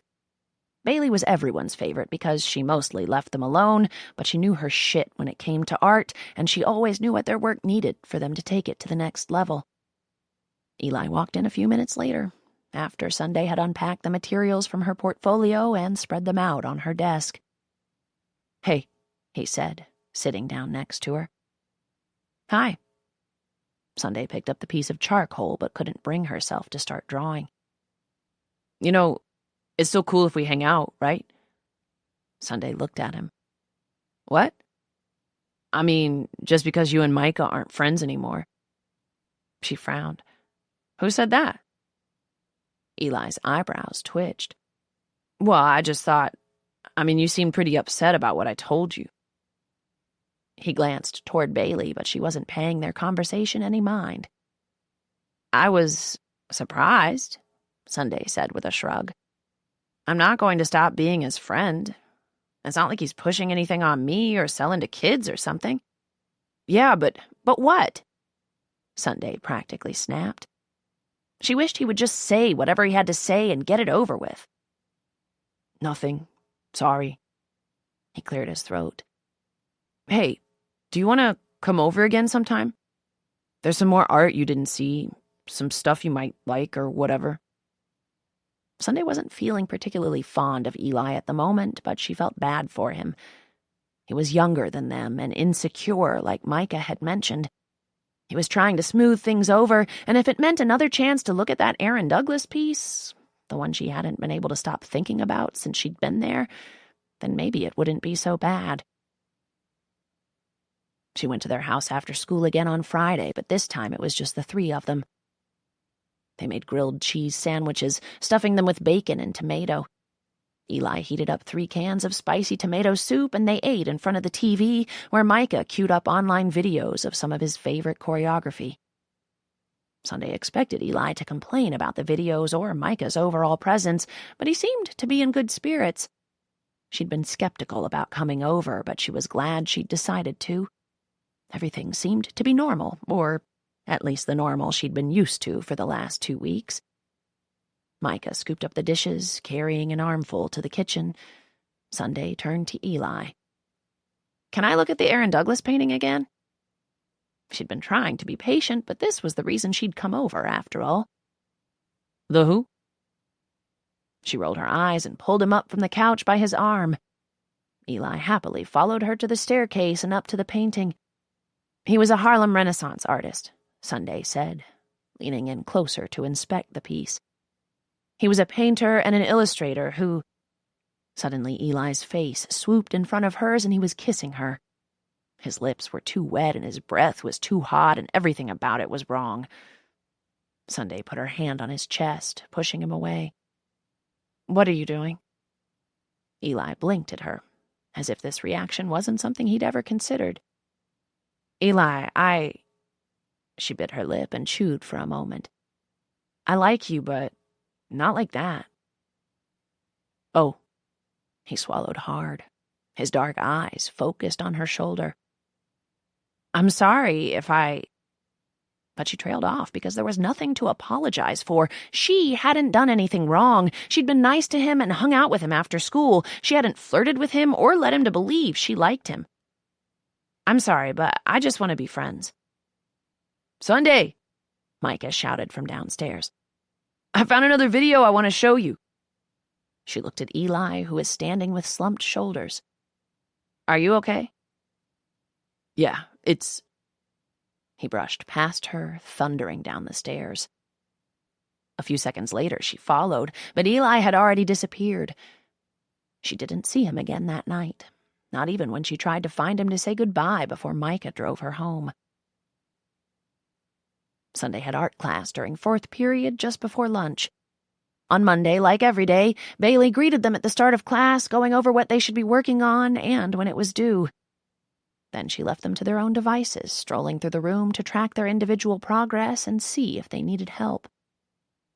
Sunday was still working on her charcoal drawing. Bailey had asked her to start with the bowl of plastic fruit sitting on the table up front.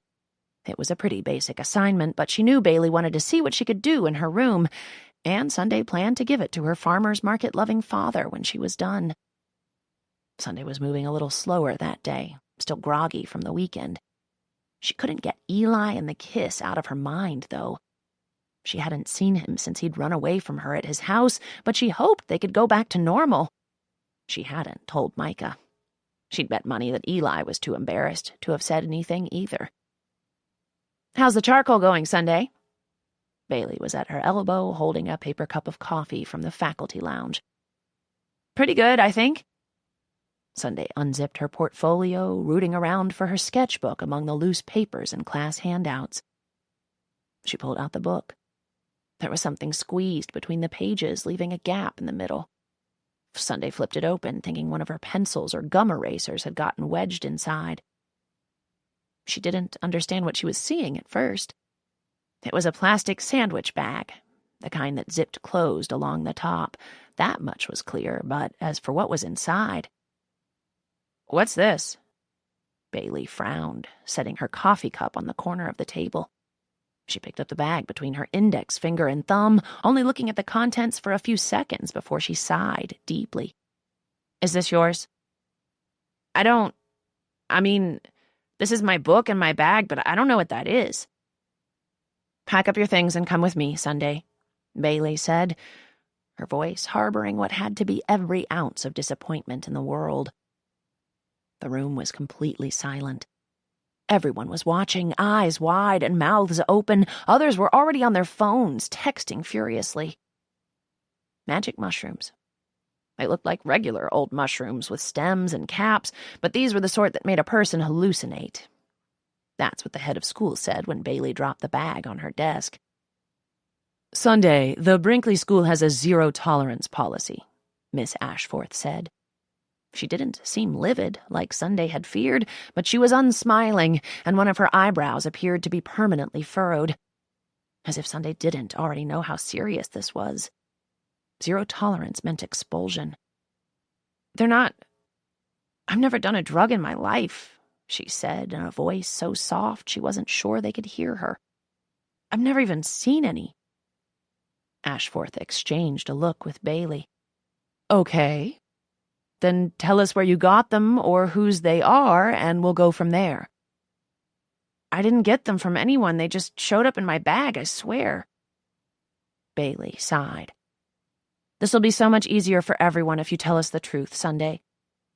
"I am telling the truth," she said, though she knew they didn't believe her and probably never would. "Do you have any idea who could have put this in your bag, then?" Ashforth again. "If it wasn't you, we need to know where else to look. Otherwise, we'll have to call your parents to come down here to talk about next steps." She didn't even want to think about how angry her father and Ben would be. They trusted her, but more than that, she knew how much her father had expected from her. She couldn't remember a time when he hadn't explicitly stated how differently people viewed them because of their skin color, how she had to work twice as hard at everything she did simply because she was black. There was a huge list of activities that Sunday had always known were not an option, no matter how forgiving other parents might be. Getting pregnant, drinking and doing drugs, even bringing home a grade lower than a C, which, to be honest, he was pretty peeved at anything below an A. Getting caught with drugs, hers or someone else's, was certainly at the top of that list. Sunday knew without a doubt where the shrooms had come from. She wasn't positive who had placed them in her bag, but in that moment, she felt Eli's hot breath on her skin, his unwelcome lips pressing against hers. "Sunday," Bailey prompted her. She got the feeling Bailey wanted to be cleared from this just as much as Sunday did. But she couldn't speak. Even as she thought of Eli's spitefulness, the way he'd tried to get her to stop liking Micah by revealing his secret, she knew she couldn't tell. If she ratted him out, he'd tell on Micah, and Micah didn't deserve that. He'd been doing this thing long before she got there. She couldn't make everything come crashing down for him in just 2 weeks. He didn't deserve it. And she thought of Emma Franklin, the pregnant girl back in Chicago. The youth pastor's parents and even their friends had tried to get Emma to reveal who the father of her baby was, but Emma never told. Sunday didn't know if she was protecting someone in the youth group or maybe an older guy she was never supposed to be seeing, but Emma kept her mouth shut, and even after she virtually disappeared, the secret never got out. Sunday had always respected that, even if other people called Emma cowardly and immature. Sunday wasn't sure what her father would do. She'd never been kicked out of anything, or been in any trouble, really. What if this meant she couldn't get into any other private schools in the city, or that she couldn't study art in a place where people respected it? They'd searched long and hard for Brinkley, and there'd been a huge celebration when she was accepted. They'd been so proud, her father and Ben. She didn't want to think about how they'd look at her now. She didn't want to think about the fact that they might not believe the mushrooms weren't hers. But most of all, she didn't want to listen to that little voice at the back of her head. The one that said maybe it wasn't her father at all who would be the most upset, that maybe this would disappoint Ben so much that he'd no longer want to adopt her. What if he decided she was too much trouble, that he didn't want to be the official dad of someone stupid enough to get caught with drugs? She knew he wouldn't announce something like that, but she also knew it would be much worse if they just became silent about the topic, swept it under the rug until they thought she'd forgotten about it and was too embarrassed to bring it up herself. She wanted Eli to pay for what he'd done, but was it worth ruining Micah's life, too? The second hand on the clock in Ashforth's office ticked and ticked, counting down to the worst decision Sunday had ever had to make. "Call my dad," she finally said, her voice quiet. Bailey closed her eyes and exhaled. Ashforth shook her head as she reached for the phone. Sunday's lips trembled, but, with the last amount of dignity she could muster, she kept her mouth closed and held her head high. Jackie was laughing. If that doesn't win for Best Story, it should definitely win an award for Best Bullshit.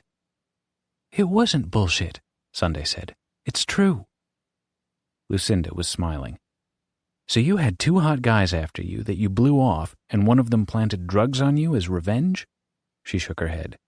Sounds less like a problem and more like a party. For real, Tino said. Maybe when we're out of this, I could visit you in L.A. and... You really think we're going to speak to one another after this? Sunday asked. I mean, get real. My dads wouldn't let me within a mile of any of most of you. She glanced at Georgia. No offense or anything. I get it, Jenna said. My parents are the same.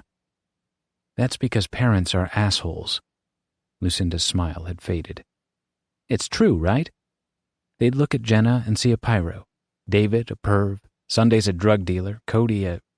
She stopped, tilted her head. Well, I think your story was bullshit, so I don't know what they'd see when they looked at you, but it probably wouldn't be good. We're all fuck-ups, right? Jackie said.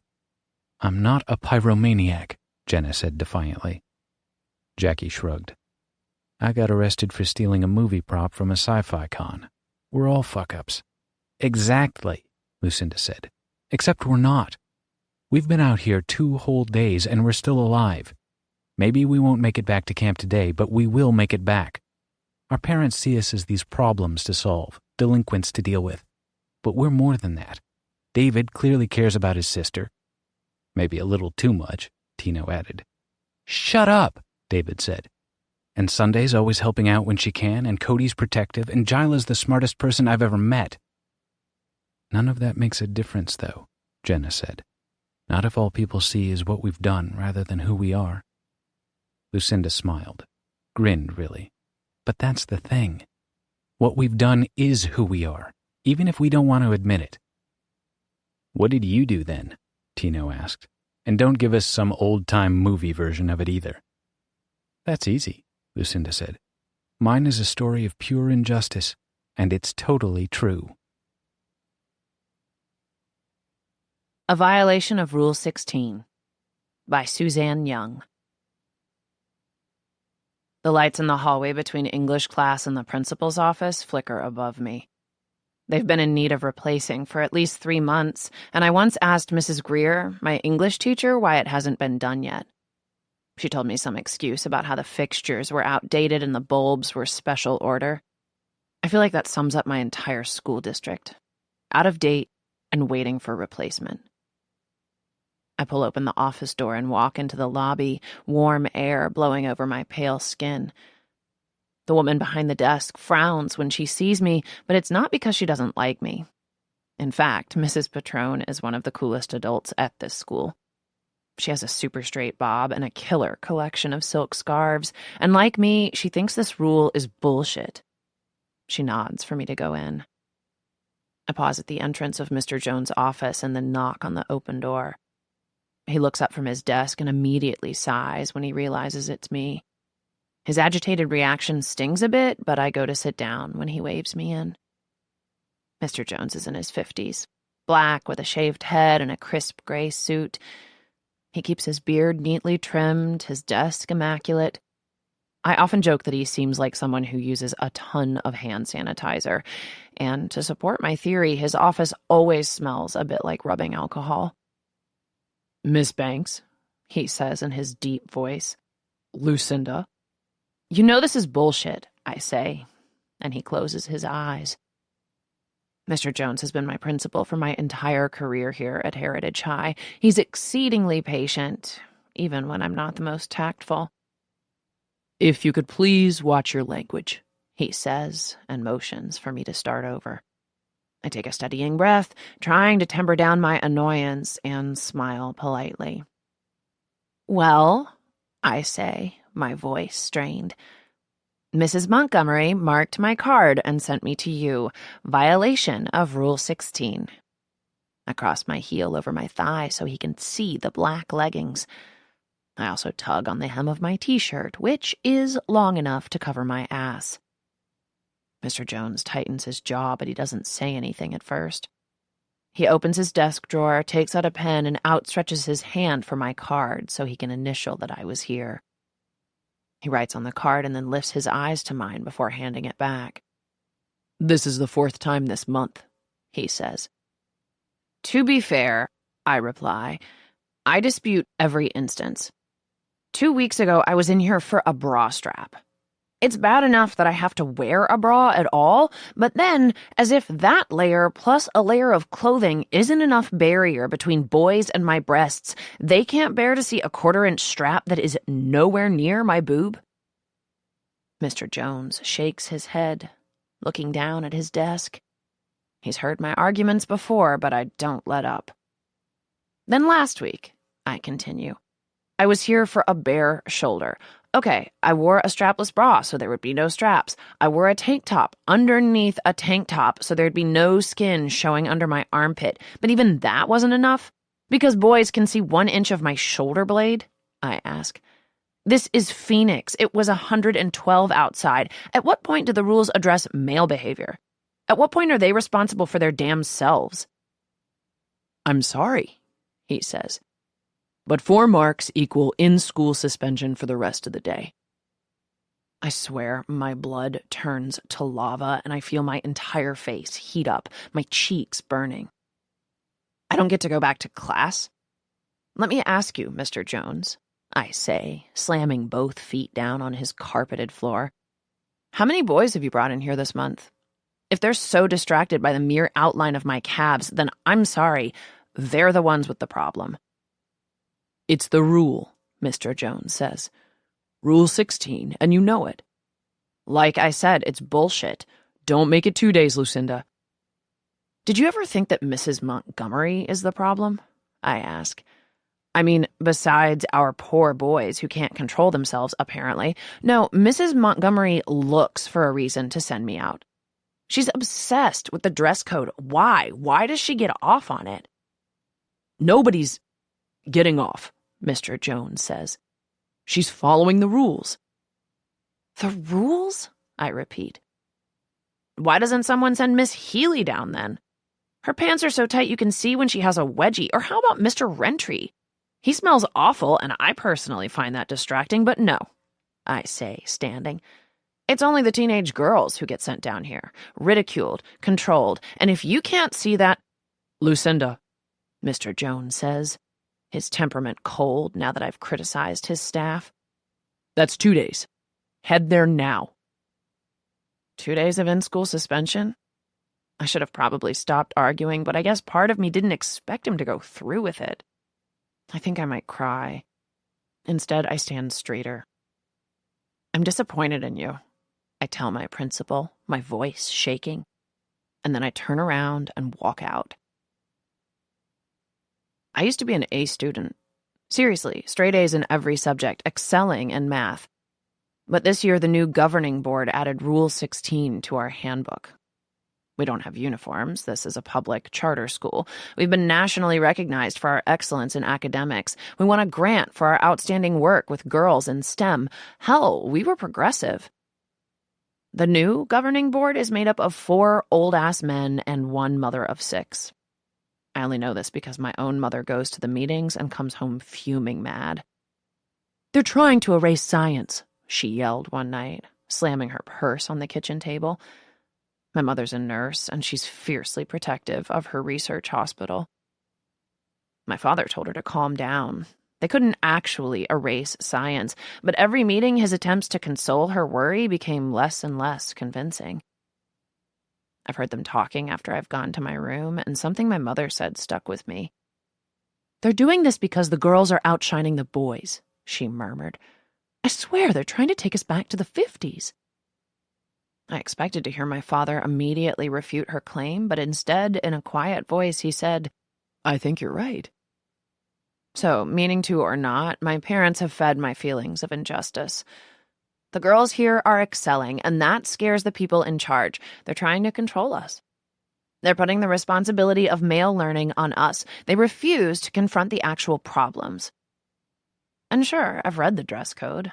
But like I told Mr. Jones, it's bullshit, and I won't follow it. The in-school suspension room is a small, block-walled room with no windows. It's off the cafeteria, so we can hear the students during lunch hour laughing and having fun while we sit in silence. That's part of the psychological punishment. We're not allowed to work on anything. We can't read, write, or do our homework. We have to sit there. In my opinion, the school shouldn't get paid a fucking dime from the government when a student goes into that miserable room. They're not providing an education. In fact, they're withholding it. Why should they get paid for that? I walk in and Shelley, a staff member, glances up to see me. She shifts her lips to the side in an expression of concern and holds out her hand for my behavior card. She's tiny, known for wearing sneakers with everything, even dresses. Like now, she's wearing a blue checked dress with a pair of Converse. I stop at her desk in the front of the room while she checks over my card. I casually glance around to see who's here to share hell with me. The view is underwhelming at first. Michael Bellagio, a rich kid with an affinity for getting high in the parking lot before school, and Doug Wilkerson, a guy from my English class. Doug was sent out yesterday for calling Mrs. Montgomery a bitch when she wouldn't accept his tardy pass. And there's Cece Garcia, who I pretty much grew up with. Her mother is from Mexico, and Mrs. Garcia babysat me when we first moved into our neighborhood. Cece nods a hello at me, and I roll my eyes to let her know just how shitty I think our situation is. "Here you go," Shelley says, handing back my card. I look down at it, disgusted by the red box filled in next to today's date. Like I'm so awful that I don't deserve to be in class. I'll admit, it hurts my feelings. This year, my senior year, I have become a solid C student thanks to missing out on class time. "Sit where you want, Lucinda," Shelley says. She picks up her copy of The Awakening, pulls her leg underneath her, and leans back in her chair to read silently. I sit next to Cece.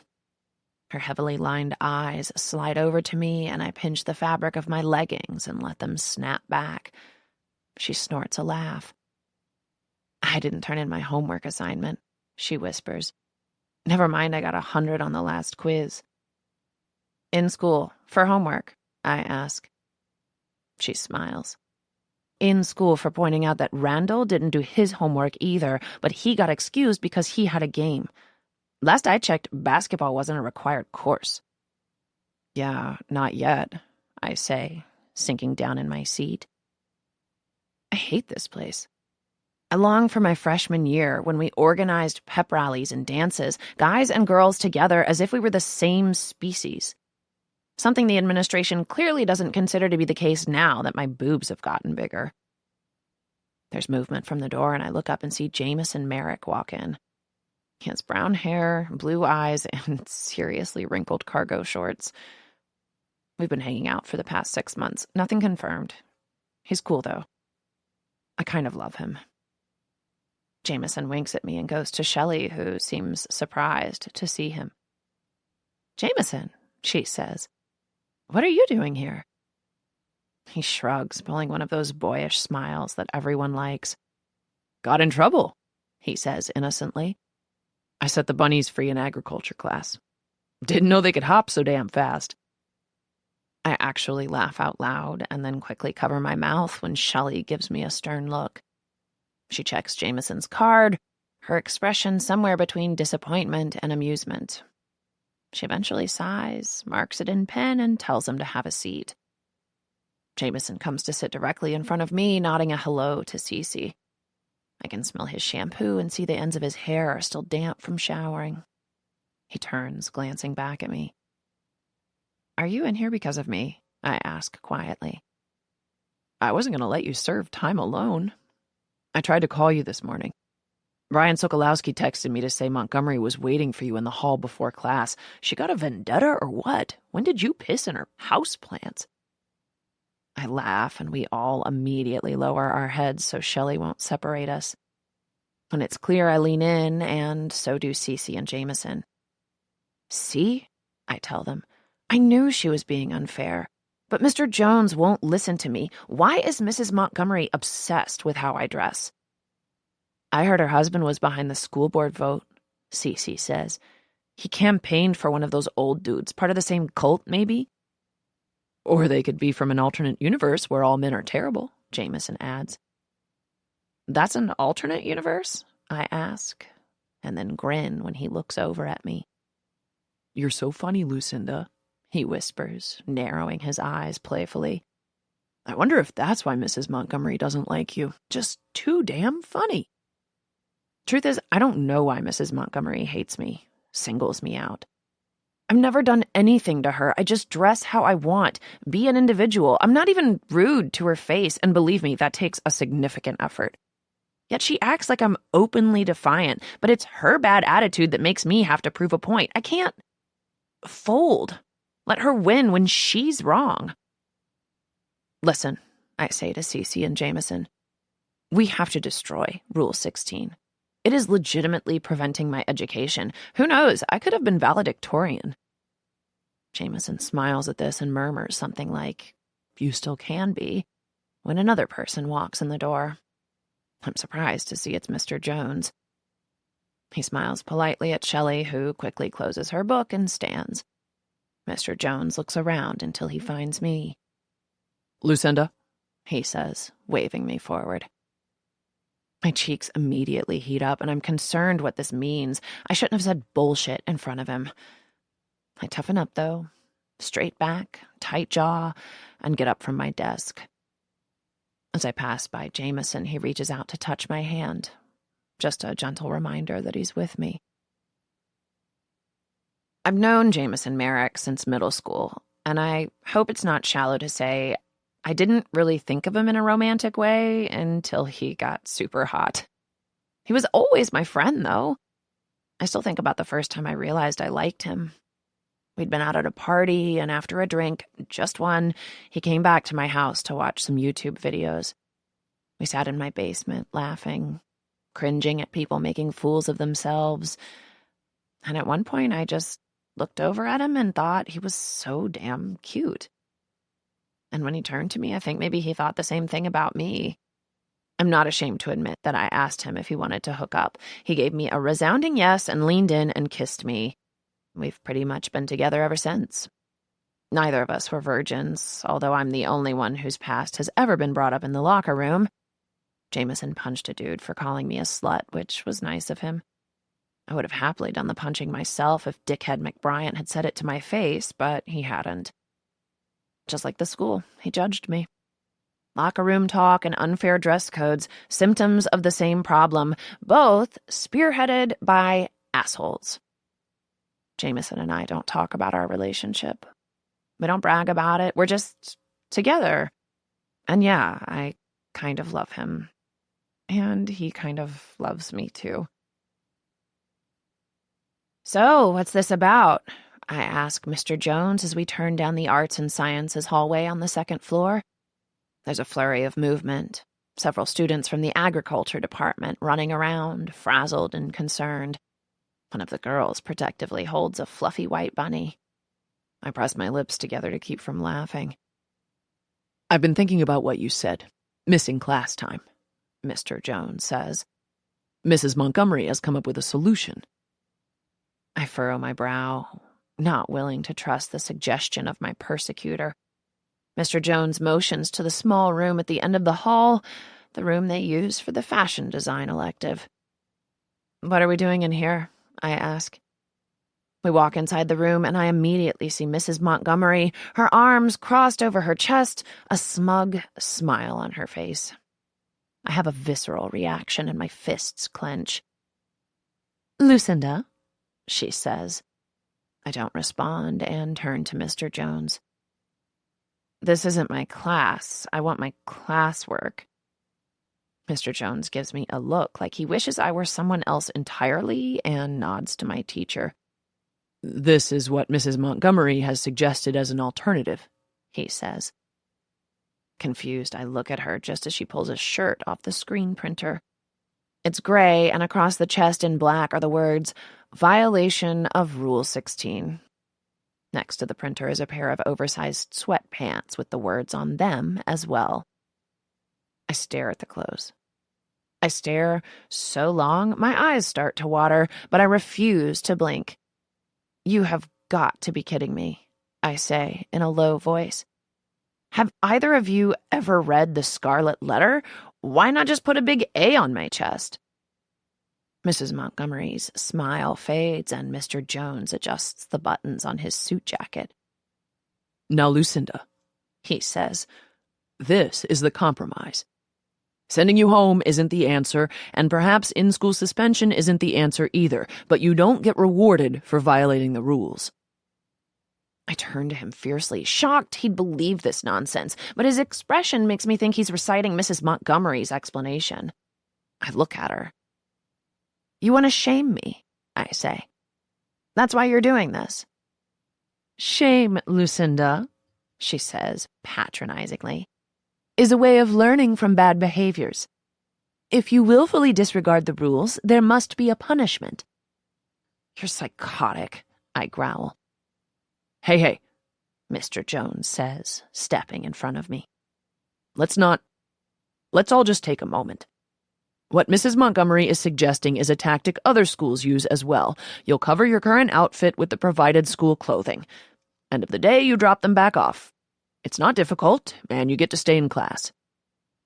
"I'm going to sue you," I say to both of them. Although for what, I don't know.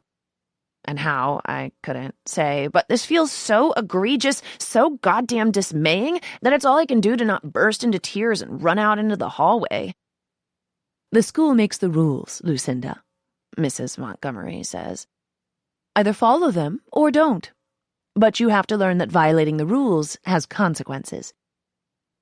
Her blue eyes trail over me, and it's like I can see her hatred, resentment. No one has ever looked at me the way she does right now, like I'm beneath her, like I'm the problem of an entire generation. Who knows? Maybe she had some repressive, fucked-up childhood, or maybe her husband is the force behind this. Whatever reason, Mrs. Montgomery is using me to prove her moral superiority, and I won't be a symbol for her misguided leadership.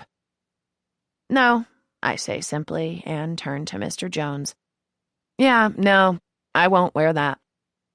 "Then I'm sorry, Lucinda," he says, sounding like he means that. "You're suspended indefinitely pending a board review." My mouth falls open, and I'll be honest, in that moment I want to burn the entire place to the ground. "Is that how you ended up here?" Georgia asked, interrupting Lucinda. "You burned down your high school?" "No," Lucinda responded, and then in a lower voice added, "Not the entire high school." "I'd like to go back to in-school suspension until my mother can pick me up," I say, my voice shaky. "If they think I'm going to put on a uniform that's intended to shame me, embarrass me, well, I'd rather stand here naked." Mrs. Montgomery looks over at Mr. Jones, clearly annoyed. But Mr. Jones ignores her and motions for me to wait in the hallway. I don't say a word to my teacher and walk out the door. I rest against the light blue wall, wrapping my arms around myself. In the quiet of the hallway, this uncomfortable feeling slides over me. It takes me a moment to process it, and I realize that I feel violated. The way Mrs. Montgomery wants to hold me up for ridicule, like putting me on a pillory for people to throw food at, inviting people to hurl insults at me, inviting them to mock me. Tears well up in my eyes, and for a second I wish I wasn't a girl, constantly judged and objectified. I'm fucking sick of it. I just wish... I sniffle and look down at the shiny white floor. It wouldn't matter what I wish. My crime is being female in a place that values male education over mine, and I hate them. I hate them all for making me regret even 1 second of being who I am. I hate the way they've made me feel outnumbered and helpless. There's a tickle on my cheek as a tear slides down, and I wipe it roughly with my palm. I clear my throat, hearing the soft murmur of conversation float out from the room. My sorrow passes, and I'm instead filled with rage. The injustice of it all physically hurts me, bakes me from the inside, tears me open. I don't wait for Mr. Jones. My phone is in my backpack in the in-school suspension room, and I need to call my parents. I need them to know what the school plans to do. They'll fight for me. With a quick look at the open door, I back away until I jog down the hallway, heading to the cafeteria and the in-school suspension room. Cece is at her desk, her elbow on the top, her chin in her palm. She straightens as I walk in, probably noticing that I'm upset. She reaches across the aisle and slaps Jameson's shoulder to get his attention. When he turns to her, she nods at me. I go over to Shelley's desk, and she seems curious about what went down with me and Mr. Jones, but she doesn't ask. I'm going home, I tell her. They're sending you home? Cece yells from her desk. Yeah, I respond. Indefinitely. I turn to Shelley and ask her if I can collect my things. She agrees, and I see a bit of sympathy in her eyes. Does she know that I've been humiliated? Can she see it on my face? I get to my desk, and Jameson is staring at me wide-eyed, his normally cool demeanor faltering. He fucking suspended you? He whispers fiercely. I guess, I say, and Jameson leans back in his seat, his brow furrowed. Does it still count if I took off before Mr. Jones could call home? I ask. Yes, Jameson says. That's still suspending. Well, damn. I smile at him, even though I'm furious, hurt, but now I have the chance to make this right. Okay, maybe not right, but I have the chance to get revenge. I'll call you later, I tell Jameson, and bend down to pick up my backpack. I glance at Cece. Try to sneak out, I tell her. I need your help with something near the art room. On it, Cece says with a smile. I loop my backpack over my shoulder and head down the aisle. I need to get out of here before Mr. Jones comes looking for me. I take the back stairs, waiting near the door to the second floor until the bell rings. I walk into the corridor just as students begin to flood the hall, and I slip into the stream of them, trying not to draw attention to myself. When I get to the art room, I check to make sure Mr. Jones and Mrs. Montgomery are gone. Then I go inside and close the door behind me. There aren't any classes in here in the mornings, since the art teacher who helps with the fashion design elective does half days at another campus. My gaze falls on the screen-printed sweatshirt, still waiting on the table, and I feel sick all over again. It couldn't be a mistake the way she had the words placed so boldly over the breasts, the word violation darker than the others. And fuck her because it worked. She shamed me. Even though I'm not wrong, I feel embarrassed. My nose burns as tears gather again, but there is a rattle on the door and I quickly duck down. Cece pops her head in the window and I go over to let her in. She checks me over but doesn't mention that I'm about to cry. Instead, she looks fierce. She waves a pass she got from the office, one that excuses her from in school while she meets with her counselor. Fortunately, the branches of high school government don't interact, so they'll never know if she doesn't show. So what's this about? Cece asks. Why did they suspend you? I pick up the sweatshirt and hold it up. Cece's eyes widen. That for you? She asks. You're not wearing that. It's for all of us, I say.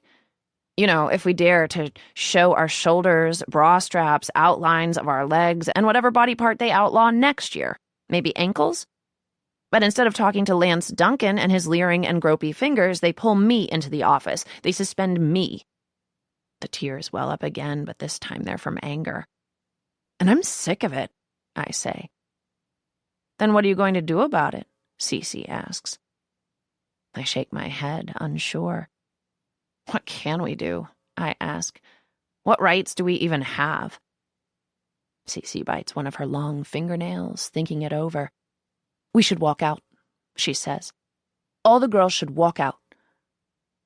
That sort of goes toward them denying our education, though, I say, slumping onto the table. We need something bigger. I want to... I pause because even I realize the violence in the words. I want to ruin them, I say in a quiet voice. I look up at Cece and she seems surprised but not entirely opposed. What do you suggest? She asks. I glance around the room, see balls of newspaper coated in polyurethane, the beginnings of some art project. I see more paper and glue next to it. I look at Cece. "Want to help me build a girl?" I ask. She snorts a laugh. "Only if I get to do her makeup." And she comes over to the table, and we get to work. When Cece and I finish with the project, it's close to lunchtime, which is perfect. We stuffed the clothes with the coated newspaper like a Halloween scarecrow, making sure to fill out the female form. Over the chest of the sweatshirt, we changed the words. It now reads, Rule 16, a violation of our dignity. Now I just need to get to the cafeteria and put it on display. "I think we should call her Barbara," Cece says, gazing down at the stuffed clothing. I look over at her, crinkling my nose. "What the fuck?" She shrugs. "It's what I called my first Barbie," she says. "She had like 3 houses, a Jeep, and she got to wear whatever she wanted. Barbara was fierce." "Oh my God, I love you," I say with a laugh, but then notice the time. "You should get back to the in-school room before Shelley gets worried," I say. "It's fine," Cece replies. "I'll tell her I had a lot of shit to talk through." She leans in to give me a quick hug goodbye. "Just hurry up and get out of here," she adds. "They can't prove it was you if they don't see you." She smiles reassuringly, even though she knows I'm busted already. My indefinite suspension may never be lifted. And I'm not sorry. I won't be used as an excuse for bad male behavior again. I won't be used by Mrs. Montgomery to explain her fanatical view about my role in society. I'm worth more than that. "Be careful," Cece warns, and then grabs her pass off the table and leaves. I see a lighter on the teacher's desk, and I shove it into my pocket. I check the time on the wall clock and realize I only have a few minutes before lunch starts. I gather up our creation, Barbara, trying to balance both halves of the body and make sure the hallway is clear before sneaking down the back stairs. The cafeteria is empty, although there's a flurry of movement in the food line where the cooks are getting everything set out. I look cautiously at the in-school room, but the door is closed. No one sees me. I set the body parts on the floor, grab a chair, and drag it to the center of the room. It's in full view of the entire place, and I set Barbara on the chair, sitting her up like she's a person. The words are visible, and as I take a step back to admire my work, I'm struck again with the feeling of humiliation. It's shocking now that I see it. They wanted this to be me. They thought I deserved this because I wore leggings and a long shirt. This is what they would have done if they could have. I know part of me is being irrational. That's the thing. I know it, but I can't stop the impulses. They've broken me. Mrs. Montgomery, the school board, all of them. And now I want to break them. The bell rings, startling me. I quickly move behind a pole, not completely hidden from view, but not obviously connected with Barbara. I watch as students walk in, some with crumpled brown paper bags. All of them stop to look, to read the sweatsuit. The guys laugh, mostly. Their brows pull together with confusion, but it's the faces of the other girls, the way they read the words with alarm and then anger. They see the original intention of the suit, and when that anger passes, they nod their heads in agreement. Rule 16 is a violation, and we all feel it. A crowd has formed around Barbara, and for a moment I feel vindicated, even if they don't know it was me. I even start to smile. The bell rings, but no one is eating lunch. The door to the in-school suspension room opens, and Shelley and the students come out to see what's going on. My heart starts to beat faster. There's a booming voice, and we all look over to see Mr. Jones marching over from the entrance, asking what's going on. He comes to a stop in front of Barbara. There are a few laughs, and some of the students get out of his way and go to sit down. I watch my principal read the words, seeing when he realizes it doesn't say what he thought it would. Mr. Jones spins around, searching until he finally finds me standing next to the pole. Out of the corner of my eye, I see Mrs. Montgomery and another teacher enter the cafeteria. I step out from my hiding spot and stand next to my project. In my pocket, my fingers touch the lighter that I grabbed from the art room. "What is this?" Mrs. Montgomery yells shrilly. "This is destruction of school property." She points to Barbara and then looks to Mr. Jones for backup. I'm sure he will, but I don't wait to be proven right. I'm well past that. I glance across the room and find Jameson standing with Cece, watching it all unfold. He's clearly worried, but then, as if saying the point is bigger than me, and maybe I should see this through, I smile at him and take out the lighter. And I don't know what I'm going to do next, but I look at Mrs. Montgomery, and maybe part of me is hoping she'll make this right. She'll admit she was wrong. Instead, she glances from me to the lighter. "You have no respect for yourself," she says, her eyes narrowed. "At least have respect for your classmates." With a flash of anger, followed by an eerie calm, I look directly at her. "That's the thing, Mrs. Montgomery," I say. "I'm doing this for all of us." I flick the lighter and hold the flame to the newspaper. To be honest, I expected a slow burn that could have easily been stomped out. A scorch or two on the floor that would serve as a reminder of the time I burned Barbara and her violation suit. But that's not what happened. The polyurethane-soaked paper inside the suit goes up in a whoosh, the flames at least 6 feet high, the material of the sweatsuit melts away like wet cotton candy, and it is a raging inferno of Barbara. I drop the lighter and fall back a step, the heat singeing the hair on my arms. The fire alarm sounds and the students run from the cafeteria. I notice Jameson running toward the fire, toward me, just as the overhead sprinklers all burst and begin to rain down throughout the school. Smoke, screaming, and a rush for the door. It is complete mayhem. Mr. Jones does his best to get students toward the exit, but Mrs. Montgomery is gone. Figures she wouldn't help. The water is freezing cold, but it feels nice on my arm where I'm sure I've been burned by the flames. Jameson calls my name, but before I respond, Mr. Jones grabs me by the shoulders. "The police are on their way, Miss Banks," he says through clenched teeth. The sheer terror on his face is almost enough to make me feel sorry for what I've done. But in the end, my principal didn't have my back. I'm more disappointed than anything. So no, I'm not sorry. And I tell him so.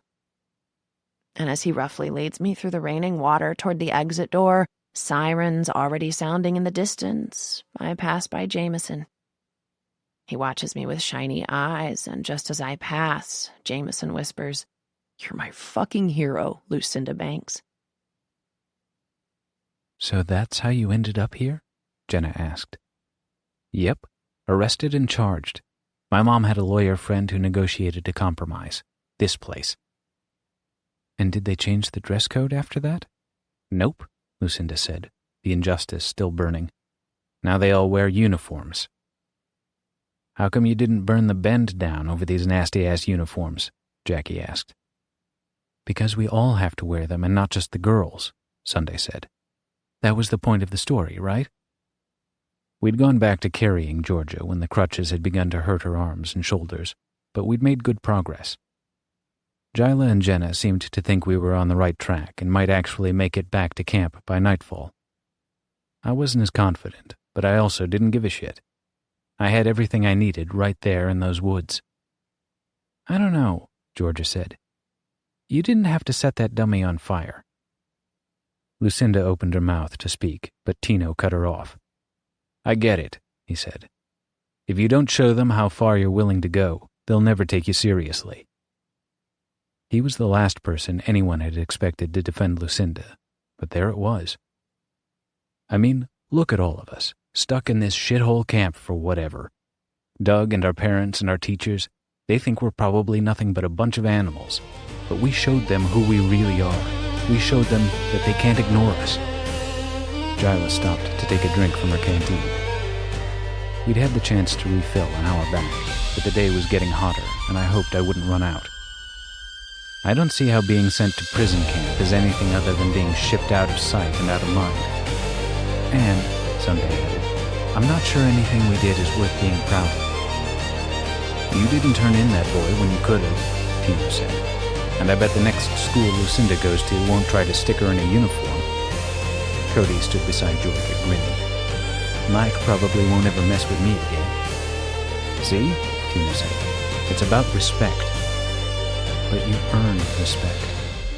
Jyla was looking in the direction we were supposed to be walking, and I wasn't sure she'd meant to say anything out loud. But then she turned to Tino. It's like you said. We're not animals. Tino nodded. That's right. We're people, and this is us letting everyone know we won't be ignored. That's why I did it, Jenna said.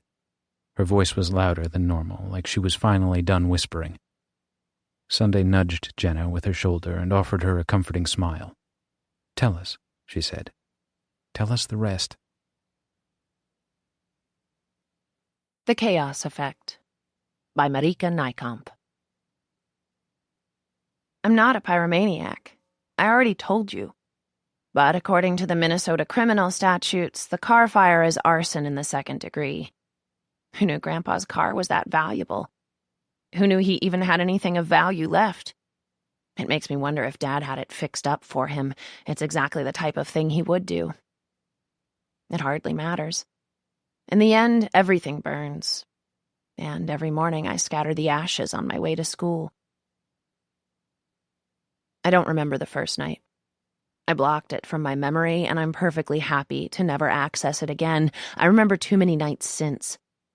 The creak of the door opening, the light from the hallway falling into the room, one long yellow bar of light that edges all the way from the door's threshold across the floor scattered with clothes, and the books from school across the comforter lying haphazardly over the bed, to the wall just behind me. The footsteps. The touches.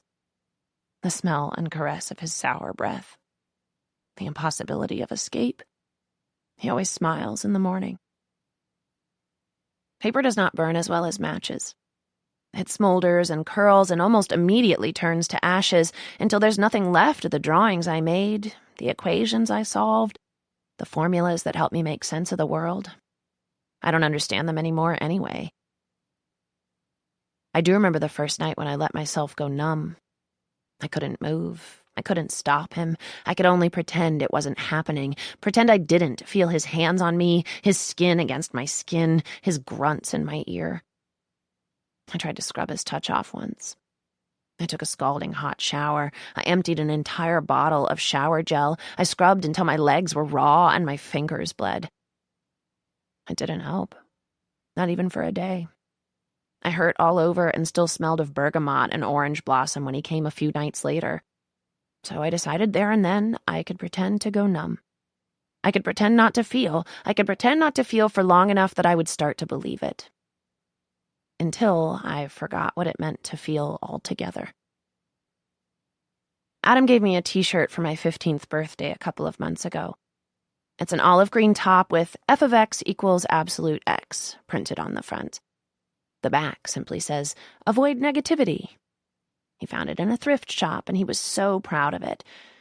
It was the first time he bought me a present all on his own. He wrapped it himself.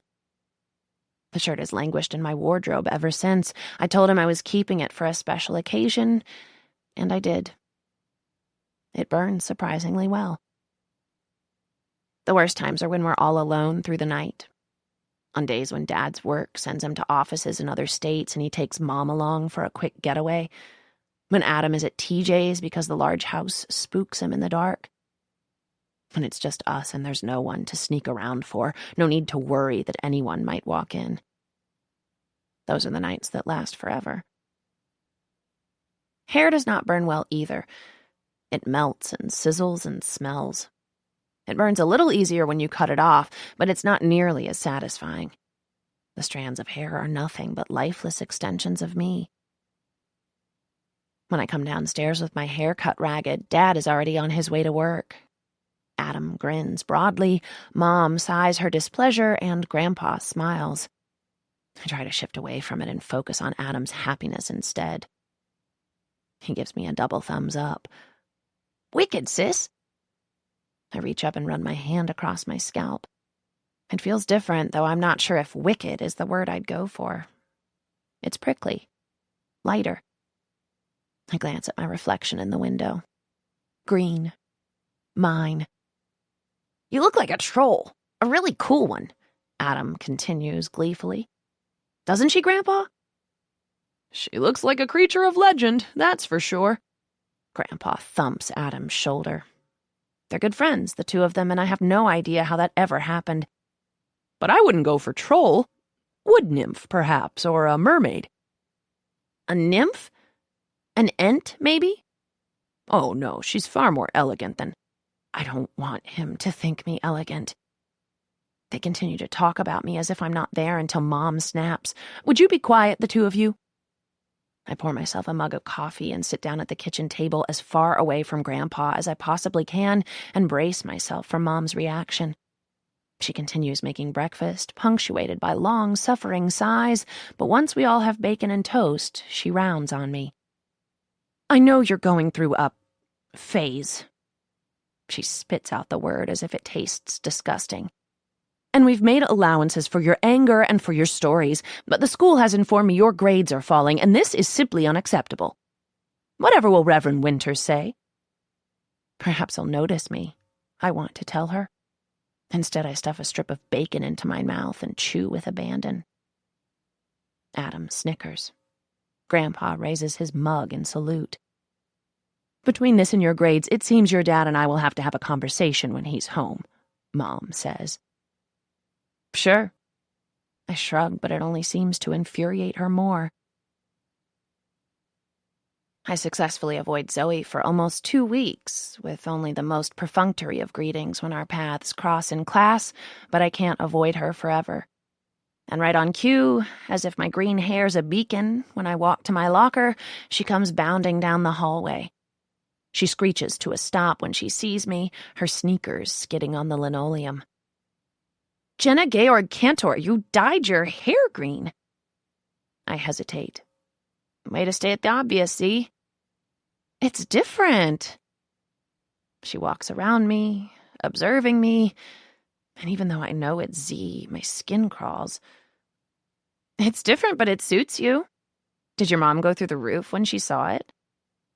Pretty much, I say. I can't smile yet. I keep my voice level, but I hope this means she's forgiven me. Her hand sneaks into mine and she pulls me to a quiet corner. Are you okay? Like, really okay? No. I flinch. I wish I could take it back the moment I say it. I don't think so, but I'm trying to be. Z doesn't look convinced. She always has such an easy smile. She isn't pretty by traditional standards. Her light brown hair is always tousled. Her nose is crooked from that time she broke it during volleyball, and she's broad and muscular. But when she smiles, she is radiant, and I miss that smile. I'm sorry. I try. Don't be silly. She wraps me in a one-armed hug. It's slightly awkward, but it also feels a little safe. She squeezes. We all have our ugly moments. We all have our secrets. I draw in a breath and wait for her to say more, wait for her to tell me she knows my secret. Her words sound like the perfect lead-up, and outside of my own family, Zoe is the one who knows me best. She must have noticed something. But she hasn't. No one has. She doesn't say anything more than, "Don't you dare disappear on me like that again." And I want to be relieved. I am relieved, but somewhere deep down, I would much rather she guessed it. I'd rather she knows and breaks the dam that keeps my words inside, barred by 100 throwaway comments. If hope is the thing with feathers, as Mrs. Lee taught us, then secrets are things with talons. They're light at first, almost unnoticeable. They're comfortable and easy to hold, but over time they grow heavier and develop sharp edges. Words become harder to share, and secrets cling to you and claw at you until they've dug themselves so deep you'd have to tear yourself apart to get rid of them. Until you do, they'll strike out at everyone who gets too close. I spend the whole school day with Zoe, and it feels like old times, except when it doesn't. She makes jokes about things that happened in the days before, and I don't have a reference for them. She comments on hanging out with Kamal, who, it turns out, is a theater kid. She shows me the flyer for a musical the theater club is putting on at the end of the year, The Addams Family, and notes for the role she wants to learn to be a part of it. I didn't know you were into theater, I say. She slowly eats the whipped cream off her mocha, savoring each bite. I didn't know either, but it sounds fun. I'm sure both your coaches will be thrilled by another curriculum. As always, Zoe's schedule exhausts me just thinking about it. Spoil sport. She rolls her eyes. Volleyball season will end soon, and so will our swim meets. The rest of the year will just be swim club and endless free time. I can fit it in. She hums and then sings, "Let your darkest secrets give you away." I take a bite from my brownie. It tastes bland, though I'm quite sure that's me and not the coffee house. Our entire class comes here frequently because the coffee is good and the sweets are better, and Zoe would be a regular if she didn't schedule her days to the fullest. You're impossible. She spoons up some whipped cream and unceremoniously presses the spoon against my nose. I bat at her and she laughs without abandon. I love her and I hate her at the same time. When we've reached the bottom of our mugs and have scraped up all our crumbs, Zoe leaves me for a bit to go to the bathroom. I try to gather all her scattered belongings to put them back into her backpack. I fold the flyer carefully and then I stare at the papers for Zoe's new theater project. They're 3 notebook pages filled with finely scribbled notes and comments in Zoe's hand and another. Kamal's, maybe? Zoe wants to play Alice, but beyond the name, I can't find much about the character. The Addams family, on the other hand, are outlined in quite some detail. Kamal calls them objectively dysfunctional, but supportive and macabrely happy. My fingers curl into a fist, crunching the paper. I breathe hard. I should fold the notes and put them with the flyer.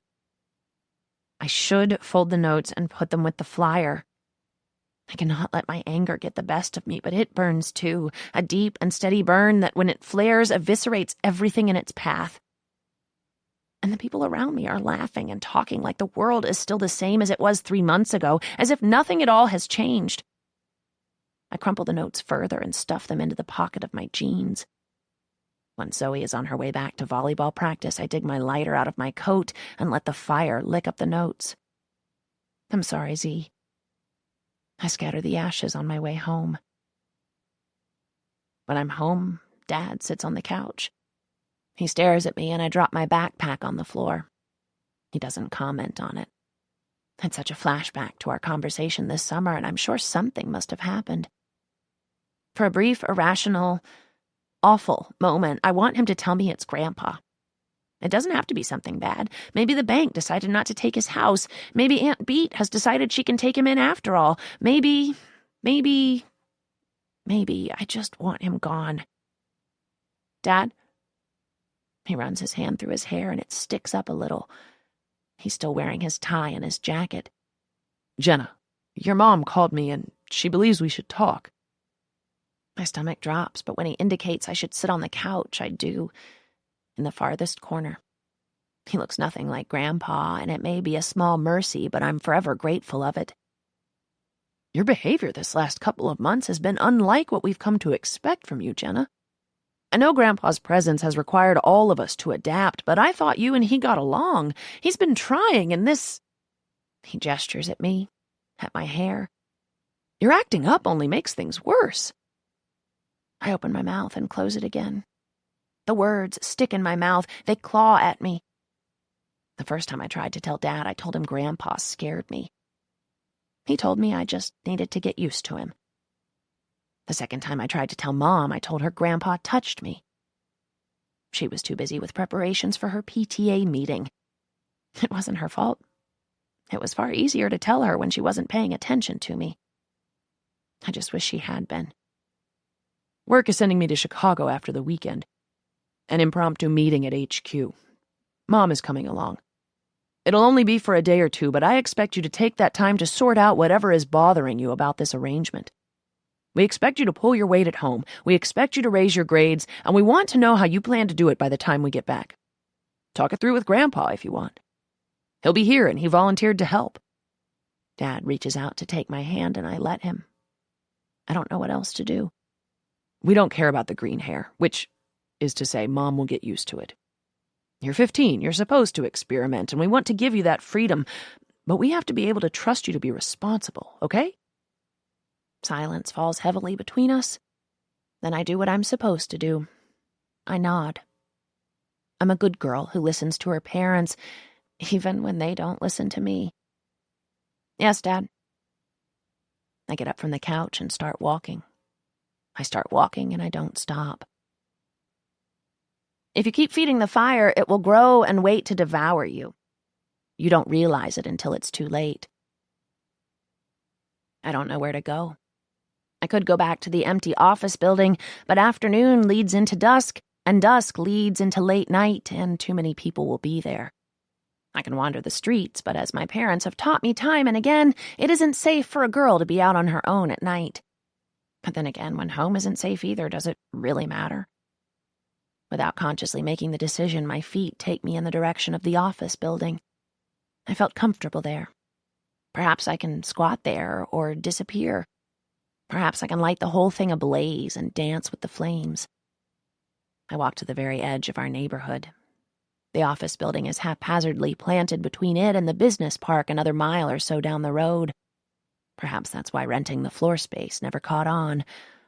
Or perhaps they always meant to build it as a teen playground of sorts. I sneak around the fence, but at night the building is nothing like the one I know. There are lights inside, and faded music drifts down from the roof. A few yards away from me, someone laughs. I step back. A beer bottle smashes against the concrete walls. Then the yellow beam of a flashlight suddenly shines in my direction. I raise my arms against the sudden brightness. Who do we have here? Someone slurs. A guy steps into the light. He's blonde, black-rimmed glasses, maybe a few years older than me. He clings to a beer bottle, and it looks like it's all he can do not to stagger. The light beam moves, and another guy steps closer too. I freeze. I push my hands deeper into my pockets, and my heart picks up the pace. What are you doing here, little girl? The first says. The second guffaws. Are you going for the big bad wolf aesthetic, dude? She looks lost. Bottle defends himself. I'm not. I mutter, but probably too quiet for anyone to hear. Still, the words matter to me, and the guys are too wrapped up in their fairy tale. Oh, grandmother, what a big mouth you have! All the better to eat you with. The beam shakes as the second person laughs. The two reach out and bump fists because they're drunk and gross and teen boys through and through. Bottle steps a little closer again. Come here, little girl, I'll show you something big. I want to move. I don't move. I can't move, and I hate myself for it. What am I if I can't even protect myself from this? But deep in my pocket, my fingers curl around my lighter. I play with the spark wheel, and for a moment I think I could accidentally set myself on fire, and while I can push lit matches against my arm to remind myself to feel, I can't do that. I will burn down the world before I burn with it. I can blaze this path, too. I turn around and start walking.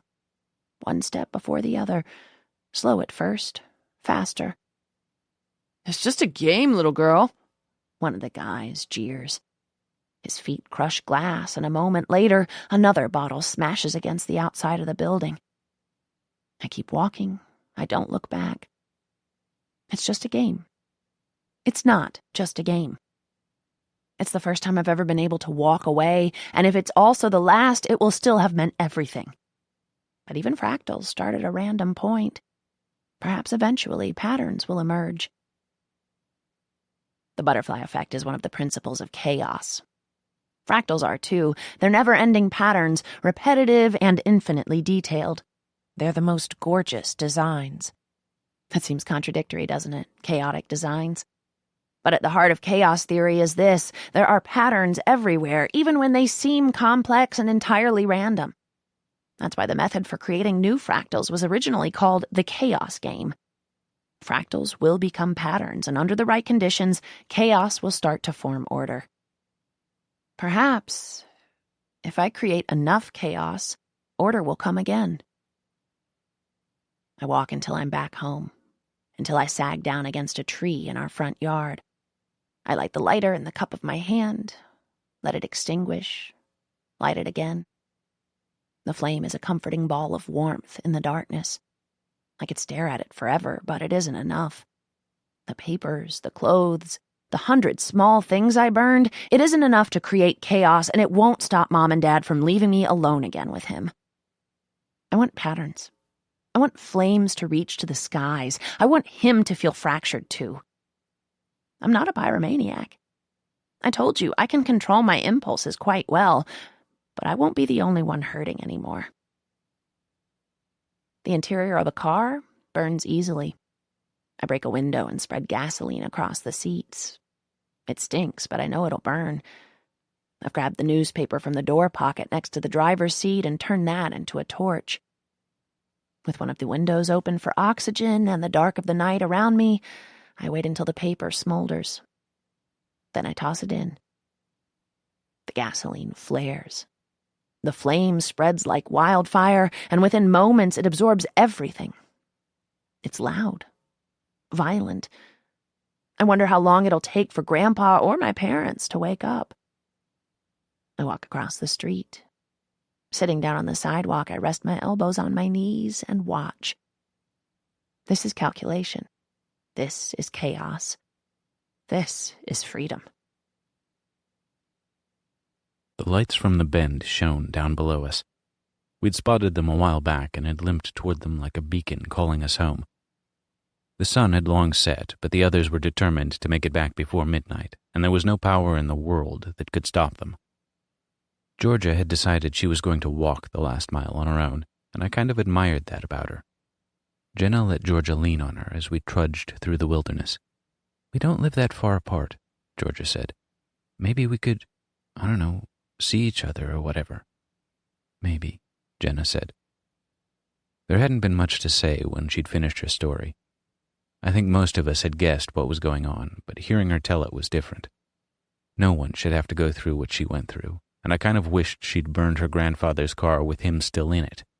But then she would have been in prison instead of with us, and I don't think she deserved to spend her life in a cage. "I wish I could have met someone like you at camp," Georgia went on.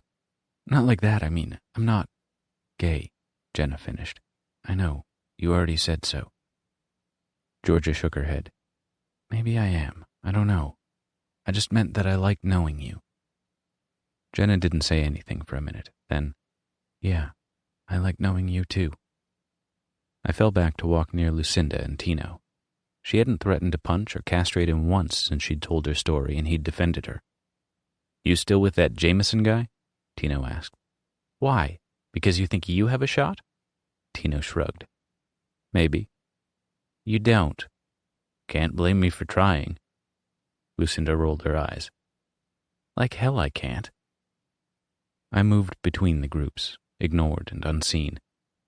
I listened to Jyla and Sunday laughing as Jackie told her the whole story of how she'd got caught stealing from a science fiction convention. And I heard Jyla tell about how she'd wound up in the Bend because her best friend Ursula's older brother, Mauro, who Jyla had been in love with, had been found murdered, and how her father wouldn't let her go back to Shalitla Guerrero for the funeral, so she'd run away from home multiple times. She made it all the way to the border crossing on money she'd earned busking before she was caught. Sunday swore the story she'd told us really had been true, so she talked about her dad's instead. It sounded like she had a nice family, and I kind of envied that. "My sister really did disappear," David said to Cody as they walked. "And I do think it was aliens that took her."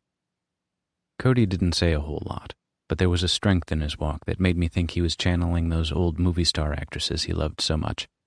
"I put nails under Mike's tires," he said. "But I think my parents really sent me here because they thought it would make me into a real man."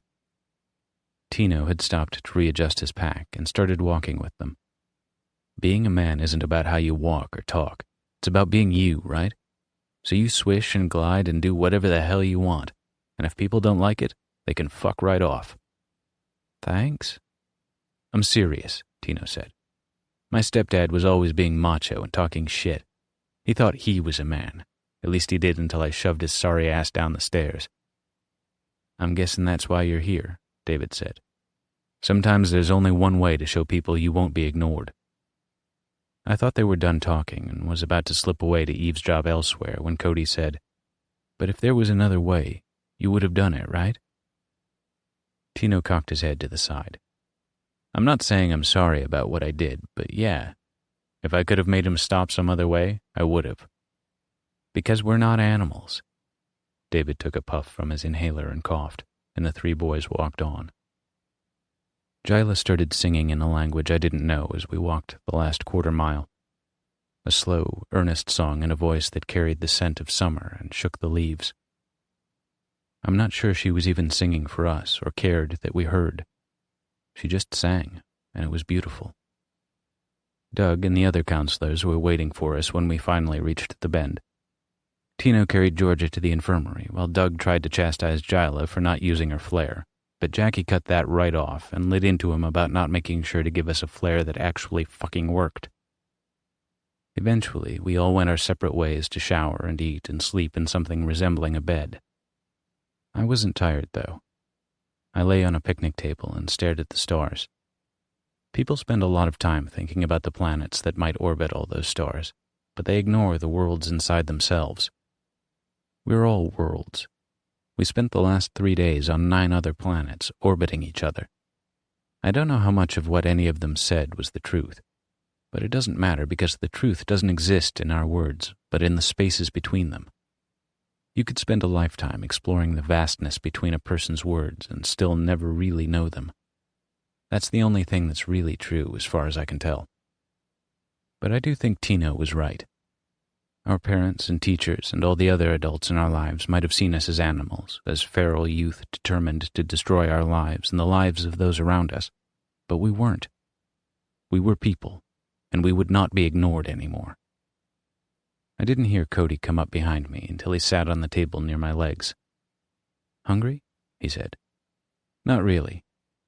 I sat up and scooted beside him. "How come you never told a story?" "Judge doesn't have to." Cody elbowed me in the ribs.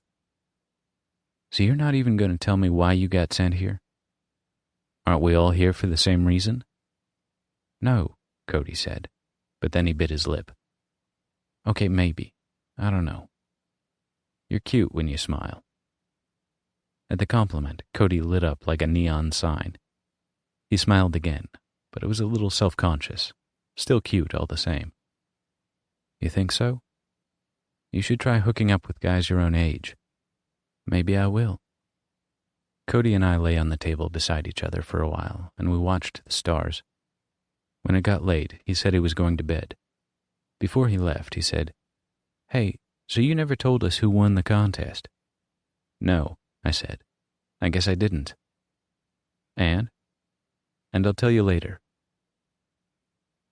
After Cody's footsteps faded, I reached into my pocket, pulled out a crumpled $100 bill, and held it in front of my face. I said I was going to tell the truth, and I did. We were a clusterfuck, but we'd survived. I didn't have any romantic notions that we were going to remain friends after what we'd been through. I didn't believe for a second that Lucinda and Tino were going to call each other when they got home and start a long-distance relationship. I didn't imagine Jyla and Jackie were going to meet up at a science fiction convention and hound the cast of Space Howl for autographs together, or that Jenna was going to fly to LA and have coffee with Sunday. We might have tied ourselves to each other for the 3 days we spent in the woods, but those knots had already started to loosen now that we'd returned. That's not the important bit, though. It didn't matter whether we'd stay bound to one another, only that we'd learned to tie the knot at all, and it gained the strength to show the world that we are not animals. We are not the feral youth they believe us to be.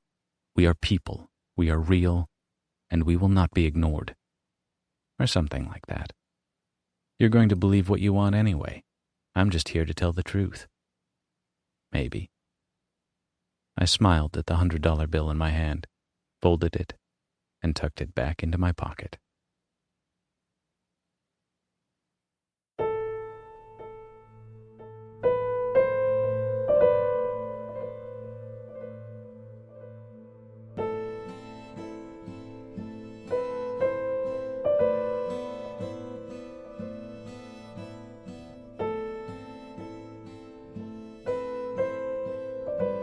Feral Youth was written by Shaun David Hutchinson, Susanna Young, Marika Nijkamp, Robin Talley, Stephanie Kuhn, E.C. Myers, Tim Florine, Elia Don Johnson, Justina Ireland, and Brandy Colbert.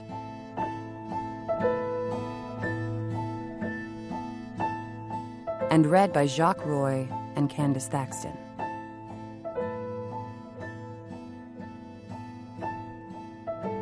Editing and post-production by Common Mode. Paul Fowley, Technical Director.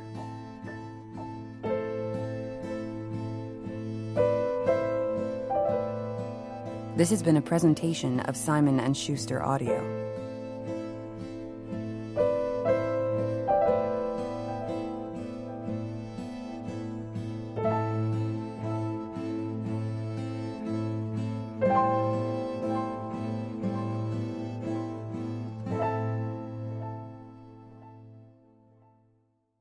Feral Youth is available in print from Simon Pulse. Also available from Simon & Schuster Audio. At the Edge of the Universe by Shaun David Hutchinson. Read by Jacques Roy.